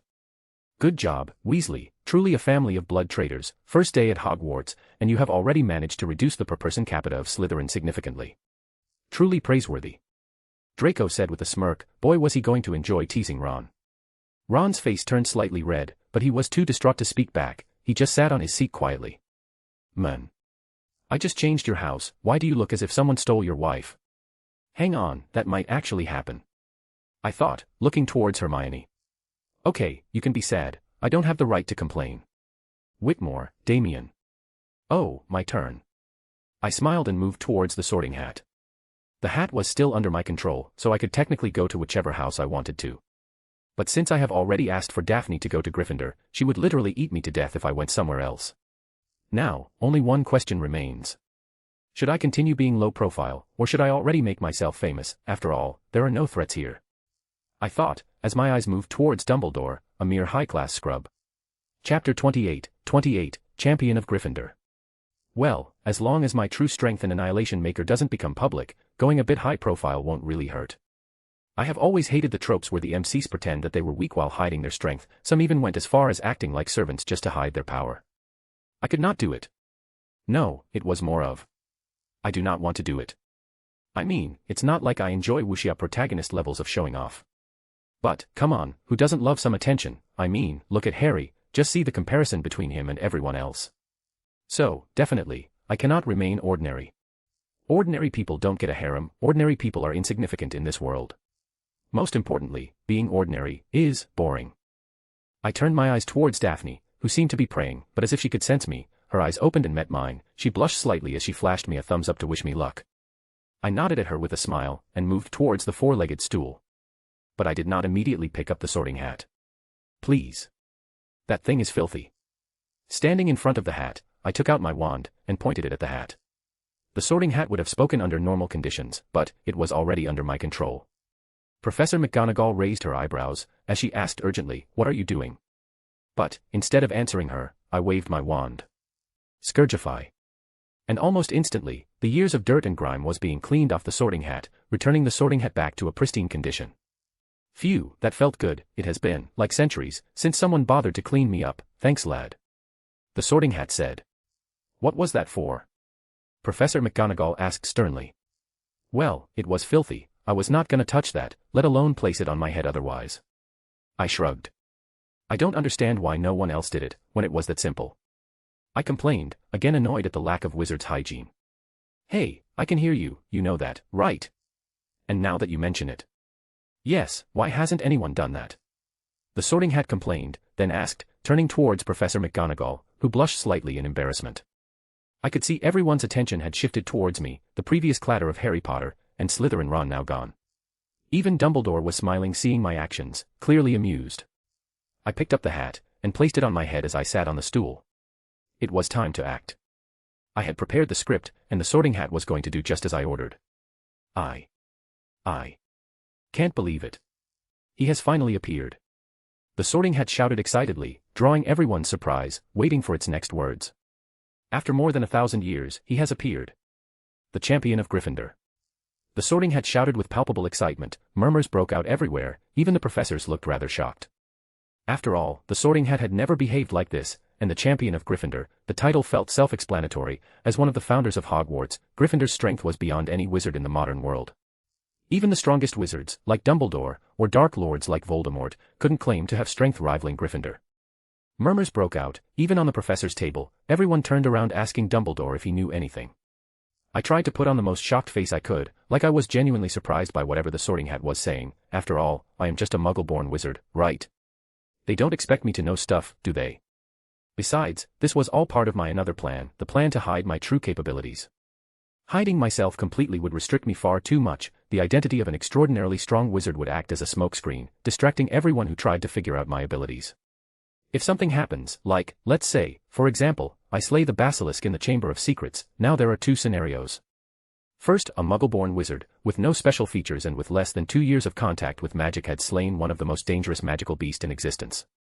Second, the champion of Gryffindor had slain Slytherin's basilisk. Which one do you think sounds better? The first one would raise questions like, how the fuck did he do that? The second one though, sounds legit. What do you mean by champion of Gryffindor? And which house am I going to? I asked the Sorting Hat on my head. Of course you will be going to Gryffindor. As for being the champion of Gryffindor, you should know that I belong to Gryffindor, except sorting students into different houses, I have one more duty. Take me off, kid, and turn me around. The Sorting Hat said in a serious tone, its voice was loud enough for everyone to hear it. And as it asked, I moved my hands up, taking off the hat, and turning it around. Suddenly, from the inside of the hat, a sword hilt appeared. It was the sword of Godric Gryffindor. And also the prop which I was about to take, because I was the champion of Gryffindor. I gripped the hilt with my right hand while holding the hat with my left, then, in a swift motion, I drew the blade, pointing it upwards. Whoa! A loud commotion broke out, especially the Gryffindor students, who could not believe their luck. First, they got Potter, now they also have a champion. The next 7 years are secure. The other houses might as well give up. Even Professor McGonagall was visibly excited. After all, she was the head of Gryffindor House, although she never showed partiality, she was undoubtedly a staunch Gryffindor supporter. And Damien was the champion of Gryffindor, there was no doubt it, he would make Gryffindor great again. This sword is now yours, lad. And, you should also go to Gringotts, you are now eligible to enter the vault of Gryffindor. As his champion, it belongs to you. Now, go. Take your seat, the table of Gryffindor has long awaited its champion. The hat said loudly. Champion. Champion. Gryffindor. Gryffindor. A chorus shout erupted from the Gryffindors. My welcome was as big as Harry's, no, to some extent, it was even greater, because there was that surprise factor added. Everyone knew Harry Potter was coming. But a champion of a house was something new entirely, they were excited to see who would be better amongst the two new celebrities. The boy who lived, or the champion of Gryffindor. Chapter 29, Aftermath. The sorting ceremony's escapades had made my name echo through the entire British wizarding world, and even beyond.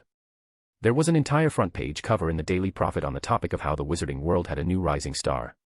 When I had reached the Gryffindor table, I was practically swarmed by everyone. What was surprising was that the most excited one was actually Daphne, who was acting very strangely, like a fangirl. Of course, everything after that went as per the story. It was followed by a feast, which was, while adequate, not quite up to my tastes, because British food is simply too bland. Bland enough to make you realize why their national food is chicken tikka masala, an Indian food, and not some classical British food.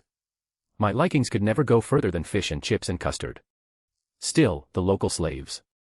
I mean, house elves were good cooks, someone like Harry, who was used to going hungry, or eating leftovers, this was practically a paradise. As we enjoyed the meal, suddenly Harry flinched up in pain. Daphne and I looked at him with concern. What's going on, Harry? Everything all right? I asked, though I knew it was that simp Snape. Yeah. It was, just. Do you know who that is, talking to Professor Quirrell, he asked, though his words felt slightly unsure. Not a clue. I shrugged. That's Professor Snape, he is the head of Slytherin House, and he teaches potions. Daphne said. Of course, she would know about it.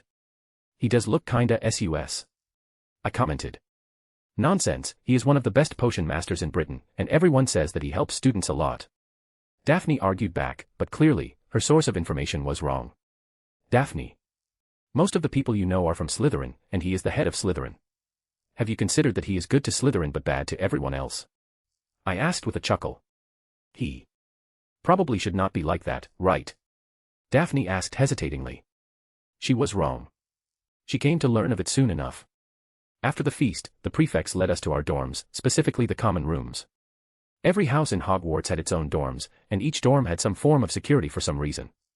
Slytherin and Gryffindor had verbal passwords, while in Hufflepuff, you needed to rub the picture at specific places. Ravenclaw had one of the most annoying and worthless defense systems, like come on, who can't answer a riddle, if a first-year Ravenclaw can do it, then a grown-ass man certainly can, their strategy is probably to annoy the invader until they retreat. As for Gryffindor, the fat lady in the portrait who guarded the gate asked for the password, and Percy Weasley, the current prefect of Gryffindor, and the Weasley golden boy, answered it. Caput Draconis. The picture swung open like a door, revealing a passage, which led directly to the common room. Everyone make sure to remember the passwords, if you forget it, you would have to wait for someone else who remembers. Percy said very seriously, as it was common for students to forget passwords, then guided the girls towards their dormitory and us boys towards the other. I guess that's good, a 4-poster bed, and proper curtains, enough privacy for a shared room. I thought, though, I would probably have to cease my monster-assisted training while in my sleep. It didn't matter much considering it barely had any effects anymore. I had essentially just been assigned Ron's bed, so Harry's bed was just next to me. Well, what do you think is going on with Ron? He seemed particularly averse to going into Slytherin, and now he's been sorted there, especially with his fight with that Draco, must be nasty. Harry sighed, genuinely concerned for Ron. It should be okay, Slytherin mostly consists of pure-blood wizards, and Ron is one. So, given time, I think he would adjust rather well. And don't you think Draco and Ron are somewhat matching? I personally feel they would make great friends, albeit roasting each other a bit too much. I chuckled. Harry nodded silently, then changed the topic, asking, so you already have many spells? Are they difficult? After all, he had just met Ron in passing. A few hours of train ride in a shared compartment wasn't enough to make lifelong friends. It depends, some are good, some are bad. Transfiguration and charms are fun, history is somewhat interesting to read, while potions downright suck, it's disgusting and I would rather stay miles away from it. While mentioning potions, a scowl of disgust appeared on my face. I mean, sure, the potions professor did look a bit problematic, but the subject surely can't be that bad. Right? Harry asked, pleading for a consolation. Have you seen the recipes of different potions? Eyeballs, insects, disgusting plants, carcasses, things I would rather not touch are commonplace. And you expect me to drink that? After I know what all is in there. I think I would puke it all out before the potions could have any effect. Potions is definitely the kind of thing which got wizards hunted in the Middle Ages, like imagine seeing a stock of materials for potions at someone's home. That would be downright horrendous, straight from a horror movie. I said with a slight shiver. That does sound bad. Harry said while nodding solemnly. By the way, Harry. Aren't you like the hero of wizards? I mean, if you don't mind me asking, why were you in such poor conditions? Old oversized clothes, which are obviously not yours, broken specs, and obvious signs of malnutrition. I asked concerned, though I did know about it, talking about it would be the best way to open up with Harry. Harry let out a sigh, and began explaining about the Dursleys, how they kept him in a cupboard under the stairs, and how Dudley and his cronies used him as a punching bag. It was a pretty sad, Naruto-like backstory. That's rough, buddy. I nodded while patting his shoulders. You know what, in the summer holidays, why don't I come pick you up, you can spend the vacation at my place, you will love it. I invited him excitedly with a smile, which lifted Harry's melancholic mood up almost instantly. Sure, if that's not an issue with you, because I certainly do not wish for a vacation with the Dursleys. Harry said with a chuckle. Let's get to sleep though, we have classes in the morning and Hogwarts is disgustingly complicated to navigate. Good night. I said with a yawn, falling back on my bed. Night, replied Harry with a small smile. Chapter 30, Start of Classes. You two loggerheads are dragging me down too. Late on the first day of class, how can you sleep so much, what are you, trolls? Daphne shouted as we ran towards the Transfiguration class, for which, we were already slightly late. Sorry, I was far too excited and couldn't sleep. Harry replied, slightly panting. If you two idiots focus on running rather than shouting, we might actually make it before the professor arrives. I joked while running ahead of them. With my physical strength, I could run at supersonic speeds if I wanted to, but no need to leave them in the dust, is there? A morning jog is perfectly fine for good health. You bastard. You were the last to wake up, I practically had to go to the boys' dormitory to drag you from your bed. Daphne shouted, her voice ragged from tiredness. Well, you should have come to wake me up a bit early then. Remember to be on time from tomorrow. I chuckled, annoying Daphne even more. All right, we are here. I said, shutting her up even before she started speaking. As we entered the classroom, everyone was already seated, but Professor McGonagall was nowhere to be seen, though, a stern-looking cat was seated atop the podium, looking at all the students quietly. I let out a sigh, it seemed we were about to receive our first scolding, but strangely, the professor said nothing, the three of us looked at each other, and quietly went to the last bench, perfectly establishing us as the backbenchers on day one. Ah. Made it, came an exasperated voice as a figure entered the classroom. Oh, so this was why we were safe. It was Ron, who had appeared at last. Suddenly, the cat jumped and morphed into Professor McGonagall, standing in front of Ron, with a face serious enough to make Ron gulp loudly. I could hear snickers from Draco, clearly, he was enjoying his friend's predicament. After nearly a minute of scolding, the haggard-faced Ron quietly seated on the Slytherin's side, and the classes started. Transfiguration is some of the most complex and dangerous magic you will learn at Hogwarts, Professor McGonagall said with an even tone, then, after a slight pause, continued, anyone messing around in my class will leave and not come back. You have been warned. Yeah, pretty sure Transfiguration is amongst the most harmless ones out there as if we exclude the staggering finesse of my roommate Seamus Finnegan, who was basically Megumin incarnate upon this beautiful world. Though, I would have to agree it was pretty interesting to watch her turn the table into a pig. I could not understand how exactly that worked, did she gave that pig life and killed it when she turned it back to a table? Or was it simply an artificial intelligence at work, which made the pig function based on pre-existing data? If it was the first one, then Transfiguration's versatility had just reached a new peak. It could genuinely become one of the most important cards in my hands.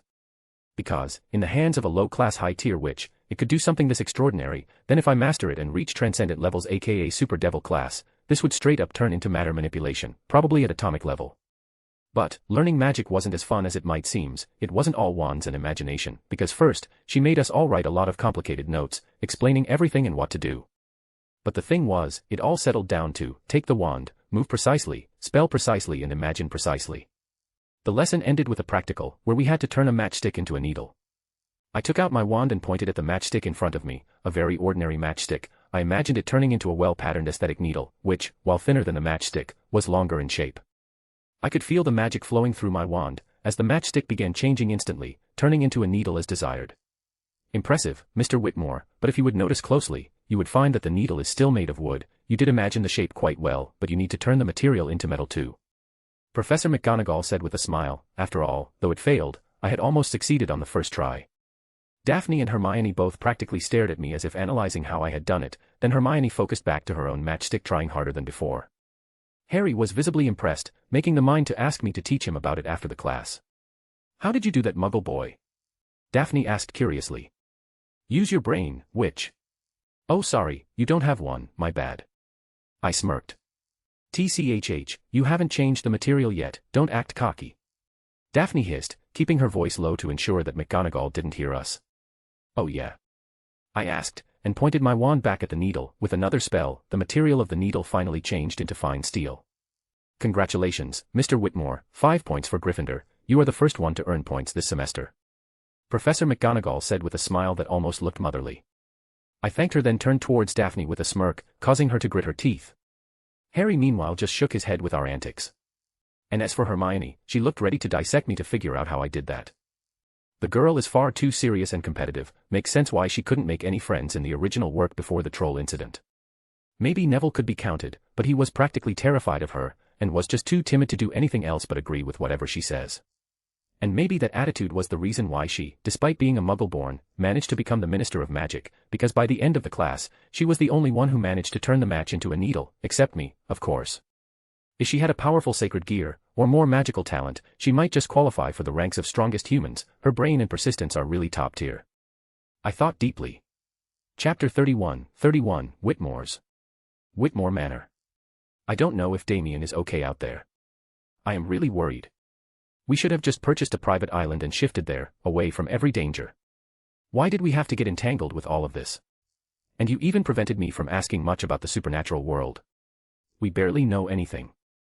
We don't even know how Damien knows about everything. What if someone was misguiding him? Amelia said with a sad tone. You know, Amelia, questioning him is the worst thing we could have done. We need to trust our son, just as he chose to trust us. You know very well that he could have modified our memories just as he did with the servants, right? We might be powerless, but even then, he confided in us, and is even trying to make us stronger, so even if we can't back him in terms of strength, we can at least become his spiritual pillars. Questioning too much would only do harm. He would simply start bottling things up and stop sharing anything, fearing how to answer our questions. David said with a serious expression. Despite acting goofy most of the time at home, he was an accomplished businessman. And as such, he understood people fairly well. He had tried to learn whatever he could about the supernatural world, with the biggest source being William Greengrass. He had sacrificed quite a few bottles of antique wine for that information. Therefore, he believed that his understanding of the supernatural world had, at the very least, reached a rudimentary level. But what he came to know only scared him more. The several pantheons had many strong figures, monsters hidden deep within lore, dragons capable of destroying anything. It was quite a surprise that humanity had existed up until now. William had also explained to him about sacred gears, and he came to know of their rarity. Frankly, the current peace and prosperity of humans were built mostly on the indifference and whims of certain beings who stood at the top of the world. The Christian pantheon, Hindu pantheon, and Greek pantheon, these were the most prevalent factions in the world currently, and none of them were particularly against humans. For most gods, humans worshipping them was merely to sate their ego, to please them, so that they did not destroy humans. It was more of humans pleading than gods needing human worship, therefore the relationship was unequal from the start. But even if gods were ignored, there were far too many supernatural races, which only increased humanity's pressure. He could only imagine what Damien went through when he learned about it all. You're right. But I still cannot accept it, just sitting here while my little baby is out there facing who knows what danger. But, at least Hogwarts is a proper school, where he can grow slowly until he is ready. I wish we could help him more. Amelia sighed, her face gloomy. We could. Damien asked me to do something for him before he left for Hogwarts. It was to establish a tech company, hire top engineers from all over the world, and build a supercomputer, completely under our control, as soon as possible. I have already filed all the necessary documents, and I plan to complete everything before his first year ends, though I don't really understand what he needs a supercomputer for. It's not like it can help with magic, can it? David said while thinking deeply. That aside, what about the plan of entering wizarding markets? If we can enter the supernatural market, maybe we could help Damien a bit. Amelia asked curiously. A failure. The wizarding economy is practically doomed. There is little to no market. Whatever sales there are mostly for consumable goods. The existence of repairing and cleaning spells, paired with the wizarding lifestyle, makes for a very stagnant market. The demand is little, and the supply is equally bad. After a certain amount, galleons are basically useless, since there isn't anything to buy in the first place. The wizards already have a tight hold on the market, and it's barely functioning. The market is pretty much limited to purebloods. Anyone else can at most join under them. The Muggle-born students are doomed to a hard life as wage earners if they don't have a source of income in the Muggle world. The professor's information was highly diluted. Though, there are other, supernatural markets besides the wizarding one, which are probably easier to get involved in. But Damien has forbidden me from entering them. David said the last part seriously. He knew that getting involved in other markets might disrupt Damien's plans, which would do more harm than good, so he had to limit himself purely to the Muggle world. William Greengrass could help him start some businesses, but he preferred not to turn his best connection in the wizarding world into a business relationship, especially since Daphne and Damien might become a couple later. Honestly, that boy is far too mature. He has planned everything out. I mean, we just have to follow his plans. But that day when the letter from Hogwarts appeared, I am really thankful for that. Damien had been drifting away from us. When he said that he awakened his sacred gear at 5, it all clicked together. He suddenly changed, and did not spend as much time with us as before. I thought it was just growing up. But thankfully, we are closer now. That boy doesn't have to keep secrets from us anymore. It's kind of cute, though, how he tries to filter everything to make it seem as if he doesn't do any bad things at all. At least that part reminds me that he is still a child. As if we would mind that, even if he turns out to be the evil one for the world, no, we would still have his back, right? Amelia said as she leaned towards David, resting her head on his chest. True, that kid doesn't realize that one simply doesn't become this rich by being good people.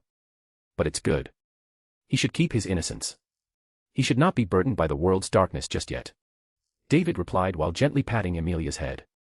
Chapter 32, Daily Profit and Attention. Headmaster's Office, Hogwarts. What is this champion of Gryffindor? You never mentioned about it to me, Dumbledore asked the Sorting Hat, his eyes glinting. What was there to tell? It was far too unexpected. But you should know that the title of champion of Gryffindor is just a title. The real reason is something else. I will be frank. Wizards have been in decline. Even during the age of the founders, we were already declining. The champion of Gryffindor was an attempt at restoring the glory of wizards. According to the rules set by my master, the champion would have access to all the resources of Hogwarts. It is all in the hope of creating another Merlin.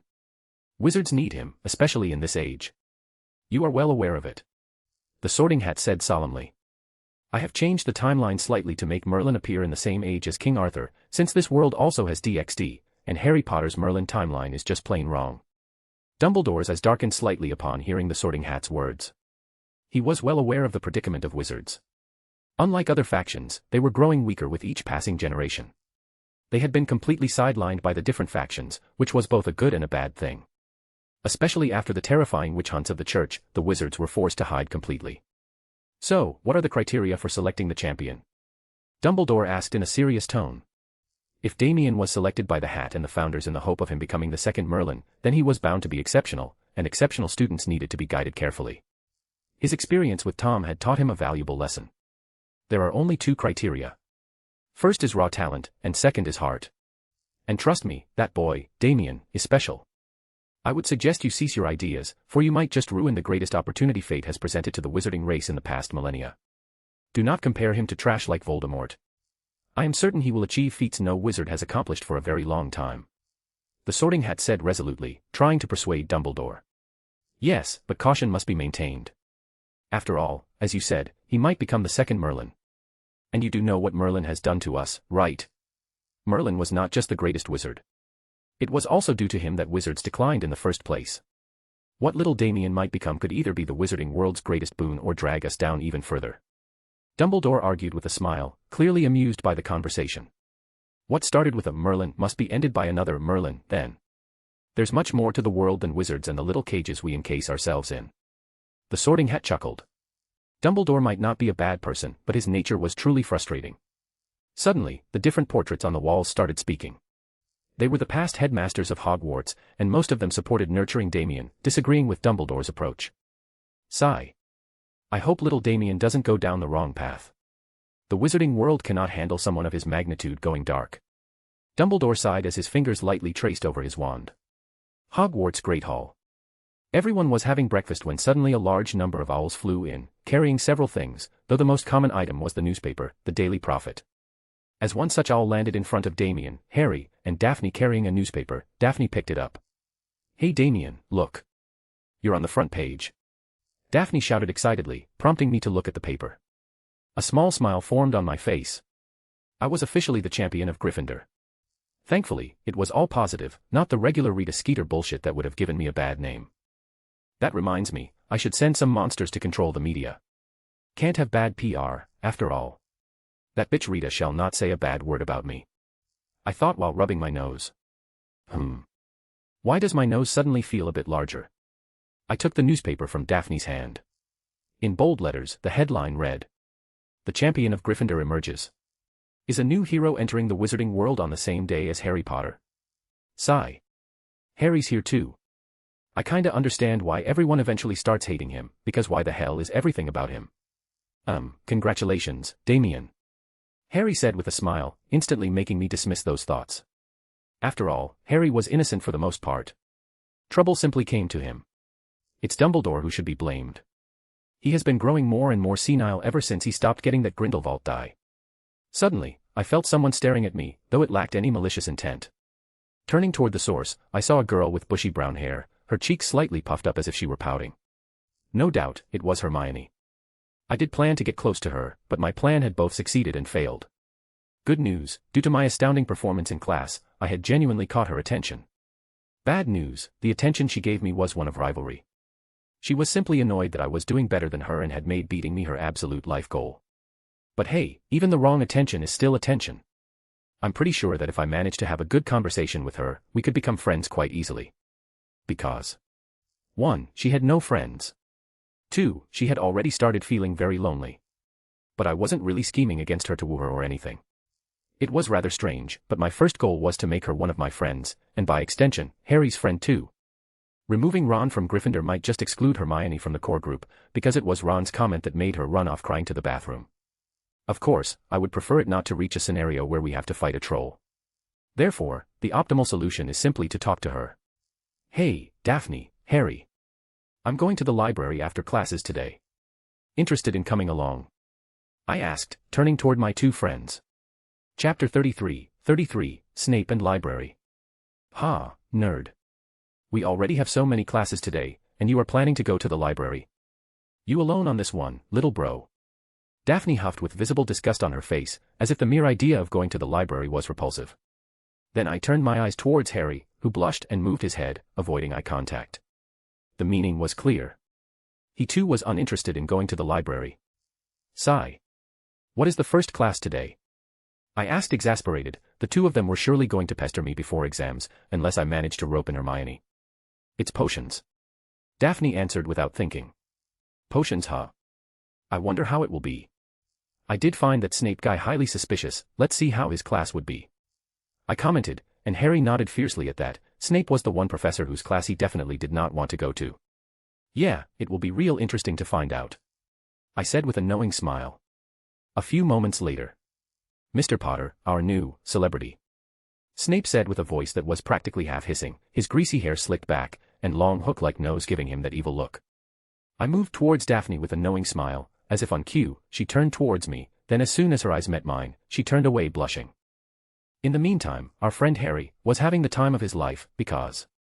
Potter, said Snape suddenly. What would I get if I added powdered root of asphodel to an infusion of wormwood? Harry was bamboozled. What asphodel? What wormwood? Wood infested with worms.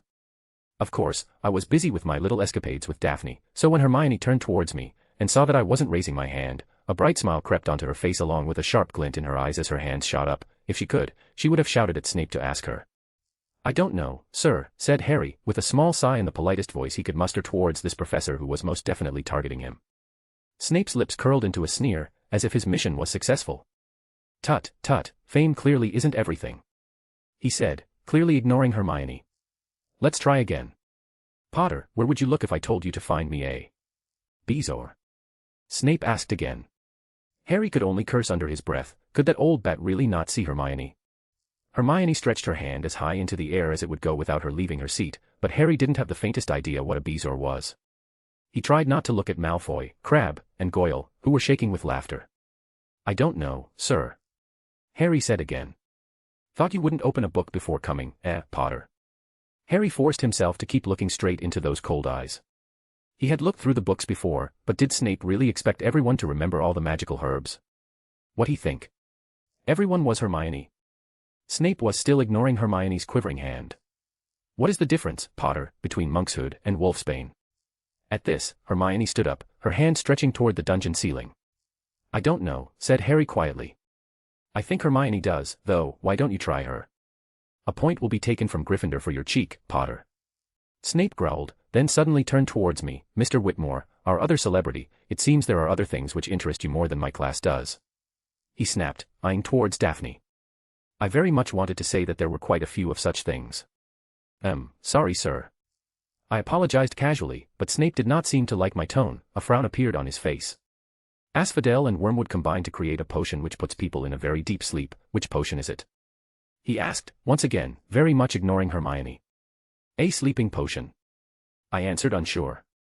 A smirk appeared on Snape's face, then he asked again, "What the functions of wolfsbane and monkshood?" Wolfsbane kills wolves, werewolves and all. And monkshood kills monks.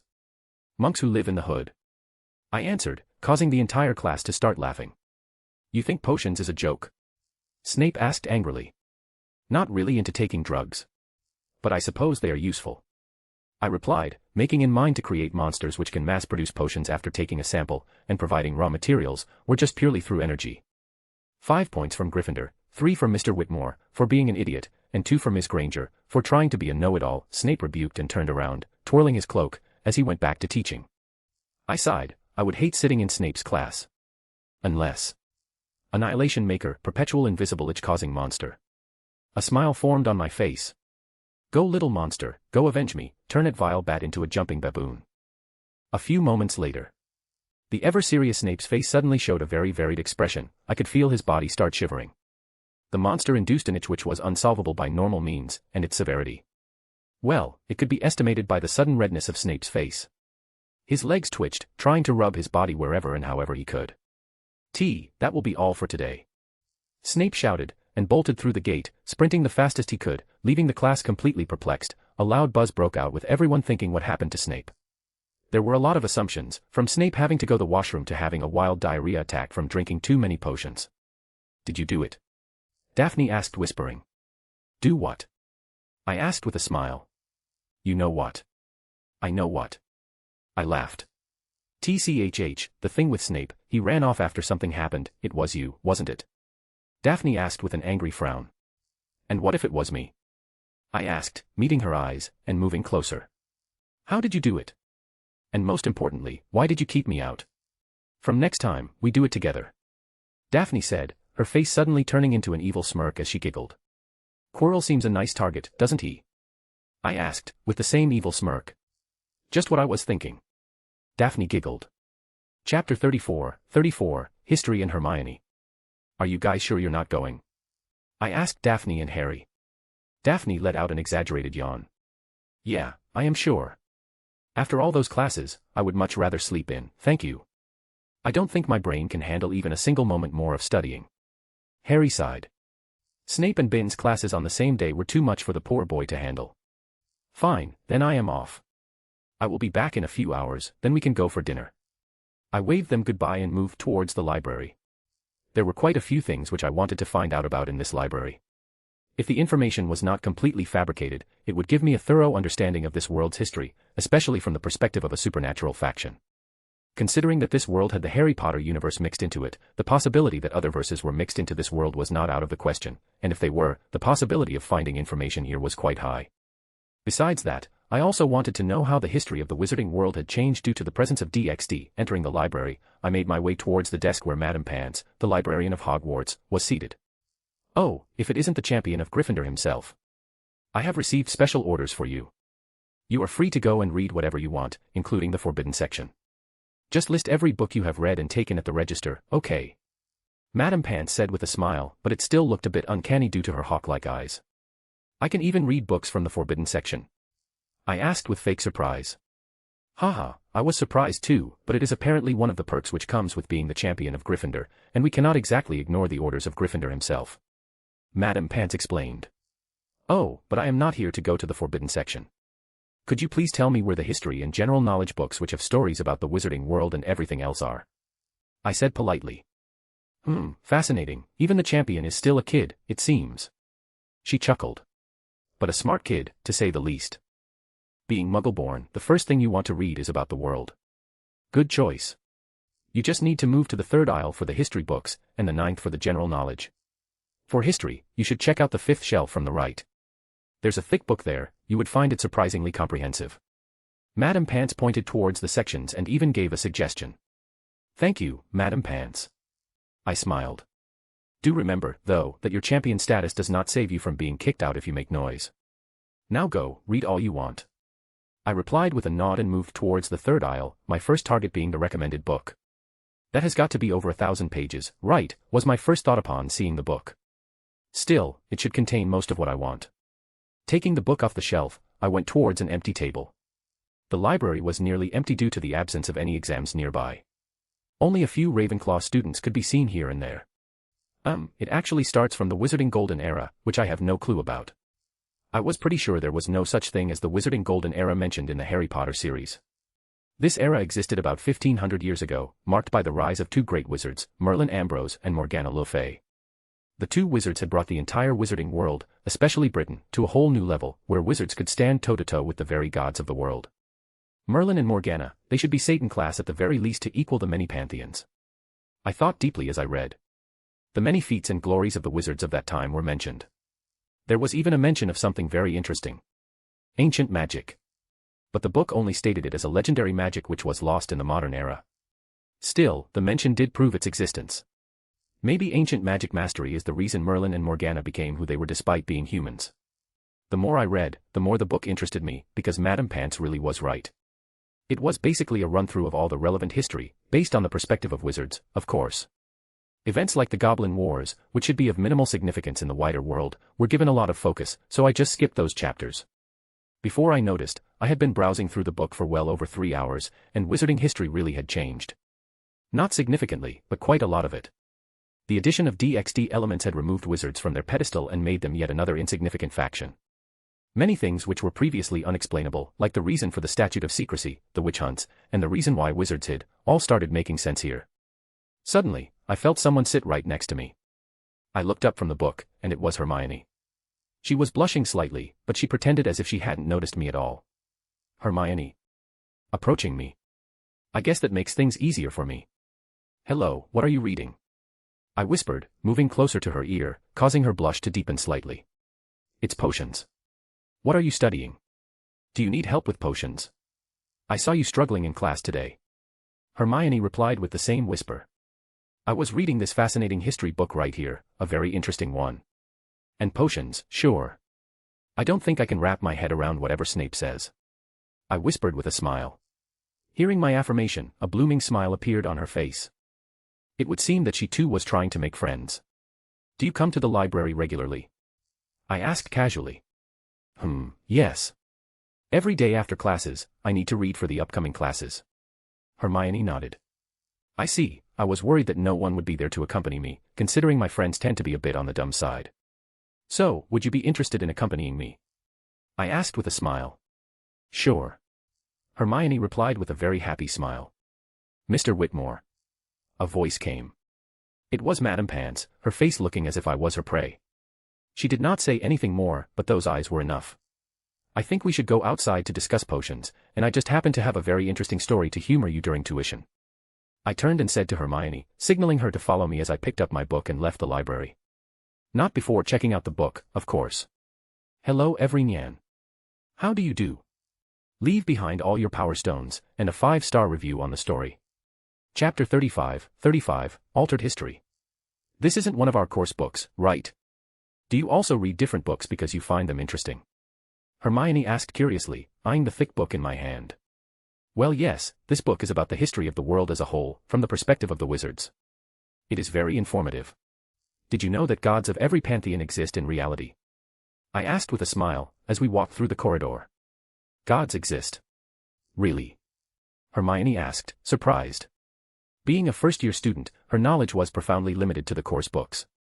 Although she had managed to memorize all the books in an uncannily detailed manner, it did not change the fact that they covered very little of the wider world. They do. In fact, wizards are one of the several minor factions which exist in the world. You won't believe how vast the world actually is. There are even mages amongst humans. Many of the mage factions are stronger than the wizards. And let's not compare ourselves to the gods, or any other famous supernatural faction for that matter. We are hopelessly outclassed there. I said with a wry smile. It was fun to see the blooming shock on Hermione's face. So what is the difference between wizards and mages? And if gods exist, where do they live? Does the biblical God exist too? Are angels and devils real? Hermione started shooting questions like a curious cat, her eyes practically shining. Okay, why don't we go sit on the grass there? It's sunset, the perfect time for a good story. I chuckled and pointed towards the lawn. Sure, but tell me everything. Better yet, I'm taking that book after you are done with it. Hermione said excitedly. You may, but let me flex my wisdom first. I chuckled, then continued. The greatest era of the wizards was about 1500 years ago, when we could stand toe-to-toe with the gods. It was the era of Merlin and Morgana. But something happened.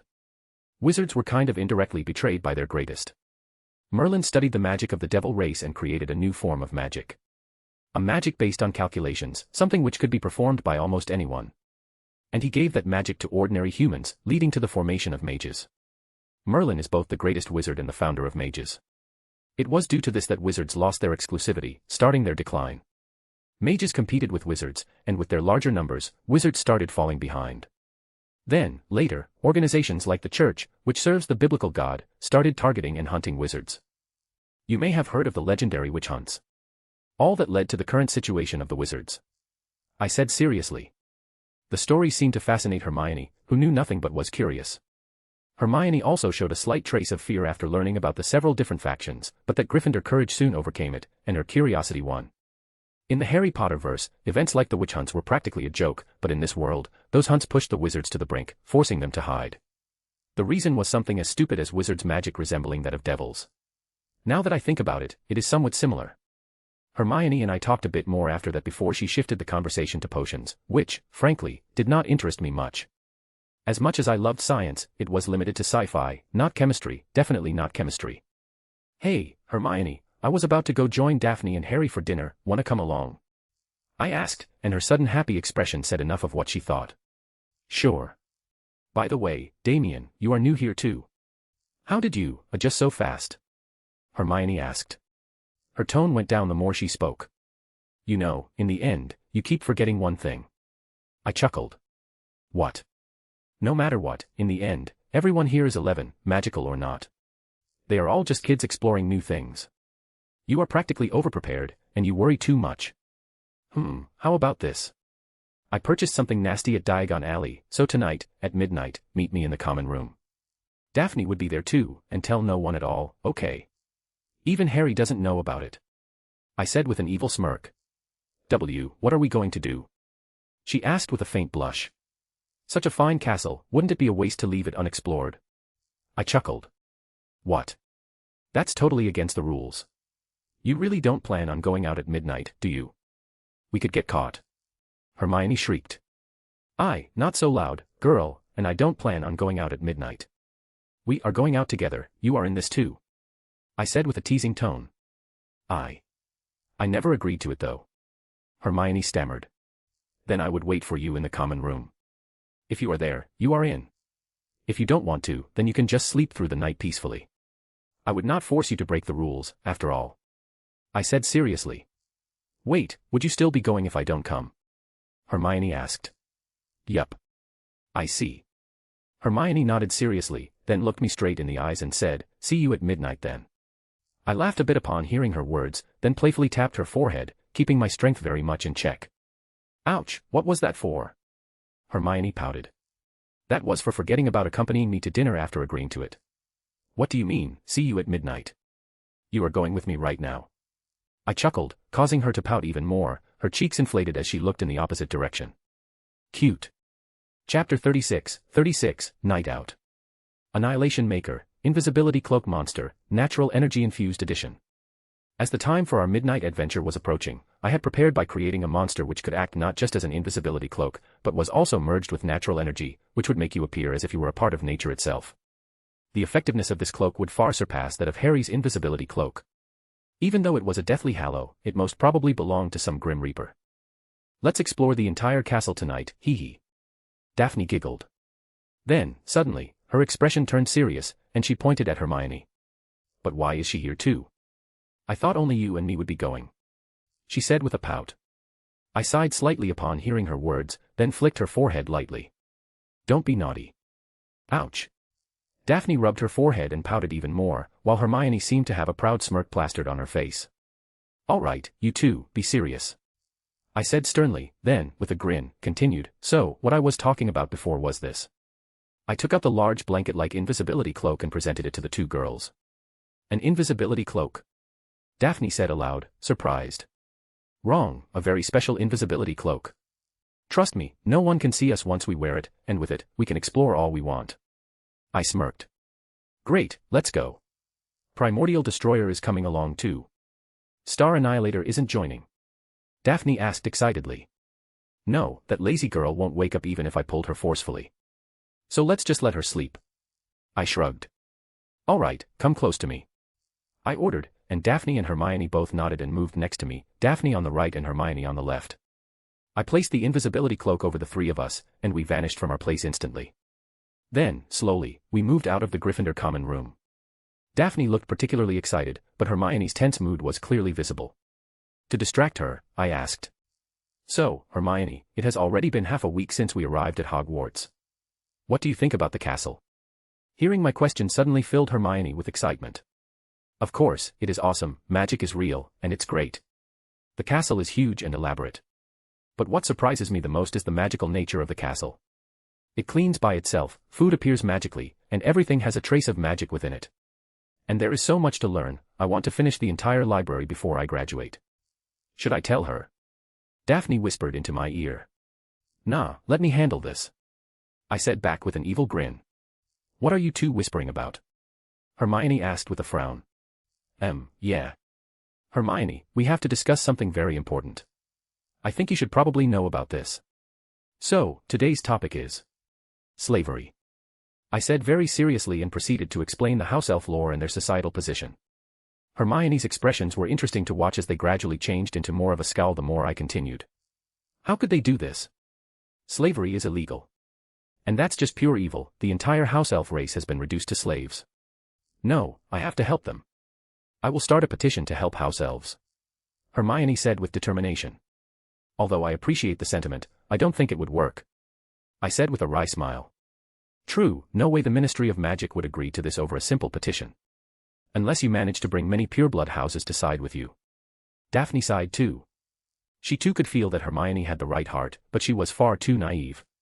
But if everyone agrees, the Ministry would have to agree, right? Hermione asked, her tone unusually unsure. Hermione. The wizarding world is not the same as the Muggle world. Or rather, it is mostly the same, but your perception of the Muggle world is a bit wrong. What actually happens rarely depends on the will of the masses. The real power is in the hands of a few elites. And in the wizarding world, they are the pureblood families. I said seriously. After all, I knew much more about politics than Hermione did. Hermione seemed to fall into deep contemplation upon hearing my words, unsure of what she was thinking, but knowing her personality, I would not find it strange if she were planning to set off a revolution. By the way, are either of you interested in exploring the corridor Professor Dumbledore forbade us from going to? I asked, trying to break Hermione's stupor. Daphne, of course, agreed, but Hermione was back to her party pooper antics. Of course not, that is strictly forbidden. If a great wizard like Dumbledore forbade it, there must be a reason for it. Hermione, you support democracy, right? I asked, breaking her lecture, which could have lasted for quite a while if she had the opportunity. Yes, democracy is currently the best form of governance, where everyone gets a voice. Hermione nodded. All right, let's vote then. Those who are up for going to the Forbidden Corridor, raise your hands. I said with a smirk, and Daphne and I both raised our hands instantly. Hermione groaned visibly. I see, I understand the cons of democracy now. Idiots. Now, everything was very fair, you can't say your opinion wasn't considered. It's just that you chose the wrong side. I teased her, causing her to growl. Soon, the three of us appeared in front of a massive door, which led to the room where the Cerberus-like dog was present. Meow. A sound came from the distance. Shit, it's Filch's cat. Daphne said, panicked. We need to run, now. Hermione looked as if all her blood had been drained. Her previous bravado vanished. The mere thought of getting suspended was enough to terrify her. No. Daphne. Unleash the destroyer. I said seriously while stopping the two. What? Oh. Go, Primordial Destroyer, destroy that puny cat. Daphne said and let Primordial Destroyer out, who seemed ready for the mission. All right, now, let's continue. I said and turned back to face the door. Alohomora. I said, casting the spell to open the lock. Chapter 37, Prelude, Troll Slayer. Hey, Damien. You know any spells which can save our asses from that thing? Daphne asked, her face a bit blue from fear. Yes, we had entered the room, and now we were face to face with Fluffy, the very wrongly named dog which only someone like Hagrid would find cute. I might know a few such spells. I nodded seriously. Which ones? Daphne asked. Crucio, and even better, Avada Kedavra. I said without changing my expression even slightly. No shit, Sherlock. Then do you also have the spells which could save you from Azkaban once you do that? Hermione shouted at me, completely forgetting her fear of the dog. Daphne burst out laughing, meanwhile Fluffy was just growling at us, confused. Were these three humans right in the head, thought the dog, probably. But I did, in fact, have no reason to fear it. I mean, a punch from me would probably turn the dog into a two-dimensional being. Just watch, noobs. Watch and learn. I smirked and pointed my wand at Fluffy. If you were to look carefully, you would find a monster covering the wand like a skin. Testicular torsion. That day, the miserable hulls of a Cerberus awakened nearly everyone at Hogwarts. Half the people claimed that it was Dementors, while the other half strongly suggested a werewolf invasion. The fuck was that spell? Hermione shouted loudly as the three of us ran towards the Gryffindor dorms. The howls of the dog were sure to attract people, and we could not be seen outside. Language, Hermione. I chided playfully. All right, Mr. Whitmore. What sort of abomination was that spell of yours? I am pretty sure no spell like that exists. Hermione said while gritting her teeth. It does not exist for peasants, of course. It is a special champion tier spell exclusive to me. I bullshitted with a straight face. TCHH, you could have gotten us killed, or worse, expelled. Hermione reprimanded with an angry face which was cuter than scary. Your priorities are slightly screwed, aren't they? I said with a sigh. We're here, let's go, and we act like we just woke up. No one will ever suspect a thing. Daphne said seriously. Caput Draconis, she shouted, and the picture-cum door of the Gryffindor dorms opened. I turned towards the two of them and said seriously, tonight never happened. Understood. Aye, boss. Daphne saluted and ran off towards the girls' dorms, with Hermione tagging along just behind. Of course, she gave me a slight glare before she left. Shaking my head, I sneaked back to my dorm. Where were you, man? I thought the ghosts picked you up. That sound was nasty. I personally believe that it was that bastard Peeves. Dunno where he got a speaker though. Harry asked with a sigh of relief upon seeing me. It was definitely that bastard Peeves. Our battle was legendary. I see you guys did hear his howls. I said with a very serious face. Maybe now I have to guide Harry to the dog. If he doesn't see the dog, it might break the plot. But wait. It would be fun to see how Dumbledore gets around this one. If my memory serves me right, which isn't particularly crystal clear since it has been over 6 years since I watched Harry Potter for the last time.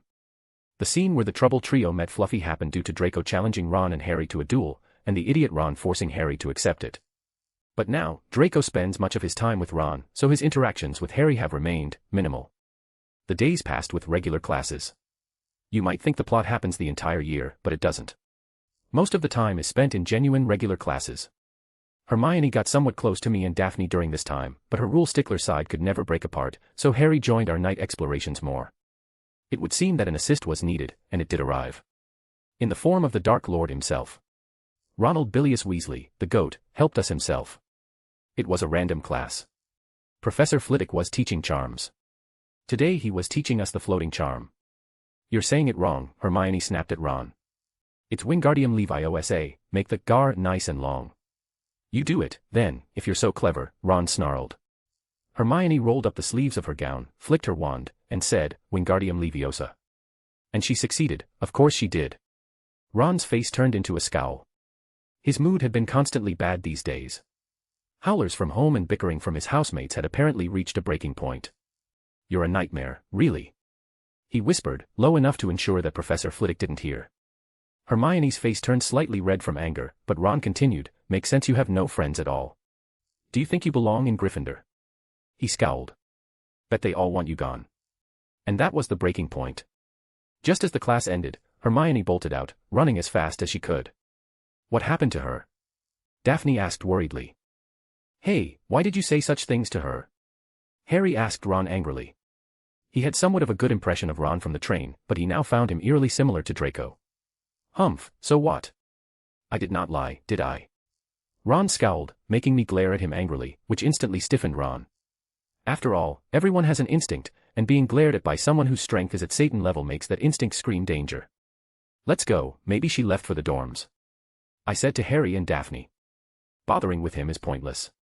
Hermione did not show up for any of the remaining classes. She was probably already inside the girls' washroom. Knowing the plot, considering that today was Halloween, it was the day for the troll attack by Quirrell, which would target Hermione after Quirrell created the commotion. But of course, I could not jeopardize her safety, so I had already created multiple monsters to watch her. If the troll appeared before I did to save her, then the monsters would tear it apart. After all, I would not put my own friend in danger just to show off, that would be even worse than what devils do. Chapter 38, Troll Attack. Halloween and Christmas are the two major festivals celebrated by wizards in Britain, which is actually pretty strange. You would think after all the witch hunts and everything, they would stay away from the church and their practices, but no. The brain of a wizard functions differently from a normal human's, which made it difficult for anyone sane to process how they think. Hermione has been gone for, like, hours. I heard some girls say that she went and hid in the girls' washroom and is crying out there. Daphne said, her tone a bit down. Even though she did not like Hermione getting close to Damien, she could still be said to be her friend to some extent. Then we should go check her out after lunch, and pack something up for her too, she hasn't eaten anything. Though, I can't exactly go inside the girls' washroom, so it's up to you to console her. Daphne nodded seriously at my words. Right now, we were in the Great Hall, partaking in the feast which was taking place on the occasion of Halloween. Something really is messed up with that guy Ron. I thought he was a good guy when we talked on the train, but... Harry sighed, a bit disappointed. He kind of felt that he had stood up for Ron for no reason at all. Maybe the rumors in Gryffindor are somewhat right. Slytherins are all bad guys, and Ron happens to be a true Slytherin, I suppose. I nodded. Harry was about to reply, but suddenly the doors of the Great Hall burst open, and a man with a large turban ran inside desperately. Troll. In the dungeon. Thought you ought to know. The man, who was most definitely Quirrell, said in a very panicked tone. Then, as soon as he finished speaking, he dropped on the floor in a dead faint. It took a few seconds for the crowd to process everything. Then, there was an uproar. Every student, from every house and every year, was panicked, especially the first years. All the students just jumped and shouted in chaos, trying to escape. Suddenly, dozens of firecrackers set off from Dumbledore's wand, stunning and silencing the entire ruckus. Prefects, Dumbledore rumbled, lead your houses back to the dormitories immediately. Hearing his command, the prefects of the different houses sprang into action. On Gryffindor's side, Percy took the lead without panic. Follow me. Stick together, first years. No need to fear the troll if you follow my orders. Stay close behind me, now. Make way, first years coming through. Excuse me, I'm a prefect. Hey, Daphne. Where did you say Hermione was again? I asked Daphne. In the girls' bathroom. She doesn't know about the troll. I am going to go get her. Harry, do me a favor and rush to the Gryffindor dormitory with Daphne. I will be back in a moment. I said seriously. Wait, isn't that dangerous? I will be going with you too. Daphne said stubbornly. I am not leaving Hermione behind in danger, so I am going too. Harry said without a shred of doubt. TCHH, fine, run fast then. I agreed, slipped from the lines, and sprinted towards the girls' washroom. As we reached the alley where the girls' washroom was, a foul stench hit us. It was the troll. Ugh, what is this stench? Daphne commented. Not answering her, I rushed towards the girls' washroom, where the troll had already entered. Its club was raised high, and below, hiding beneath the basins, I could see Hermione hiding. There were tears streaming down her face, but her puffy face suggested that she had been crying for quite a while, and the troll decided to strike when she was at her worst. Her eyes closed as she watched the troll's club strike downwards. But the expected impact never came. Skipping classes and trying to fight the troll when everyone was ordered to go back to the dorms. Miss Hermione, you could have died, or worse, expelled. I teased, one of my hands effortlessly blocking the club, while the other grabbed Hermione. How? Hermione stammered in surprise upon seeing my display of strength. Daphne and Harry still hadn't entered the washroom, and with the debris flying, it was difficult to do so. Which meant that only Hermione had seen my stunt just now. I pushed the club back lightly, causing the troll to stagger back a dozen feet until it collided with the wall in the back.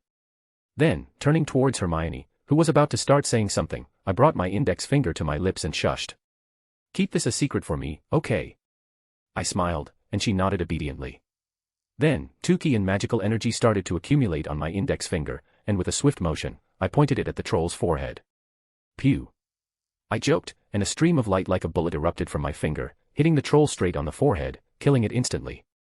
At that very moment, Daphne and Harry appeared, both shielding their faces with their hands to see what was happening ahead. But the first thing they saw was the massive troll fall on its back, clearly motionless, definitely dead. Let's do that. In the meantime, I had created two monsters instantly. One was to protect Hermione from any Legilimens attack, and the other embedded the sword of Gryffindor into the forehead of the troll. Holy! Harry muttered in shock. You defeated a troll with your sword? Daphne asked in shock. Did you expect anything else? It's just a troll. If I couldn't even beat it, I wouldn't be the champion, would I? I chuckled. And just like the police, who always appear late, the professors appeared on the scene, Snape, Professor McGonagall, and Quirrell. At the sight of the troll, Quirrell let out a faint whimper and quickly sat down on a toilet, clutching his heart. Snape inspected the troll, while Professor McGonagall stared at us in fury. Chapter 39, Troll Slayer. What on earth were you thinking of, said Professor McGonagall, with cold fury in her voice.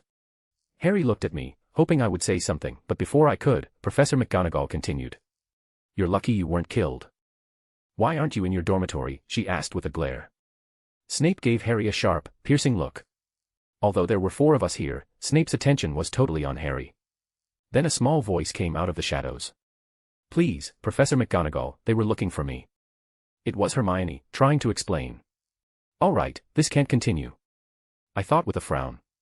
With all due respect, Professor, had we not come here, or even been a bit late, Hermione could have been dead or fatally injured. She was in the washroom during the feast, so we thought that we should inform Hermione and take her back with us to the dormitory. Thankfully, we did so, or else things might have taken a turn for the worse. I said in a serious tone, slightly accusing. After all, the lack of security was a fault on their part. They can't just take the high moral ground. Yes, Professor. I would be dead if they hadn't arrived. Damien fought the troll himself and slayed it by piercing its forehead with the sword of Gryffindor. Hermione said, not mentioning my physical strength at any point. I guess she passed the test, she's a keeper. I thought, looking at her. After all, she had made up the story on the spot without me telling her anything. I see. In that case, 5 points to Harry and Daphne for stepping up to help your friend, and Mr. Damien, 20 points for slaying a mountain troll and 20 more points for saving your friend. Professor McGonagall said in that same stern tone. Snape let out a low grunt, intending to verbally attack us, but did not, as McGonagall had already concluded the matter. As we were going back to the Gryffindor dormitory, Harry asked me with clear surprise. That was wicked, dude. How did you deal with a troll that massive so fast? I mean, I could not even catch anything. Just as I entered, the troll was already falling. True, I mean I don't think even the Aurors can take down trolls that fast. How did you do it? Daphne asked, her curiosity palpable. Just because Aurors can't do it, that doesn't mean that I can't. It's not that the troll was weak or anything, but just that I am far too awesome. I laughed, then turned towards Hermione. Right, Hermione. Hermione was walking rather absent-mindedly, so once she heard her name being spoken, she perked up slightly. Then, collecting her thoughts, she simply nodded in agreement. TCHH, narcissist. Daphne grunted. How is it being narcissistic when I actually have the feats on my side? I mean, sure, you guys did not see anything, but Hermione did, and she can attest that I was awesome. Talk to me about my narcissism when you can take down a mountain troll within 5 seconds. I said with a smirk, causing Daphne to grit her teeth. Oh, right, now seems like the perfect time for contacting Rita Skeeter. I used Annihilation Maker to create several invisible monsters and sent them towards the British Ministry of Magic. Their goal was simple: contact and control Rita Skeeter. Now, as someone who had blackmail material like her being an illegal animagus, controlling Rita was not actually very difficult. I could use this opportunity to push for an Order of Merlin, because I did indeed save the students of Hogwarts. Returning to the common room, I turned my eyes towards Hermione, signaling her to meet me later so that she could finally barrage me with all those questions festering in her brain. Considering that my feat of troll-slaying spread throughout Gryffindor House, I had to recount the story several times in detail until, finally, the crowd left me alone. Then, once midnight arrived, I woke up from my bed and moved towards the common room, where Hermione was already sitting. Seeing me, her eyes lit up. She moved towards me with brisk steps, then said in a low voice, "First of all, thank you for saving me." A blush appeared on her face. And here I thought we were already friends. Friends do not thank each other, I said with a smile. Hearing my words, her blush deepened, but the very next second, her expression changed, morphing into one of curiosity, like a cat. So, how did you do it? How did you catch the Trolls Club with a single hand and even push it back? She asked, her eyes gleaming. Ah, that's because I eat more protein, yes. I eat more protein, that's why I am slightly stronger than everyone, I said while scratching the back of my head. You think I am a fool? And that doesn't explain what you did just after that. Was it a wandless spell? And how did your sword appear instantly? I am sure you did not have it with you. Hermione shot question after question. But I did not answer. I just moved both my hands towards her face and pinched her cheeks, bobbing her head lightly. Ah. Hermione let out an annoyed noise, but I ignored her protest and answered as if talking to a child. That happened because I am awesome, okay. That's the answer, I said with a laugh. Just as I released her face, she started to pout, her face redder than before, though I wasn't sure whether it was a blush or it occurred due to my pinching her cheeks earlier. Humph, so you will not tell me anything, she asked, her face full of anger, which was pretty cute. I might, but why should I asked with a chuckle. What, if you don't, I would tell everyone about how you stopped the troll with a single hand, she said, her eyes glinting again, as if she had made a master plan. Oh, please do. Everyone will think that you are just my fangirl, hyping me up. I laughed. It was really fun teasing Hermione, especially now that she was a stickler for the rules. Though, it's a bit sad she would turn into the menace she was in the original story very soon. I should tease her as much as I can before that.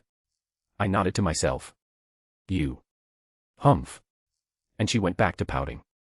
Ah shit, I messed up with the date while putting it on schedule publishing, sorry about that. Chapter 40, on to Christmas. Did he really do it? I mean, he's just a first year, right? That shouldn't be possible.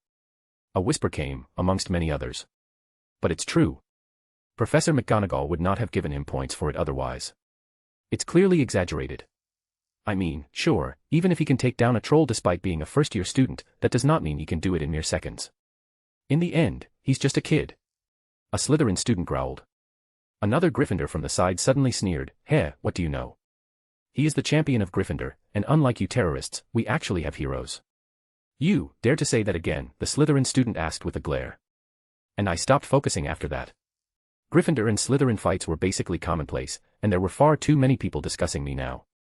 The news of my feat had spread throughout the school and had once again brought me fame. Of course, my monsters had already cornered Rita Skeeter, so there's another wave coming soon enough. But aside from that, the more important thing was that, finally, Hermione had become a part of our group. With the little escapade at Halloween finally done, things returned to normal. Mostly. Harry was acting a bit strange. He was usually guarded towards Snape, well, can't really blame him for that with how Snape acts, but this seemed far too deliberate. It could only mean that Harry had actually seen Fluffy and somehow managed to conclude that whatever Fluffy was guarding, Snape was about to steal it. Dumbledore can really act in mysterious ways sometimes. This event made me take Dumbledore a bit more seriously. While he might be weak, his schemes and methods could not be underestimated. This was the greatest trouble with fighting wizards. Although they are very weak physically and are basically down with a single hit, they are ridiculously versatile, their combat is very varied, and there's always an element of surprise. Of course, being about the same level as ordinary humans means that their reaction speed is trash level, so most wizards would just die before they could use their best spells. But someone like Dumbledore, with his wide array of spells, was an absolute nuisance to fight against, especially at the same level. Even idiots like Voldemort, who spam Avada Kedavra, can't compare. After all, spells like Avada Kedavra can't actually just one-shot anyone. Anyone decently strong could easily negate it, especially if they are stronger than the wizard casting it. I think I am done for the year, let's not pull any more stunts until my first evolution is complete. I made the decision with a nod. After all, I can't just do everything. Let Harry handle Voldemort himself, after all, prophecy and shit. Though I don't really believe in that stuff. Besides, I lost much of my interest when the appeal for me getting an Order of Merlin was dismissed by the Ministry because I was not a pureblood.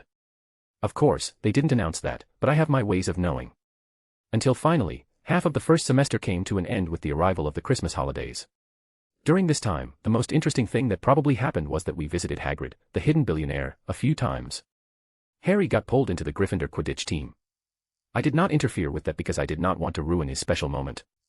After all, getting selected for Quidditch was the first time he felt truly special, that he deserved his title. As a friend, I cannot ruin it. And there was also the search for Nicholas Flamel, which got cut short because, well, Daphne knew of him. So, Harry was now certain that Snape was planning to become the next evil immortal Dark Lord by stealing the Philosopher's Stone, and it rested upon his, the boy who lived, hands to stop that evil from taking root. Harry, you know what? Ignore the Snape problem for a while. I said with a sigh, then continued, I am not leaving you here alone for Christmas because no one can be sure what stunts you would pull off. I would not be surprised if I heard the news of you challenging Snape to a duel. I said with a chuckle. Hey, I won't be doing anything stupid.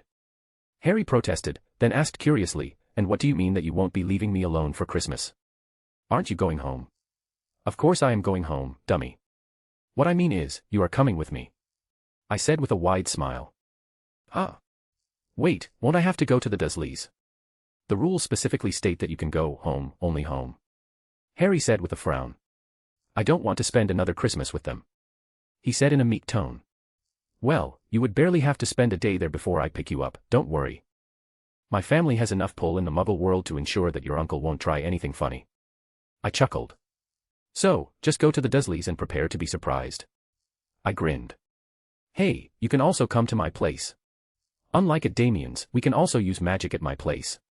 Daphne protested. You are coming with me too. I flicked her head in annoyance.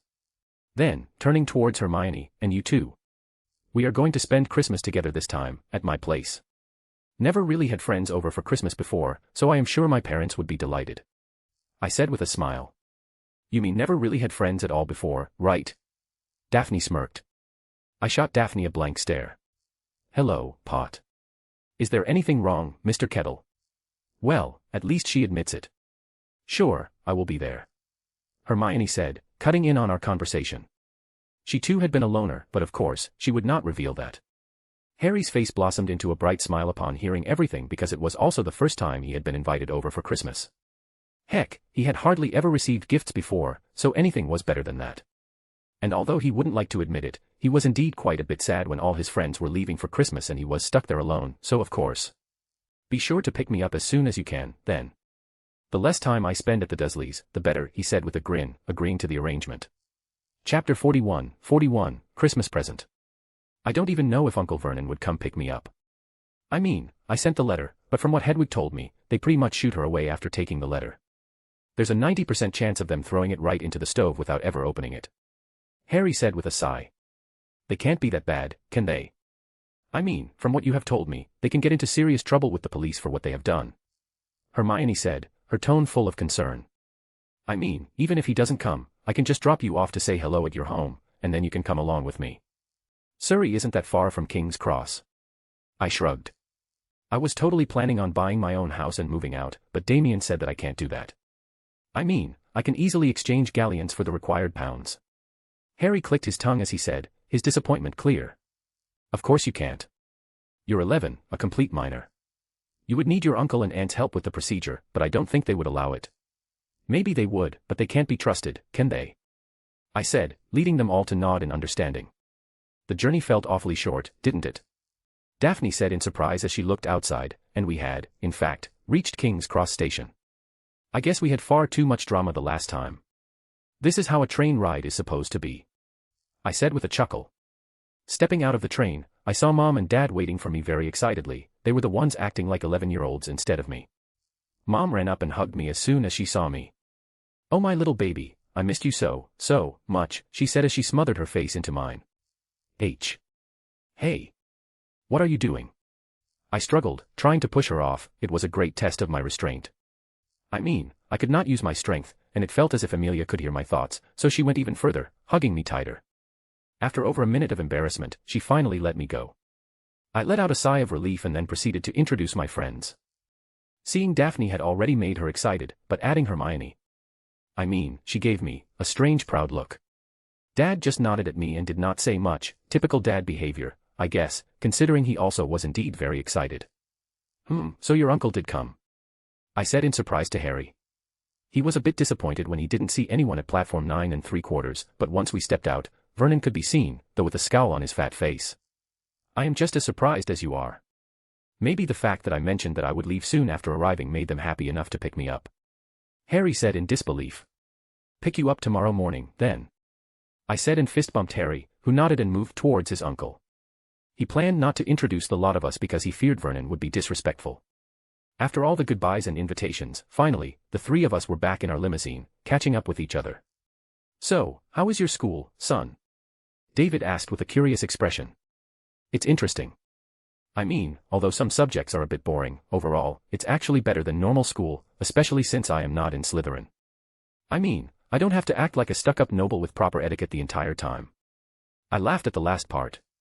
"Oh, by the way, we have prepared a surprise for you for Christmas," Amelia said with a clap, looking seconds away from spoiling the surprise. "All right, stop talking. I was planning to wait until Christmas, but I don't think your mother can hold it in for that long." David sighed, while Amelia just turned towards him, did a tee-hee, while striking a cute pose. Soon, we reached the entrance of our estate. Looking at the familiar grounds, a wave of emotion struck me. It hadn't been that long, but I did miss home a bit. The entire estate was filled with monsters that were posing as trees or were invisible, guarding and maintaining it. Thankfully, there hadn't been any complications at all. "Welcome home, son," David said with a smile and ruffled my head with his hand. About the same time, a couple of large trucks started to enter the estate behind us. "It's here, your present," he said with a proud smile, leading me to wonder. I mean, what could possibly take multiple trucks to carry? And my question was soon answered. I went all out with it. "This has to be amongst the very best supercomputers in the world," David said smugly as I watched with all the massive computer components being lifted and moved inside. "Thanks, Dad. Mom. I mean, you probably do not realize how much this helps me," I said, failing to suppress the grin forming on my face. Once it was set up and the engineers left, I got to work. Annihilation Maker, Imaginary Monster Birth. Spatial Dimension Monster, Kamui. Unlike the Mangekyo Sharingan, it did not actually replace my eyeballs, but rather, as more of a spatial monster that could be summoned at will, it resided within me, and its purpose was simple, the Kamui dimension, a dimension existing within me, safe from all threats. I placed the supercomputer inside the Kamui dimension, causing David and Amelia to gasp in shock. "Where did it go?" Mom asked, surprised. "Where it was intended to go. I will explain in a while," I said with a grin and disappeared from my spot to appear within the Kamui dimension. Looking at the massive supercomputer, I grinned and took out a magical energy battery. The next monster might take a bit more energy. Annihilation Maker, Imaginary Monster Birth. Galvanic Mechamorph, Upgrade. And a black-green monster with a white underbelly appeared, causing my grin to widen even further. Chapter 42, Upgrade. Merge with this supercomputer. I ordered Upgrade in front of me. This piece of art of a monster was one of the best aliens from the Ben 10 verse, the absolute technological being. It is a galvanic mechamorph from Galvan Prime's moon, Galvan B. This biomechanical species was accidentally created by the brilliant Galvan race during a terraforming experiment involving self-replicating nanotechnology. Its body is made entirely of fluid-like nanites, capable of merging with any technological object and making it go beyond its capabilities. It could basically be considered a nanotech-powered artificial intelligence. Upgrade moved at lightning speed to merge with the supercomputer, and almost instantly, the massive computer turned black and green in color. Merging complete, all functions at optimal conditions, hardware severely underwhelming. Initial evolution complete. A mechanical voice came from the computer. Ah yes, that reminds me, even the top supercomputers of today are weaker than the smartphones in 2026. Just merging with Upgrade should have pushed it to the level of the supercomputers of the 2015 era, but that is still lacking. A supercomputer is nowhere near enough to bring out what I desire, but human evolution of technology to that point would take a lot of time.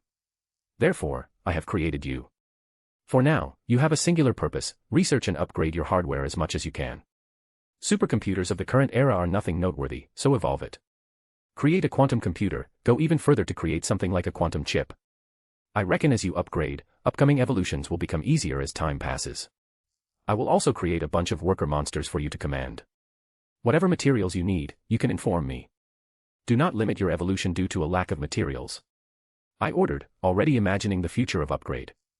So what if I am not a scientific genius? I can have Upgrade do it for me. There was a sacred gear called Unknown Dictator which could control modern electronic devices, right? Maybe I can snatch that and give it to Upgrade. Understood, initiating research at maximum capacity. Upgrade replied in its neutral tone.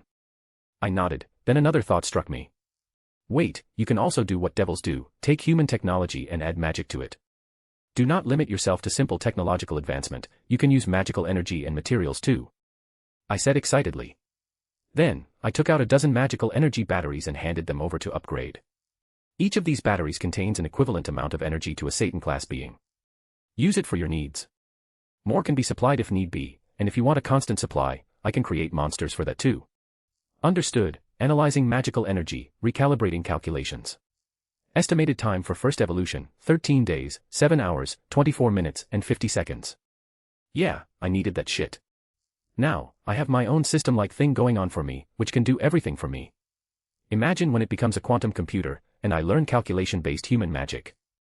I can let Upgrade do the calculations. Zihahaha. It would be fun to see everyone's reaction once they see calculation-based magic being performed by a quantum computer. Even Devil's imagination-based magic is complete trash in front of it. I laughed out loud, but the prospect of using calculation-based magic by relying on quantum computer Upgrade, which could probably do trillions of calculations per second, was strangely thrilling. I mean, just imagine the complexity of the spells. No amount of genius can match that absolute crushing power. It is the kind of thing that makes one break past their racial limits, because Ajuka Beelzebub did just that with his Kankara formula. And sure, he is smart, and the Kankara formula is dangerous, but can it really match the might of a trillion calculations worth of magic?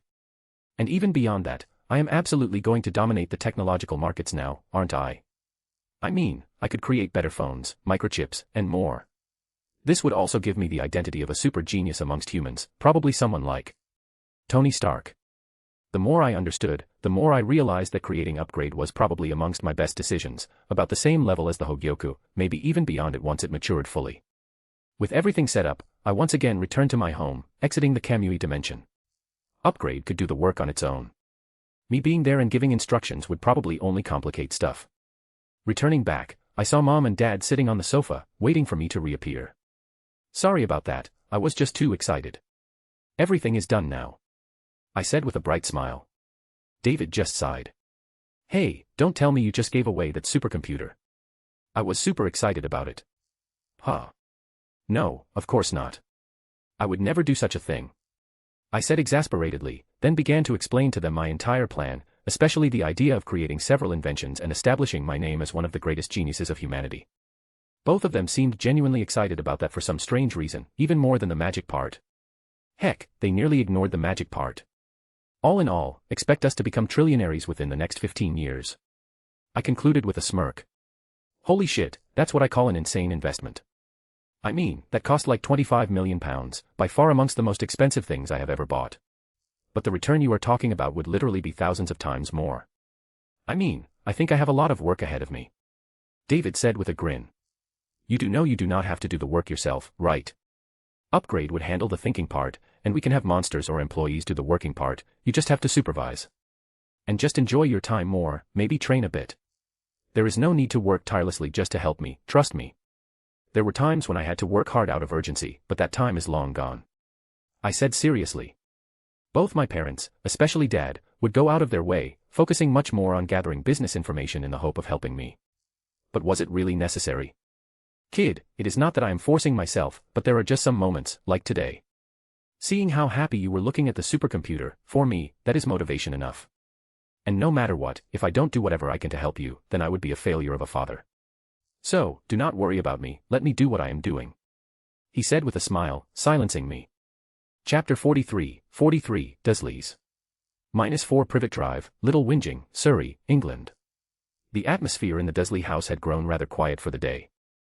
Everyone's mood felt much worse than it did just a day before. The reason for this unpleasantness was an unwanted child, who, ironically, was the nephew of the Dudley couple. It was a rather strange scenario. Harry had always assumed that the Dursleys hated him because he was a financial burden, though he was pretty sure they could spare a bit of money by not overfeeding Dudley. So, he did what his 11-year-old brain suggested. He decided to give some money to the Dursleys in an attempt to pay for his expenses. Of course, this was not well received, especially by his Aunt Petunia, who, for some annoying reason, insisted that Harry was simply trying to flaunt his wealth like his father and was trying to look down on them. It left Harry bewildered, but his idea of making things better had somehow managed to make things worse for him. His uncle and aunt were angrier than ever before, and there was a high probability that they could even prevent him from going to Damien's home. He could only hope that whatever methods Damien had talked about would be enough to persuade the Dursleys. With a sigh, Harry went back to his room, sitting on the bed while deep in thought. Hogwarts had changed many things for him. Heck, even his room was previously Dudley's second room. Of course, that fat ass needed 2 rooms to fit, while he was thrown into the cupboard under the stairs. Maybe once I turn 17, I can buy a home in the wizarding world, and finally, I would never have to return here, he thought. Living here was not this torturous before, because he had always lived like that. But after experiencing his life at Hogwarts, his friends, his fame, things had become different.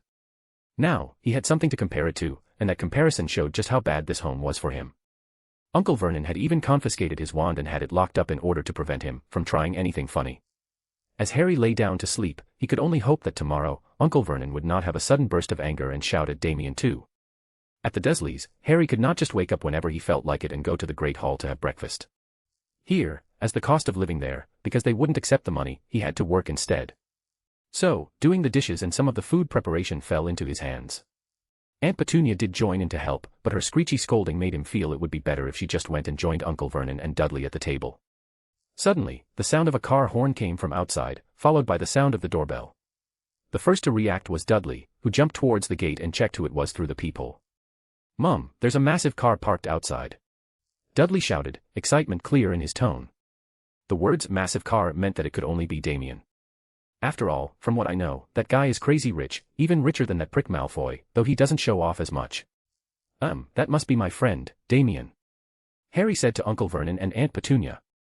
Uncle Vernon snorted upon hearing my words and stood up from his chair, walking towards the door.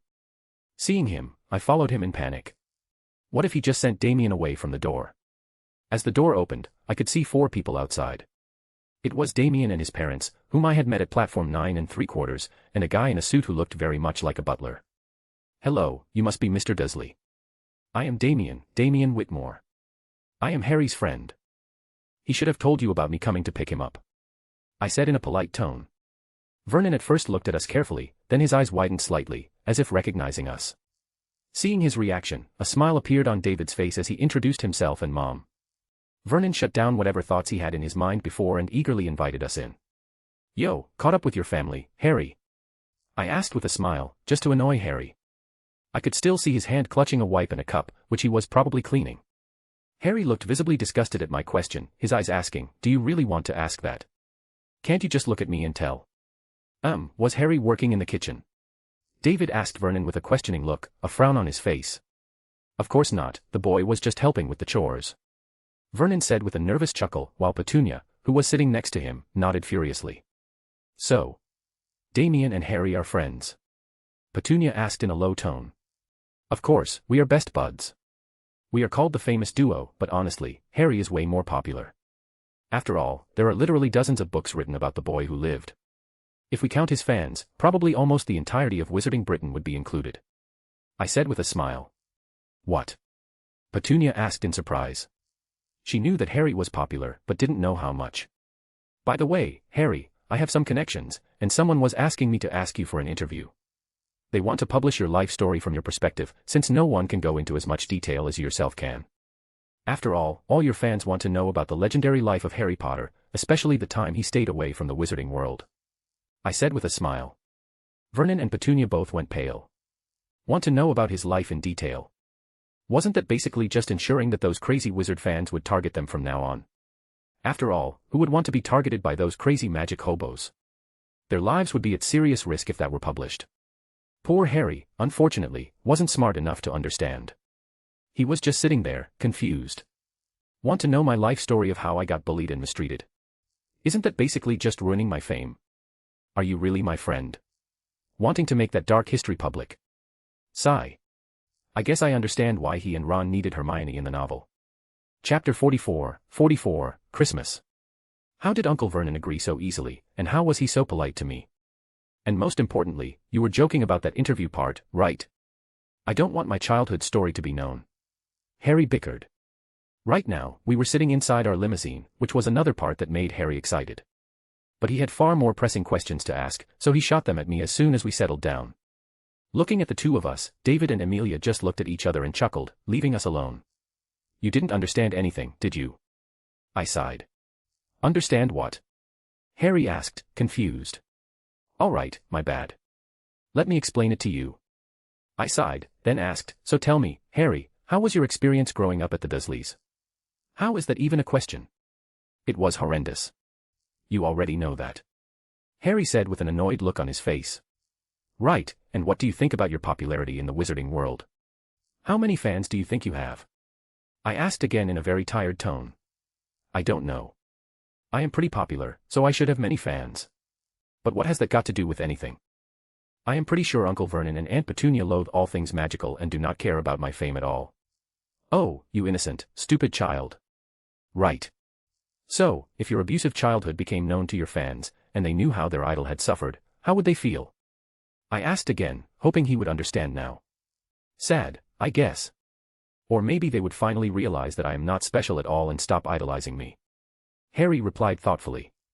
Yeah, okay. So now think of the ones who feel sad. They would also be angry for you, right? I asked, slightly annoyed by his cluelessness. Maybe. Harry replied in that same annoying, clueless tone. Yeah, so now imagine those angry wizarding folk learn about the Dursleys and how they mistreated you. What do you think they would do to them? Therefore, the interview part was just a threat to make your uncle and aunt think about the consequences of the wizarding world knowing how they treated you. That is why they suddenly turned polite, and trust me, they will remain so in the future too. I said, putting on a smile. Holy shit. Harry was speechless. Did you really plan all that? It was absolute genius, he exclaimed, drawing a chuckle from David and Amelia. Yeah, so no need to worry about them now. By the way, Hermione will come on Christmas Day, and Daphne drops by regularly, so she could be coming today too. And what cuisine is your favorite? I did not know your preference, so I just ordered different cuisines mixed together. The food at Hogwarts is very tasteless. You cannot imagine my relief when I got to have Mom's food again. She's an awesome cook, you know. She was a professional. I said excitedly, changing the topic. And Mom's food really was that interesting. I mean, one meal was enough to make you understand why David fell for her at first bite. I haven't really tried much except British food, I guess. Harry said, embarrassed. Really? Then you are in for a treat. I was half tempted to buy a house elf and have it deliver Mom's food to me every day at Hogwarts. I think Hermione would eat you alive if she found out that you purchased a house elf. Harry chuckled, causing me to grit my teeth slightly. Due to my intervention, Hermione went and started SPEW early, though I did explain the political nuances to her, much to her pouting. She still went ahead with it, and worse still, made me and Harry join it too. Daphne was excluded when Hermione found out that her family had house elves too. The two argued about it, and they reached the conclusion to never talk about it again. I mean, it's not like the house elves themselves hate working. I know it's technically brainwashing, but still, house elves need the magical energy from a wizard to survive. So technically, them becoming free could very well lead to their extinction. I complained. Of course, I would not let Hermione hear anything about it. Well, that is true, I guess. Though they should be treated a bit better, and everything would be all right. Harry shrugged. Yup. Anyways, it seems we're home. Well, the front gate, at least. We will be there in a few minutes. I said, spotting the surroundings of my neighborhood. Holy shit, dude, you are like rich, in bold and capital letters. Harry said in awe, looking at the lavish surroundings and the massive manor in the distance. Well, this manor is ancient. It has been ours for quite a few centuries. In case you forgot, I did tell you that I am a noble. I chuckled. Harry being home did hinder me from executing my plans as freely as before, considering he was practically stuck to me the entire time, but I did not mind much. He was quite literally experiencing all of this for the first time. Daphne also appeared almost every day, considering that she could just use the Flynn network to teleport in, which made her travels a lot easier. Of course, this also prompted me to secure the manor even more. Spatial security was now on the list. Annihilation Maker, Imaginary Monster Birth. Spatial Monster, Dimensional Gatekeeper. I designed it myself. It dwelled within the fabric of space, not appearing in our world, but it could guard against nearly anything spatial. Whether it was a teleportation spell or something else, it could block it. But what was even better was that, as a smart monster, it could stall first and send me a notification. Then I could decide whether to grant entry or destroy the intruder. Upgrade, in the meantime, had already asked me for several medals. Its development was progressing at a rapid pace. I guess by the time the first year ended, I would have undergone my first evolution, and Upgrade would have reached an inhumane level. Together, I would have both the brains and the brawn to grow beyond and sit among the strongest beings in the world. And once I reached the top 10 in the world, with my Annihilation Maker, I would, quite literally, become a walking pantheon. Chapter 45, Start of an Empire. First stage evolution complete, came a mechanical voice. It was Upgrade. My Christmas vacation was almost about to end now. It was a great Christmas, honestly, the best one I have had in this life, because I had my friends over, and I did not have to go to the boring parties of the elites I usually had to attend. And, although I do admit that I might not be the very best at socializing, otherwise, with my looks and wealth, I would have many more friends than I do have, but having 3 genuine friends is honestly enough. That reminds me, once our vacation is over and we return to our classes, it won't be long before the events of the Philosopher's Stone take place. The plot of this movie was rather redundant. If Harry had never gone to the chamber where the Philosopher's Stone was stored, Voldemort and Quirrell would have never been able to take it out of the Mirror of Erised in the first place.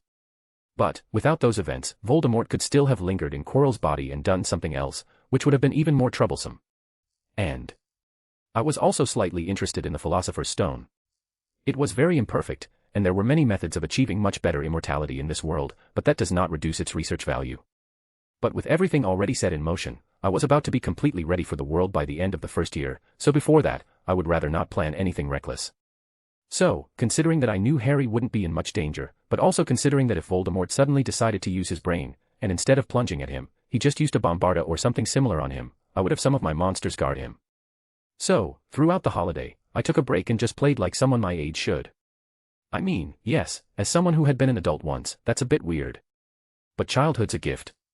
If you get the chance to enjoy it again, you enjoy it, not act like a stuck-up person who finds everything annoying. If childhood was really annoying, then you wouldn't yearn for it once you grew older. After all, you are quite literally living in your nostalgia. And considering my wealth and everything else, I would say this is quite a bit better than my last one. Of course, that did not mean that I had been completely idle. I did one thing. Remember when I visited Ollivander's shop to get my wand, and I collected all the genetic samples from there? So, I figured out how to make it work. And my plan almost became successful, if not for one issue. Annihilation Maker, Imaginary Monster Birth, Womb Monster, Gaia's Womb. It was a monster I had designed. Its function was simple, it acted as a womb, made by mimicking Gaia's ability from the myth. You just needed to provide a genetic sample, and it could produce a progeny. But there was a problem, although this monster could give birth, it had only one set of genetic data. Meaning, the progeny produced would basically be clones of the parent. Of course, I could use certain methods to enhance it, but it would still, in essence, remain a clone. And just birthing them was very costly, in terms of energy, and if I wanted to go beyond, I would quite literally have to expand my energy-collecting monsters significantly. So, instead of the low-efficiency monsters which can basically do photosynthesis, I created a new set of monsters. Annihilation Maker, Imaginary Monster Birth, Waste Energy Collector. Annihilation Maker, Imaginary Monster Birth, Magical Energy Converter. These two monsters were to work in tandem to solve my current problems. Their function was to target human power plants. Currently, in England, the most common source of energy was coal power plants, which, ironically, waste about 60 to 70% of their energy while producing electricity. These monsters were to go, collect that waste energy, and convert it into magical energy to supply my monsters. For the constantly running monsters, which were regularly active at all times, I always used sustainable energy methods instead of supplying my own energy, and this method could power a lot more monsters. Enough to create something which I longed for. A phoenix. I had long desired a better phoenix than Dumbledore's, just to show off. So, I placed Fawkes genetic material in the womb monster. And I created a monster to enhance it. Annihilation Maker, Imaginary Monster Birth, Genetic Enhancer Monster. Its function was to select and give the best available traits in the genes to the progeny, a very energy-consuming and difficult process, which, sadly, could only be performed right after fertilization, as the progeny starts forming. Maybe I would use it in the future when I have children, for them to have the best possible genetics, of course. And another monster. Annihilation Maker, Imaginary Monster Birth, Pseudo-Hogyoku. It also functioned on yet-to-be-born creatures and rapidly absorbed energy to perform consecutive small-scale evolutions towards ideal conditions. With these in play, the phoenix should hatch in maybe, well, a few months. And then, everything leads us to our current situation, where I am looking at Upgrade, which has completed its first evolution. And let me tell you, I could see the hardware of the supercomputer it was inhabiting, and it was already better than anything humanity would create for more than 3 decades. Good, again, continue your evolution. Your end goal is to become something akin to an AI chip that can calculate anything and help me. Your current capabilities are nowhere near enough. Take your time, you have months. I only want it done by the end of my summer break. I ordered with unconcealed excitement. Once it is done, I can start acting. No more hidden super strong kid. The world must learn of my greatness, acknowledge it, maybe worship it. In the future, when I want women like Seraphal and Gabriel in my harem, they should not even hope to look down on my identity. I want to look down at the gods and say, "Get good, scrub." Sorry for being a bit late. This is to inform you that the upload timing will be changed from now onwards, from midnight web novel time to 2:30. At midnight, it's only 9:30 p.m. where I live, and I have classes every day from 9 to 5. I know, it's hell, but completing a chapter within the 4.5 hours after my classes end is very difficult. If I do that, I would have to give up all the time I usually spend goofing around with my friends. Therefore, the upload time has to be pushed back a bit so that I can write peacefully after dinner and continue uploading chapters daily. Thank you all for your support, and please don't forget to leave reviews and power stones. Chapter 46, Dark Ron. Do you really have to read them all right now? Daphne asked Hermione in an annoyed tone. It all started a few days ago, when Hermione, in a casual conversation, asked if purebloods had some special magic. To which Daphne answered by saying that they did have their own library, though she did not know of any special magic, except for the potions expertise of the Greengrass family. And I don't know how it happened, but Hermione managed to convince Daphne to bring a few books from her family's library. So, as we sat inside a compartment, moving toward Hogwarts once again, Harry, Daphne, and I could only look helplessly at Hermione, who seemed to completely ignore our existence and was completely engrossed in the book. "Yeah, we can talk after we get to Hogwarts," Hermione dismissed, clearly not even minding Daphne's words. Suddenly, the door of the compartment opened, and the one outside was a red-haired kid, who seemed to have a permanent scowl on his face. Ron seems to be adapting well to Slytherin. At least he has the signature scowl on his face. Meanwhile, Ron just eyed the 4 of us one by one. His internal thoughts were painfully clear to me. It had to be. Harry Potter, not worth it. Daphne Greengrass, can't bully her. Damian Whitmore, too strong and spotless. Finally, his eyes landed on Hermione, and a smug smile formed on his face.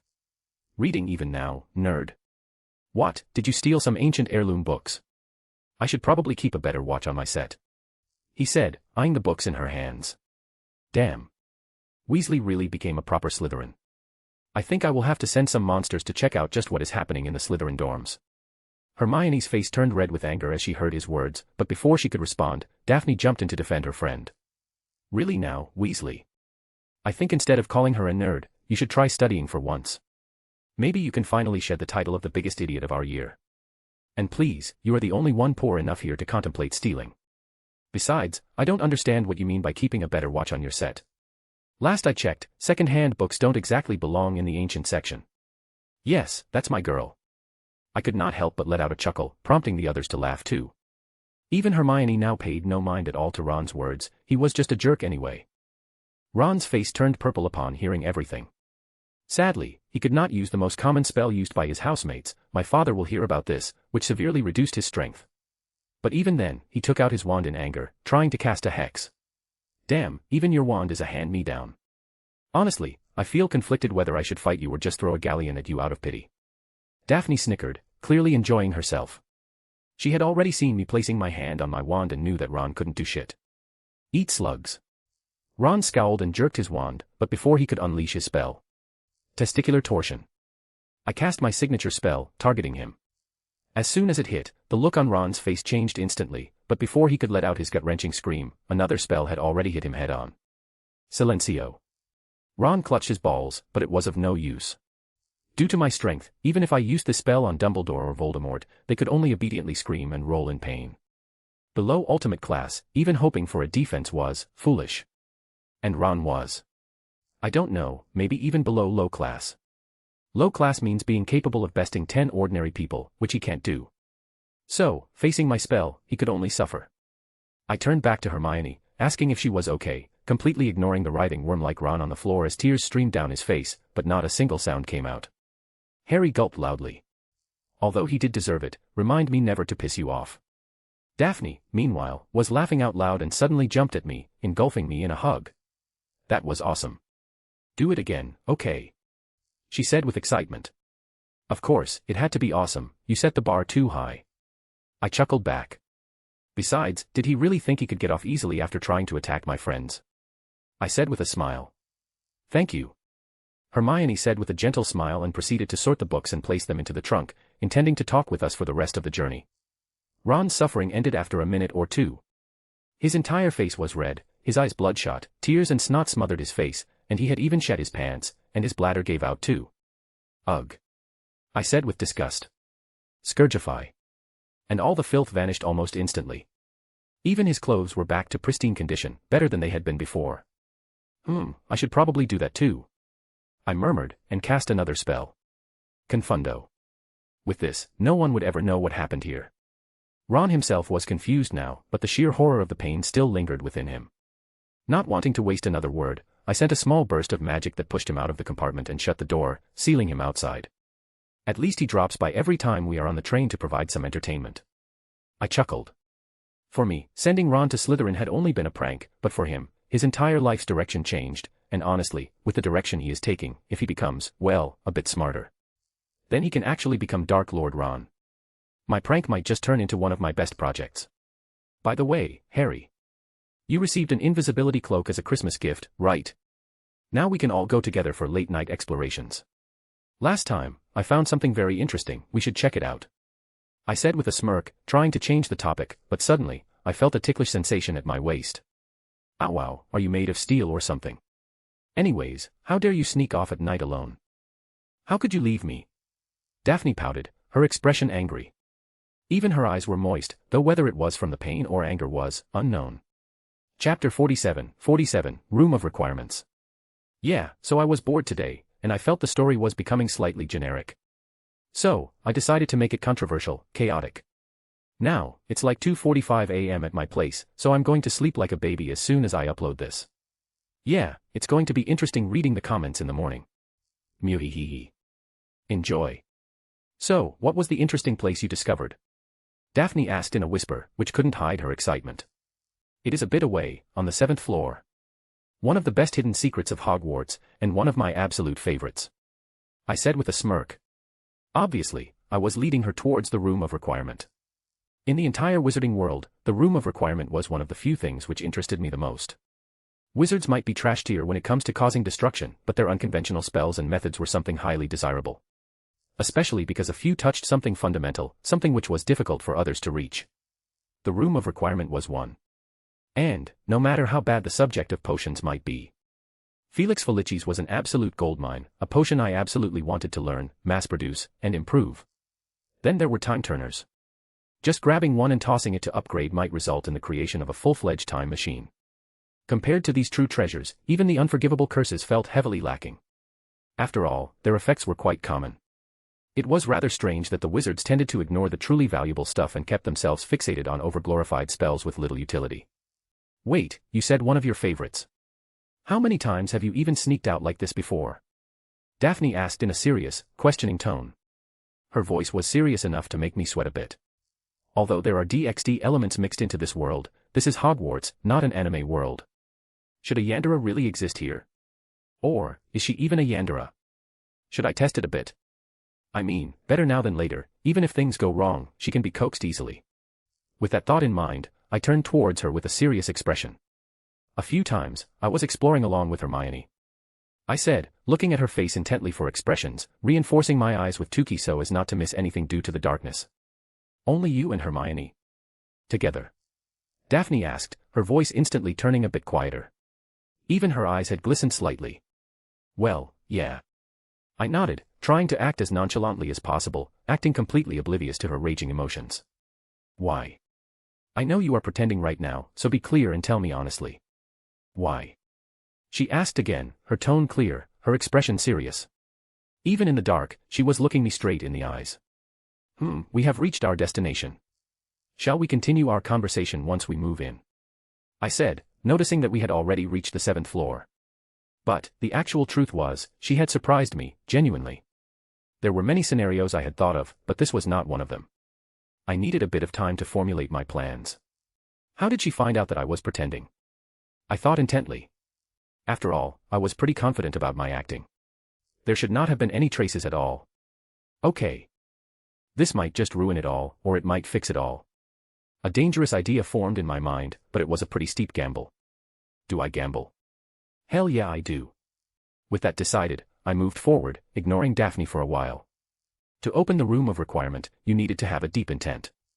I need a comfortable place to have a conversation where no one else can hear us. I walked across the corridor with the thought, and nothing happened. Okay, again. I need a comfortable place to have a conversation where no one else can hear us. And 3 tries later, a massive door appeared on the previously empty wall. I let out a small smile upon seeing it. Follow me. I turned back and said to Daphne, but strangely, even after seeing the door appear, there was not a trace of surprise on her face. She was showing no emotions at all, which was making things more complicated. Entering the room of requirement, I found that it had turned into a place perfect for having a conversation. Comfortable sofas were placed adjacent to each other, and the ambience and everything else were set perfectly. It's amazing, isn't it? I asked Daphne. You think I am in the mood for that? Answer what I asked. She said in an angry tone. I just smiled and seated myself on one of the sofas, signaling her to sit opposite me. So yes, you wanted answers. Come on. Ask away. I said, my face one of amusement. So you want to play it like that? Sure. Then first, why were you sneaking out with Hermione, just the 2 of you? Daphne asked, resting her face on her fist, supported by the armrest. Why was I with Hermione? Well, considering that she would be a future member of my harem, it is necessary to give her time, isn't it? I replied, setting my gamble. Your harem. I see. So you want to start a harem? Daphne asked. Even with all my focus, her expression hadn't changed at all. Yes. I do intend to have a harem. Preferably a large one. It should also be diverse, like having a few goddesses, devils, angels, and the like would be good. I said thoughtfully. You have quite the dream, I see.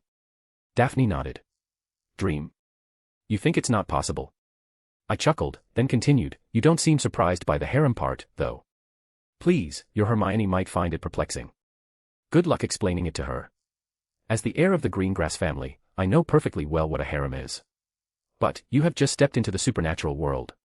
Do you think you can do whatever you desire without any background? Daphne asked, her tone slightly amused. Last I checked, strength is what matters in the supernatural world, not background. So yes. I can pretty much do whatever I want. I nodded. You think you are strong? Daphne asked again. Very. Even Dumbledore would not be that confident. You severely underestimate the depths of the world. Daphne said with a frown. Finally, her composure was breaking. I inched closer, bringing my face closer to hers, our noses nearly touching. Thankfully, I am not as weak as Dumbledore then. I said with a smirk. Then, seeing her frown and fluster, I continued. I could explain it all to you in a very detailed manner. But, is this really what you wanted to ask about? Chapter 48, Conclusion. Hearing my words, Daphne quieted down for a while, her expression suggesting that she was thinking about it deeply. Then, after a while, she nodded. You are right. What I wanted to ask was not that. Although I am very curious where that mysterious confidence of yours comes from, that is not the thing I want to know about first. Though, now that I think about it, it does make some sense. You always had that mysterious confidence in you. I have never seen fear in you. And when you fought that troll, you killed it instantly.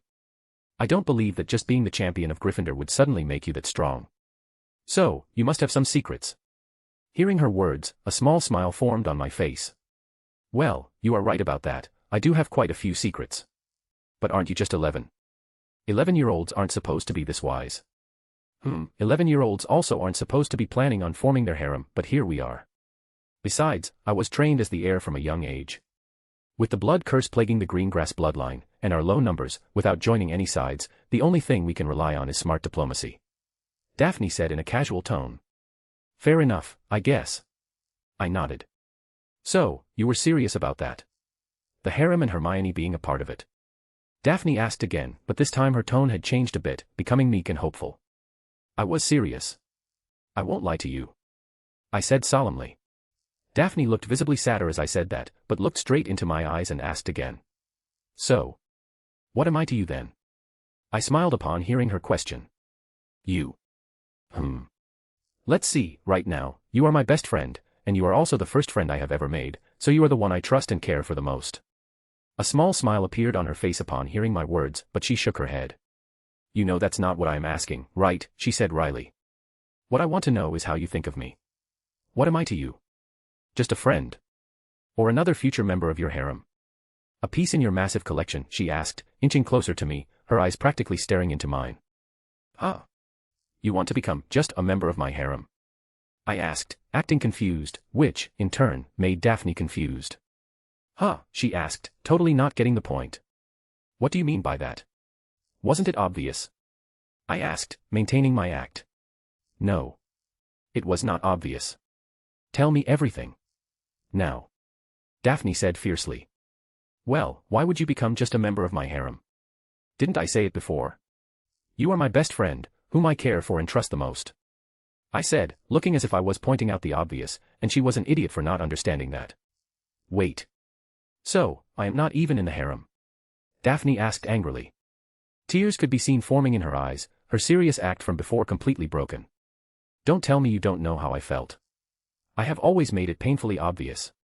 And you are not an idiot. So tell me, when you said this, you already knew how I felt, and you were rejecting me, right? Daphne asked. Her eyes had turned red, tears streaming down her face, her voice a bit broken. I sighed loudly, then grabbed her hand, pulling her close to me. Then I cupped her face on both sides with my hands. You idiot sandwich, what are you talking about? I said angrily, lifting her face so that we could see eye to eye. What you said. Daphne stopped making sense altogether. Okay, so let me explain. I meant, you will not be just a member of my harem. You will be mine, no doubt about that. You are trapped with me now. I grinned evilly, then continued without waiting for her response, don't blame me, you walked into this yourself the day you decided to name Star Annihilator. I had already decided at that very moment that you would be mine. I said sincerely. So even if you were to suddenly say, oh no. I already have an arranged marriage decided hundreds of generations ago, I am still eloping with you. Because, you know too much. Now your only options are either to become mine or to become mine. I grinned. Her mood instantly turned happy. She tried to smile, but my hands were still cupping her face, so her face just looked funny. I let go of her face, laughing hard. She pouted slightly upon seeing me laugh. So, I am yours. Doesn't that still mean that I will just be a member of your harem? She asked with a frown, though she was unable to completely hide her happiness. Ha! You dumb girl. Someone needs to manage the harem, right? You think I will do all the work myself? Like I said before, you are the one I trust and care for the most. So the top spot was always yours. You just overthought and made everything complicated. I shrugged. You. She said with a furious blush on her happy face. Was that a proposal? It has to be the lamest one I have ever seen, heard, or read. Definitely not getting written into stories. Don't try it again with anyone, your chances of being murdered are pretty high. And that would be a lame-ass death. Daphne said with a smirk. If you were a few years older, I would most definitely have shut your mouth with a kiss. But that mouth is one of the reasons I love you. Strange, isn't it? I chuckled. Wait, so you really like mature women? I thought Aunt Amelia was joking. Daphne asked with a look of horror on her face. She told you what? Now it was my turn to panic. What all shit was Mom spreading about me? That you are into mature women? Daphne asked with a smirk, tilting her head. I sighed upon hearing her. Okay, scratch that. So, now that it has come to this, what are we now? Boyfriend and girlfriend? I asked curiously. Of course not, silly. We don't do that here. Daphne said with a very bright smile on her face, every previous trace of tears or seriousness magically vanishing from her face. You are my fiancé now. Obviously.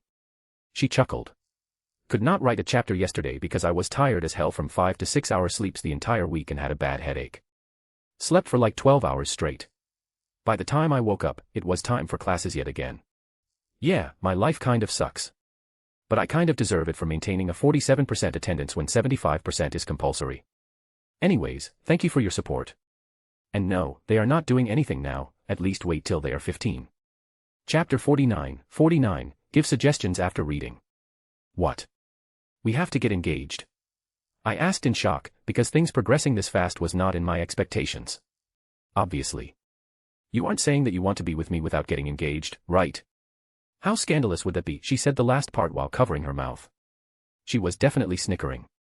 But scandalous is more fun, right? Way cooler than a boring engagement. I said cheekily, trying to change her mind. Daphne's eyes narrowed at my words. You said you wanted me to be the one to manage your harem as your main wife, right? She asked in a completely serious tone. I did. But that did not mean that we have to get engaged right now, does it? I asked, trying to dodge. You know what? I would agree to it, and I would even help you with your conquests, if you do one thing right now. Daphne said with a smile, but that smile was very eerie. There was definitely something evil cooking up in that little brain of hers. And, what might it be? I asked cautiously. I will tell you after you agree. Don't tell me you are scared, after all that boasting. Daphne smirked, trying to rile me up. It was stupid, but it was working. I mean, what even was there to fear? Sure. I agree. I shrugged, trying to act as cool as possible. If you were to contact your home, uncle and aunt, how long would it take? Does your phone even work here at Hogwarts? Or would you have to send an owl? Daphne asked, completely serious. Well, I can contact them instantly if need be. Phones don't work, but I do have my ways. But why? I asked, trying to guess what she wanted. Contact them. Now.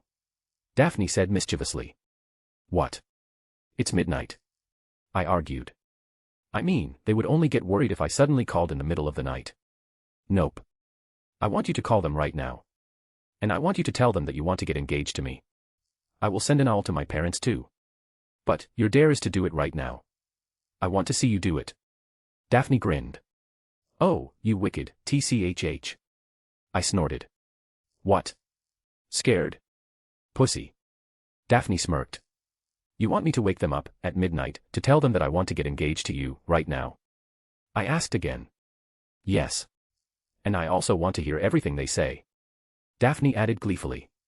I just stood there in silence for a moment, looking at the chaos gremlin. But I had to agree. This plan was fucking genius.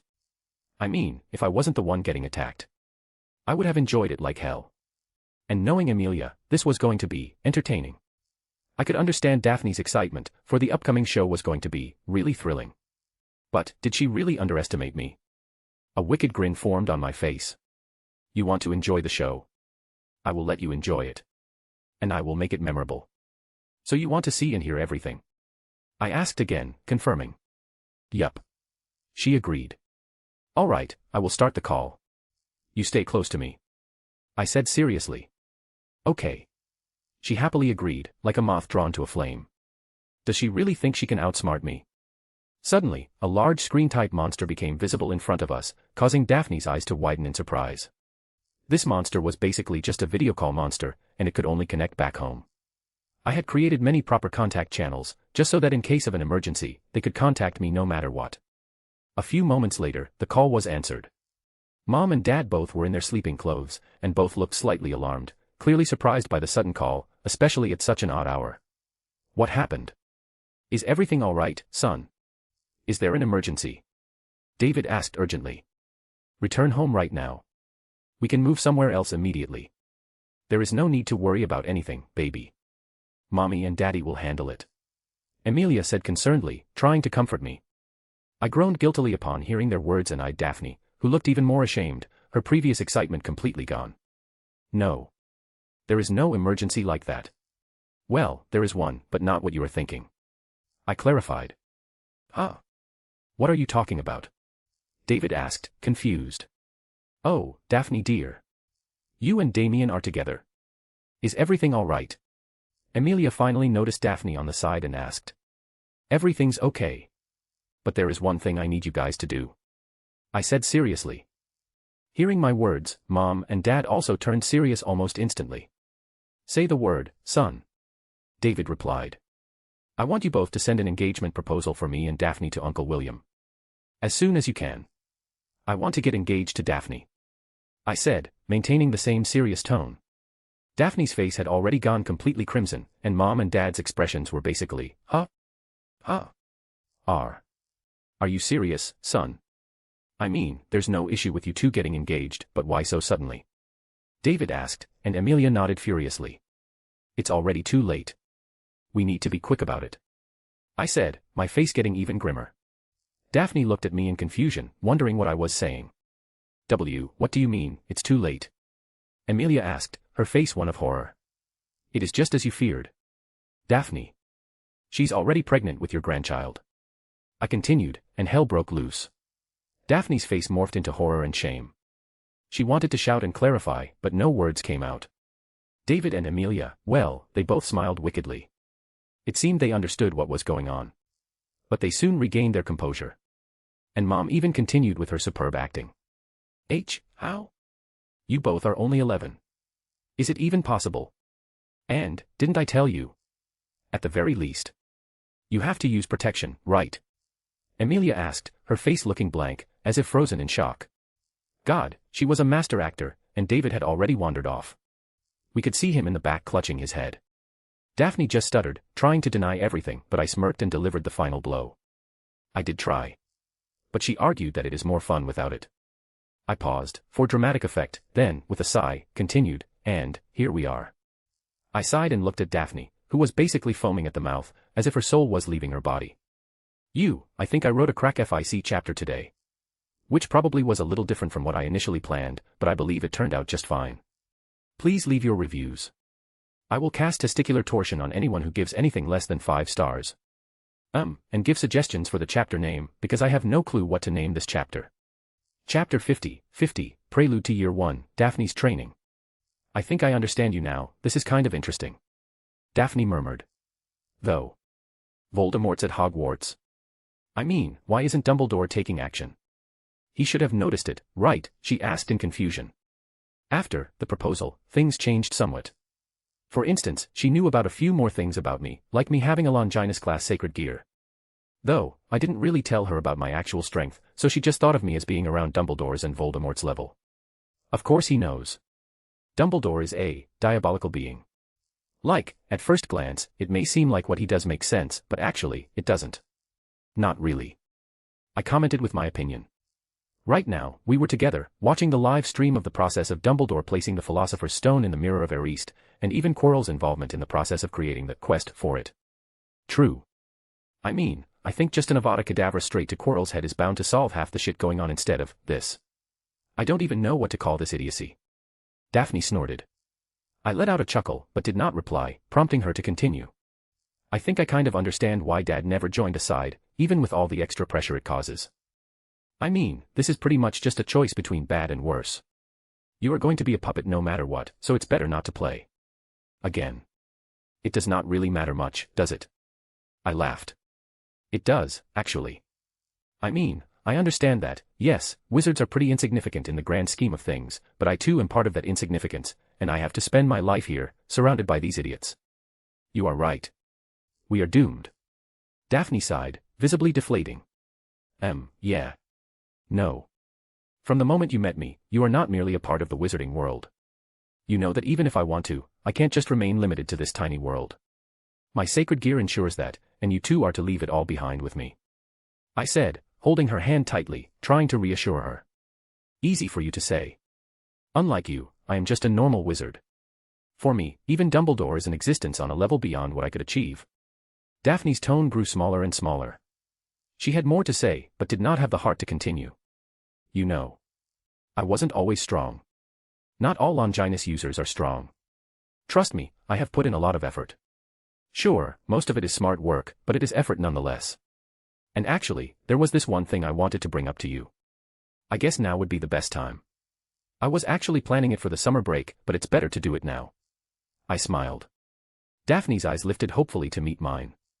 She did not say a word, but the look in her eyes was enough for me to understand quite a lot of her emotions. From now on, you are going to receive special training, and you are going to become stronger. You need to get stronger, alright? I am planning on having even goddesses in my harem. Good luck keeping them in line with your current strength. So, you need to be at least Satan level. I said in a very serious tone.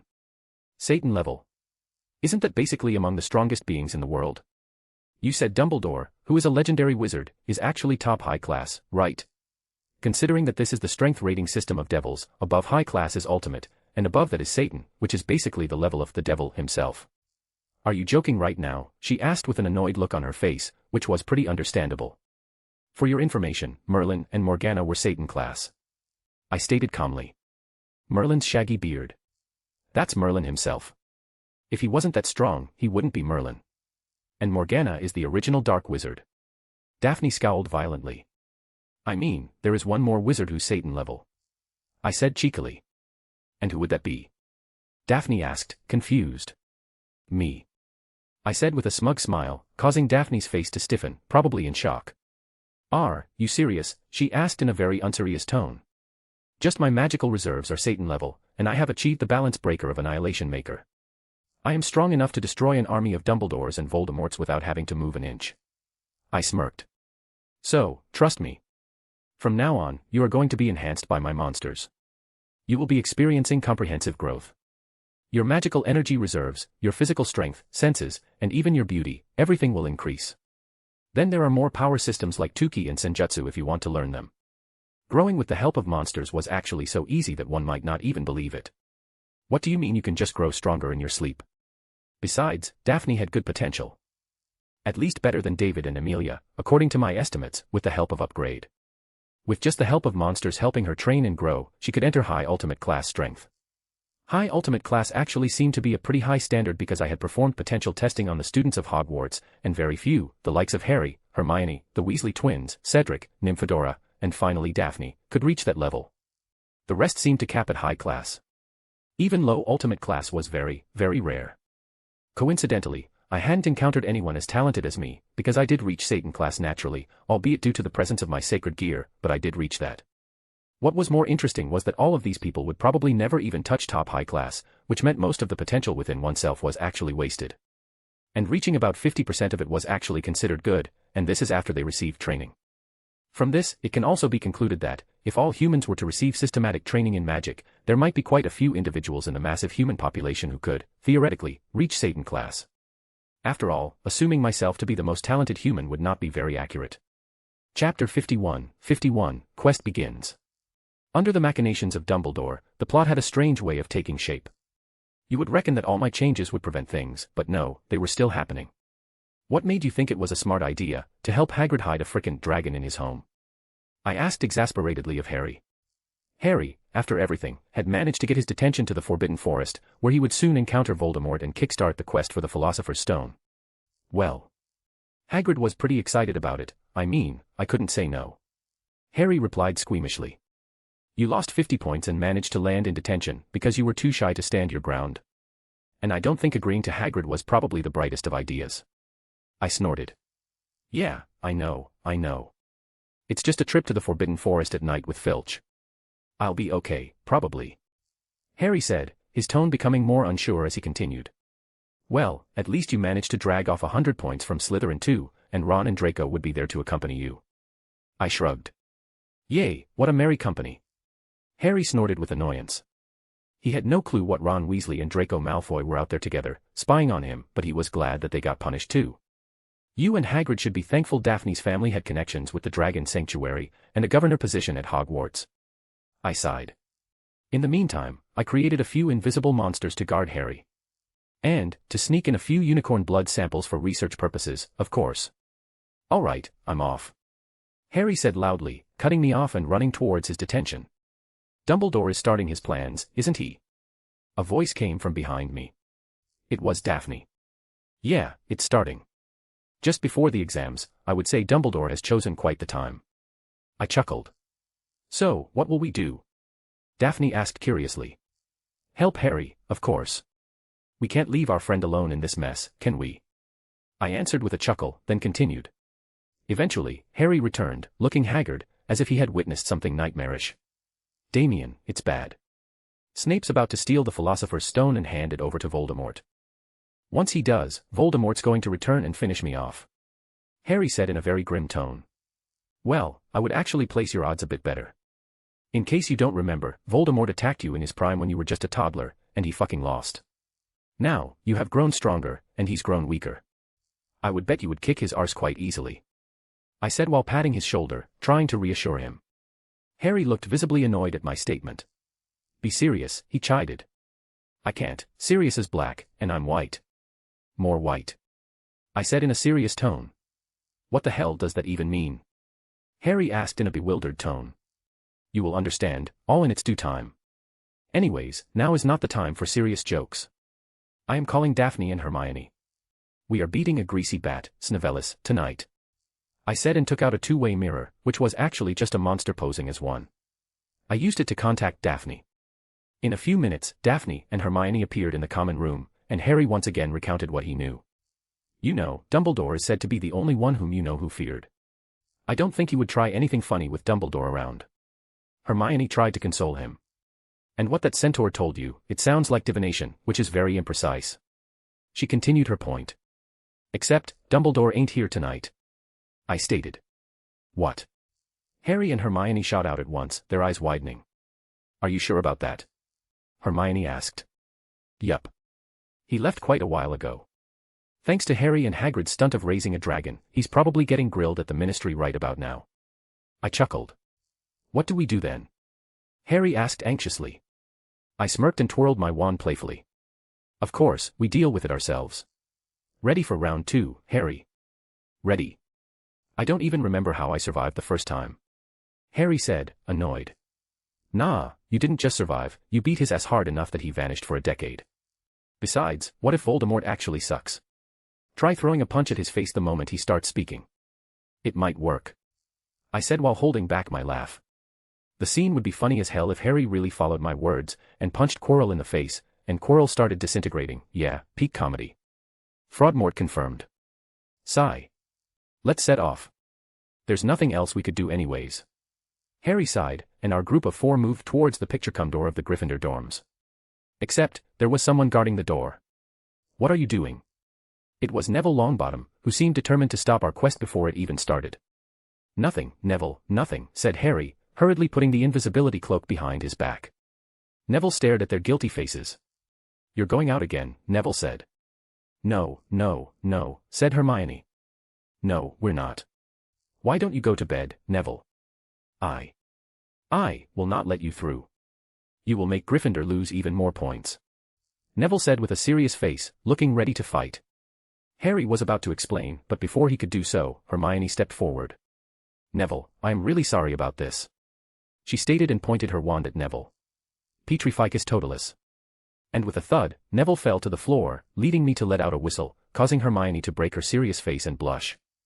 I understand why you wanted her in the harem now. Daphne whispered into my ear, softly enough that only I could hear, which made me chuckle. Let's go. Hermione shouted, trying to avert the topic. Petrificus totalis.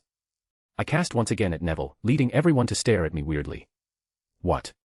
2-factor authentication. I argued, making Hermione sigh and Daphne chuckle. Meanwhile, Harry was far too focused on the Philosopher's Stone to care about anything else. Chapter 52, Clearing Levels Like a Pro. Are you guys ready? I turned around and asked my followers, who nodded fervently as if pecking, showcasing their nervousness.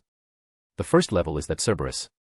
Hermione muttered, we need to play a soft music and he would sleep quietly, no need to engage with him, she ordered. Pretty sure he would not dare to fight even if we all went up and danced on his head after what happened last time.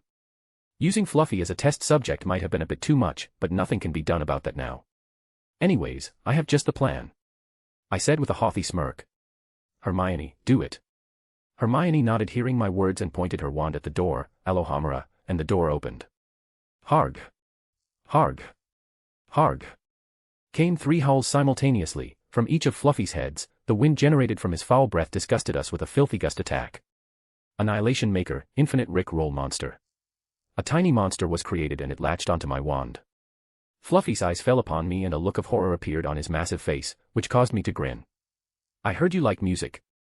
Why don't you try this?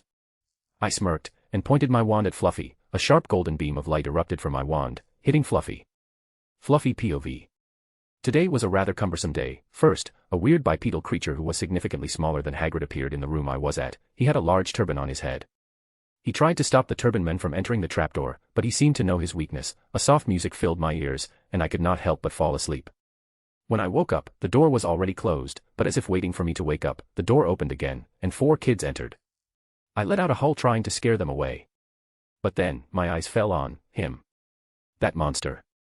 He seemed to understand my thoughts, and a wicked smile appeared on his face, and once again, he raised his wand at me. All the hairs of my body seemed to straighten up in alarm. It was coming, that dreaded spell, the unforgivable one. A golden light erupted, but the expected pain did not appear. Instead, I seemed to be transported to a dark world. In front of me stood a weirdly dressed man, a beam of light illuminating him. He had something weird in front of his mouth. Suddenly, a strange sound filled the surroundings, and music started playing. Never gonna give you up. Never gonna let you down. Never gonna run around and desert you. Never gonna make you cry. Never gonna say goodbye. Never gonna tell a lie and hurt you. The music continued, again and again and again. It was never ending. Oh, the horror, the torture. The monster. He had done it again. I hate music now. I just hope I never get to see him again. Fluffy POV ends.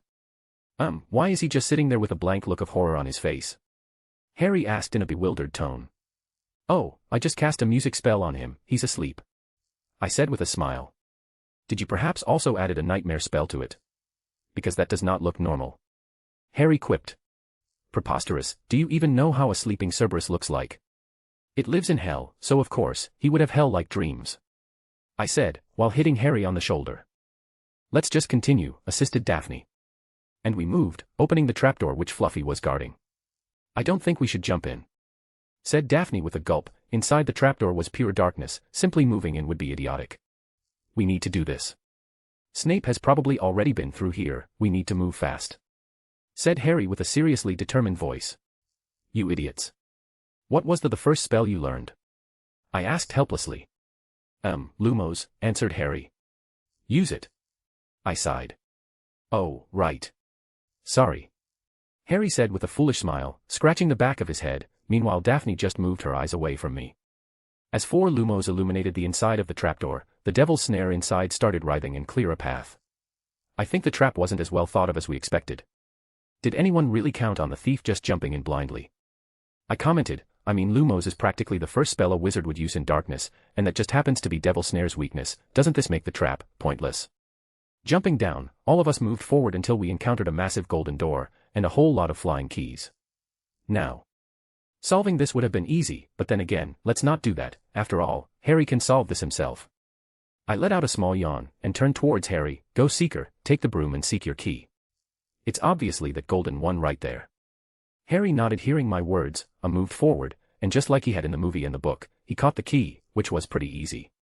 Opening the door, we moved forward to reach something akin to a battleground. It was a large human-sized chessboard. And the Black King and his army stood in front of us to stop us from entering. We need to beat the Black King to enter, Daphne commented. A scowl appeared on my face as I repeated in a mocking tone, we need to beat the Black King to enter. Then with a chuckle, caused by Daphne's angry face, I stated, watch and learn. Bombarda Maxima. I incanted, while pointing my wand at the Black King and his army. A huge explosion broke out, sending debris flying. Port Ego. I incanted again, materializing a shield to prevent anyone from getting injured. Let's go, I said with a smirk as everyone watched with a dumbfounded expression at the cleared terrain in front of them. The Black King, his army, and even half the chessboard, had disappeared from existence. Moving on, we reached the final segment of the quest. The one set up by Snape, coincidentally, also the one I could not solve. I mean sure, I could brute force my way through, but not solve. Hermione, it's up to you, I said calmly, then turning to Harry, Harry, only one person can pass through here, so, it has to be you. Remember, once you meet Voldemort, do not fight like a wizard. Voldemort might be the stronger wizard, but you are stronger than him. The moment he speaks, punch him. Use your fists, not your wand. Do you understand? I said in a very serious tone, causing Harry to gulp. Then, with a stroke of determination, he steeled himself, and nodded. His fists clenched, ready for action. Chapter 53, Harry's Fight. This should be the potions. Hermione said, holding 2 vials of potions. Then, turning towards us, she explained. This one should be the potion which will allow us to move through fire, she said, pointing to a small vial, and this one should allow us to return back. She stated, lifting the larger vial. Just as I expected, there's only one of each. Which means only one of us can go. I stated. Meanwhile, Daphne eyed me a bit weirdly. After all, she knew that mere flames were nothing to me. I could have easily passed if I wanted to. But, this had to be done by Harry. I was not at Hogwarts to just rob all of Harry's feats. If anything, I would much rather help him become better and deal with Voldemort himself. Because in the end, he was the only male friend I had, and bros got to back each other up. I will do it. Harry said with determination. This is my fight. Voldemort wants to deal with me. I will not put you guys in danger because of me. And Harry, being Harry, volunteered. My face morphed into a smile hearing his words. The determination to sacrifice himself, especially at such a young age, was genuinely impressive. That's it, I am cursing Dumbledore with bad luck monsters, make his life hell for a while. I decided, nodding at Harry. You don't have to worry, buddy. Just remember what I said, do not play on his terms. He will try to attack you with spells, you just cast fists. Okay. I said in a very serious and authoritative tone, making Harry nod unconsciously. Then, with a nod, Harry gulped the potion, drinking it at once, and moved towards the path where the Philosopher's Stone lay. Annihilation Maker, Invisible Guardian Monster. I instantly created a monster to guard Harry, because no matter what, the upcoming fight could become dangerous. Now all we had to do was wait. Wait until Harry finished the job. Harry POV. The quest to stop Snape had gone smoothly, much easier than he had expected. Damien really was great at removing obstacles. From the start, I had only cleared one trap myself, when I was supposed to do all of it myself. I guess, this is what having friends is like. To be honest. I was afraid, after all, Voldemort even killed my parents, even though I did technically defeat him, it must have just been a stroke of luck. After all. I am Harry, just Harry. I was not as intelligent as Hermione, nor did I have the strength of Damien, neither did I have the knowledge and connections of Daphne. I never even knew of the wizarding world a year ago.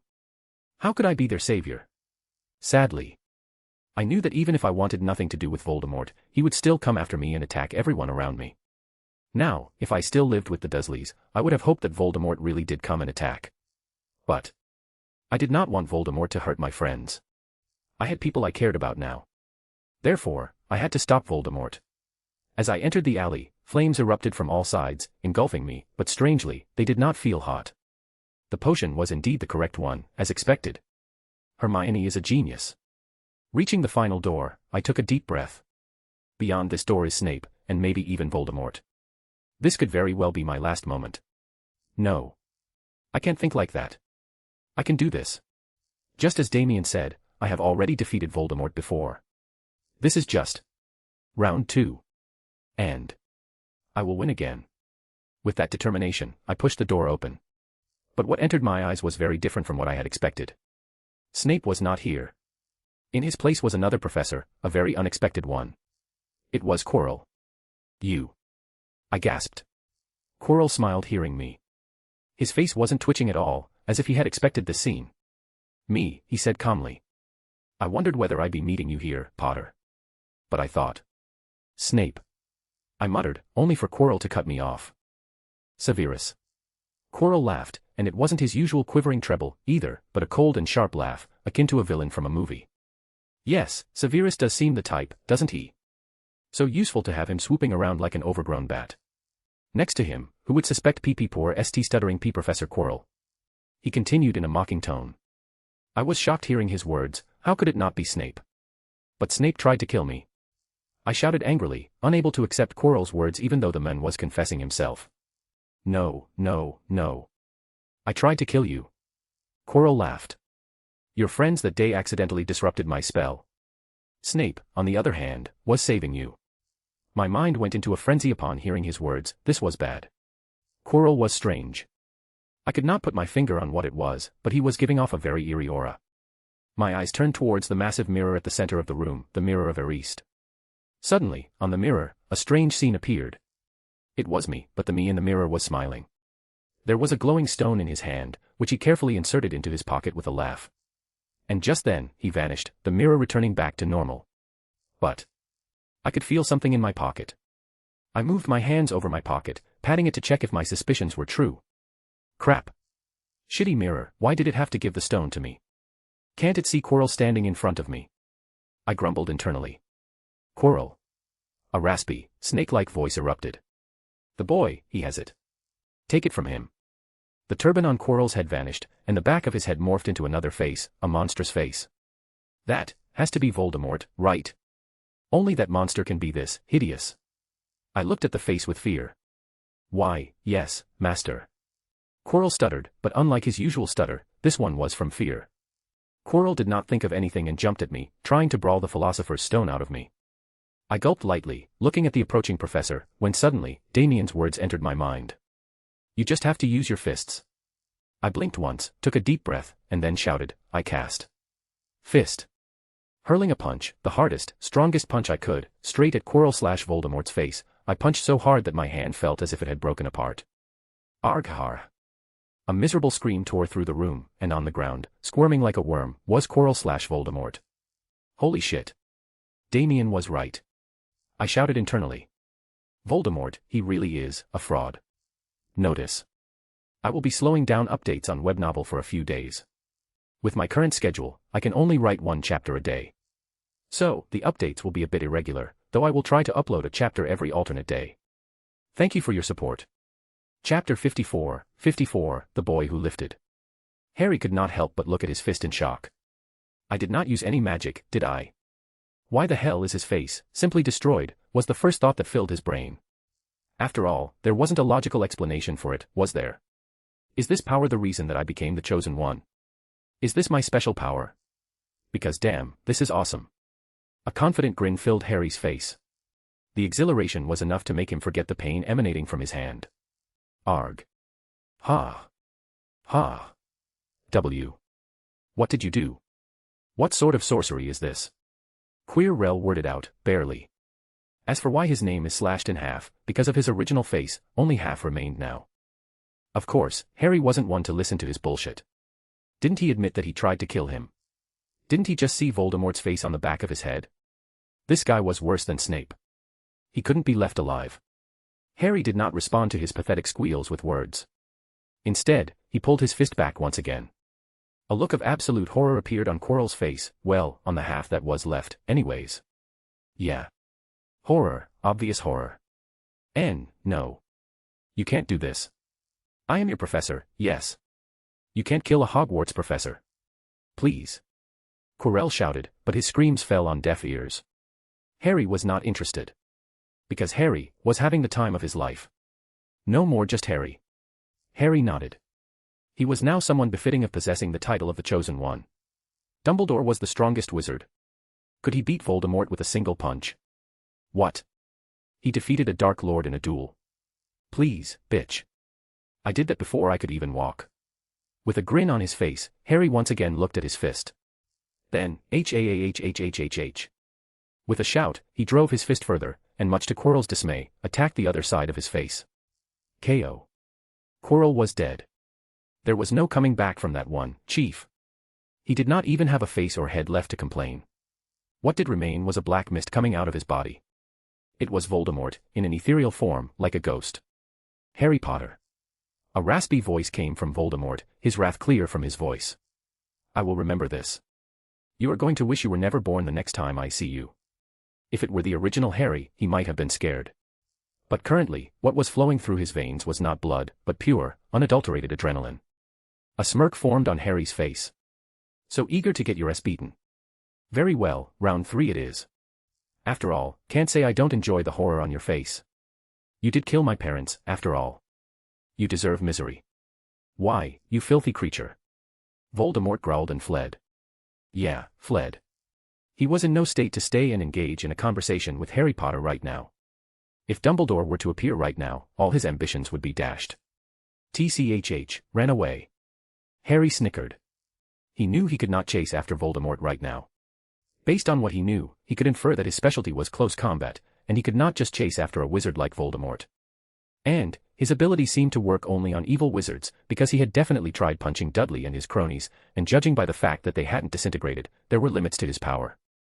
Harry let out a sigh, then turned his attention towards his pocket. With a swift motion, he took out the Philosopher's Stone, which was nestled inside. The Philosopher's Stone was actually pretty different from what he imagined it to be. Sure, it glowed and did look ethereal, but the texture was very much like a normal rock. But before he could examine it further, the door of the chamber flung open. It was Damien, Hermione, and Daphne.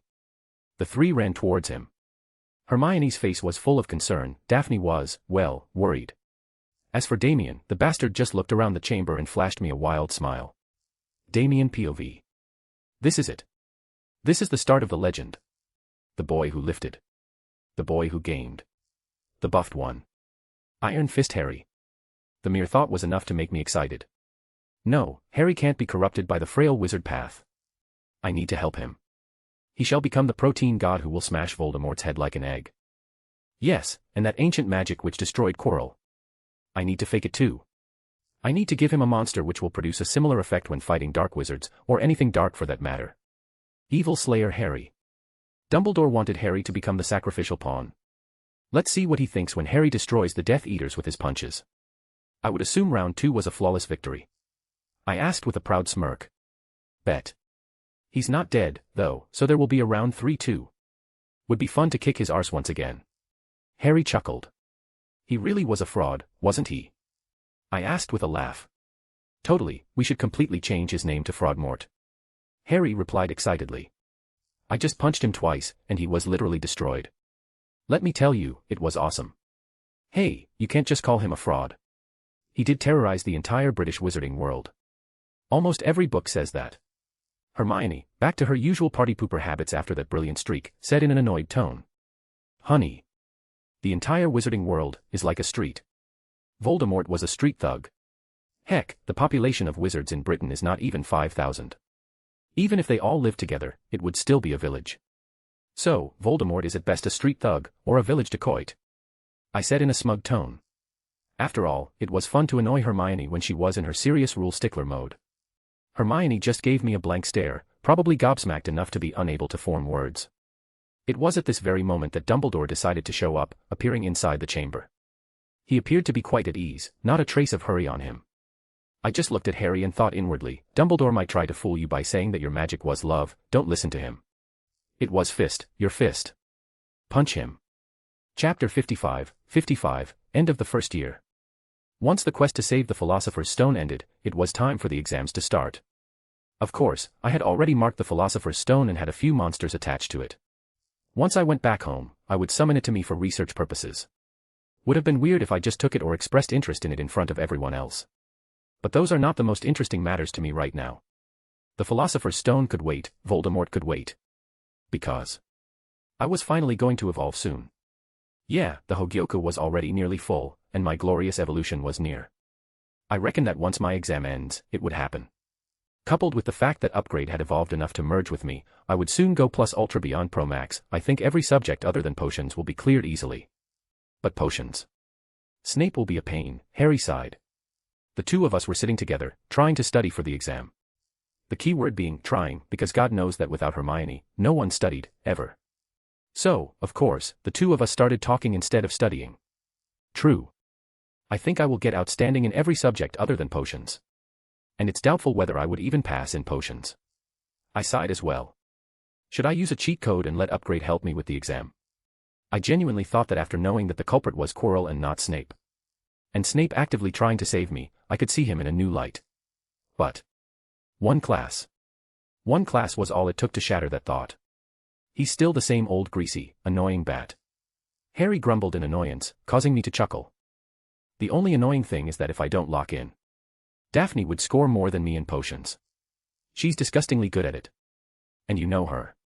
She is going to tease the hell out of me for it. I said in a depressed tone. TCHH, don't rope me into your lover's quarrel. Harry snorted in an annoyed tone. Hey, don't be like that. I saw you looking at that Ravenclaw girl. Cho-Chang, right. How about I introduce you too? I have quite a few friends in Ravenclaw. I said with a smirk. Harry instantly turned into a blushing mess and stared into the book in front of him intently, as if trying to ignore my existence. I started laughing while looking at him. It seems teasing Harry is fun too. I am telling you, you need to act fast, or else one day, far into the future, you might finally muster up the courage to propose to her, and all she would say is, "Sorry, I already have a boyfriend. You know what? I can literally see it happening. I nodded seriously. After all, that shit really did happen. Cedric Diggory dug before Harry could and stole his crush. Heck, even his original wife, Ginny. He was like her third boyfriend, when she had a crush on him the entire time. Therefore, as his best friend, it is my utmost duty to help him grow some balls and turn him from a sissy, shy virgin to an alpha male worthy of the title of the chosen one. Harry shut his book instantly and let out a deep sigh.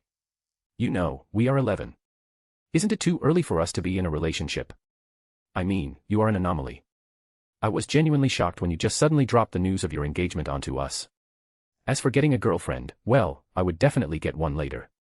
Harry said in a distraught tone, bringing back memories. Yes, I had already told Harry and Hermione about mine and Daphne's engagement, and it was quite the interesting event too. A few days ago. It was a fine morning. Hogwarts was filled with its usual chatter. Slytherins were planning on how to rule the world, Gryffindors were planning on how to beat the Slytherins, Ravenclaws were, I don't know, doing nerd stuff. And yeah. Hufflepuff, they were there too. Anyways, it was breakfast time. We were sitting in the Great Hall, having a sumptuous meal, the four of us, Harry, Hermione, Daphne, and me. In the middle of the meal, I suddenly remembered that I had forgotten to inform Harry and Hermione of my engagement. Hey guys, Daphne and I have something to share, I said with a smile, drawing the attention of the three. What? Asked Hermione curiously. Harry nodded too, while Daphne's face turned crimson and she looked down, not meeting anyone's eyes, her usual bravado all gone. So, Daphne and I got engaged. She's my fiancée now, I said in a very nonchalant tone while taking a bite of the shepherd's pie in front of me, as if I was stating random news.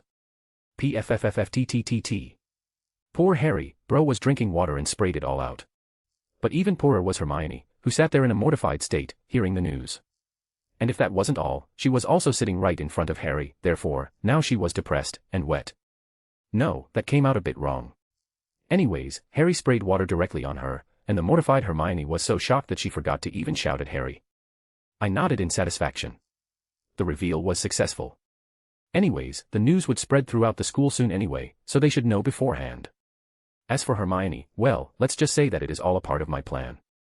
After all, it would be much harder to make her accept the harem plan than Daphne. But now that I had Daphne's support, well, the guilty side chick operation could be initiated. I just had to make Hermione the side chick who believed that she was betraying her friend, Daphne. Then, one day, Daphne would find out about us, accidentally, of course. And then, after a lot of thought, she would reluctantly agree that the two of them could share me. Hee hee hee hee. I really am a genius. Maybe I should start writing books too, after all, that is the original source of money for transmigrators. Yeah, I am doing a time skip, the first year ends, and so does the only Harry Potterverse story, now, more and more DxD elements would be involved. And the plot of Harry Potter would also start changing. Chapter 56, A New Beginning. The world of high school DxD, at first sight, is very interesting, making one wish that they were born here. Beautiful women, superpowers, boobs. It had many things that attracted men, and I would be lying if I said that a part of me wasn't excited when I first got to this world. But, behind all the glamour, there is a chilling darkness. The supernatural world is exciting, sure, but not for humans. And I am a human. So, the truth is, I could never shake off that feeling of fear, constantly having to hide myself. I tried my best, but the truth is, it gets frustrating, painfully frustrating. Maybe part of the reason I created my Champion of Gryffindor persona was to have an outlet, because I really did not want to hide myself completely. But even when I did that, I did it in moderation, to ensure that my fame remained limited to Wizarding Britain. But, that is not what I desire. I mean, if I have to remain hidden even after all my strength, then, it would be rather pointless, wouldn't it? But now, I won't have to live in fear anymore. Now, I won't have to act cautiously all the time. Because the time is here. Oh, glorious evolution. The first year exams ended, which were honestly very easy, especially potions, considering that I employed Upgrade for the answers. Daphne's smug smile was motivation enough. I reckon her face would look rather interesting the day the results arrive. Therefore, done with the first year, we all returned home. I wanted Harry to come along with me, but the boy said that he would be back after a day or two at the Dursleys, something about wanting to talk with his aunt about something Dumbledore said. Well, not that I can complain much. I also wanted privacy for a day or two to integrate Upgrade and complete the first evolution. Are all preparations for integration with me complete? I asked the tiny, chip-like monster in front of me. It was Upgrade. Half a year was enough for it to transform into a microchip-like state. Now, it could fuse with me and guide me at all times. Yes. 33 billion calculations done. Probability of success at 99.989%. Recommended to fuse without worry. Came the reply, in the very same mechanical voice of Upgrade. Hearing its words brought a strange smile of excitement to my face. After all, Upgrade really was a hell of a lot similar to a system. Especially once I got my hands on human calculation-based magic, which I plan to do in this vacation. I carefully picked up Upgrade, its minuscule body the size of a mosquito, and brought it to the side of my neck, gently pushing it in. Upgrade phased through inside and vanished. Integration complete. Matching all body parameters for optimum function. A voice came, but this time, it appeared inside my head telepathically. Now, I had access to an AI at all times. But that wasn't enough. I intended to make it go even further. After all, I have to reach beyond the top of the world. My enemies are not Voldemort or Rhizavim. It's those EXE beings.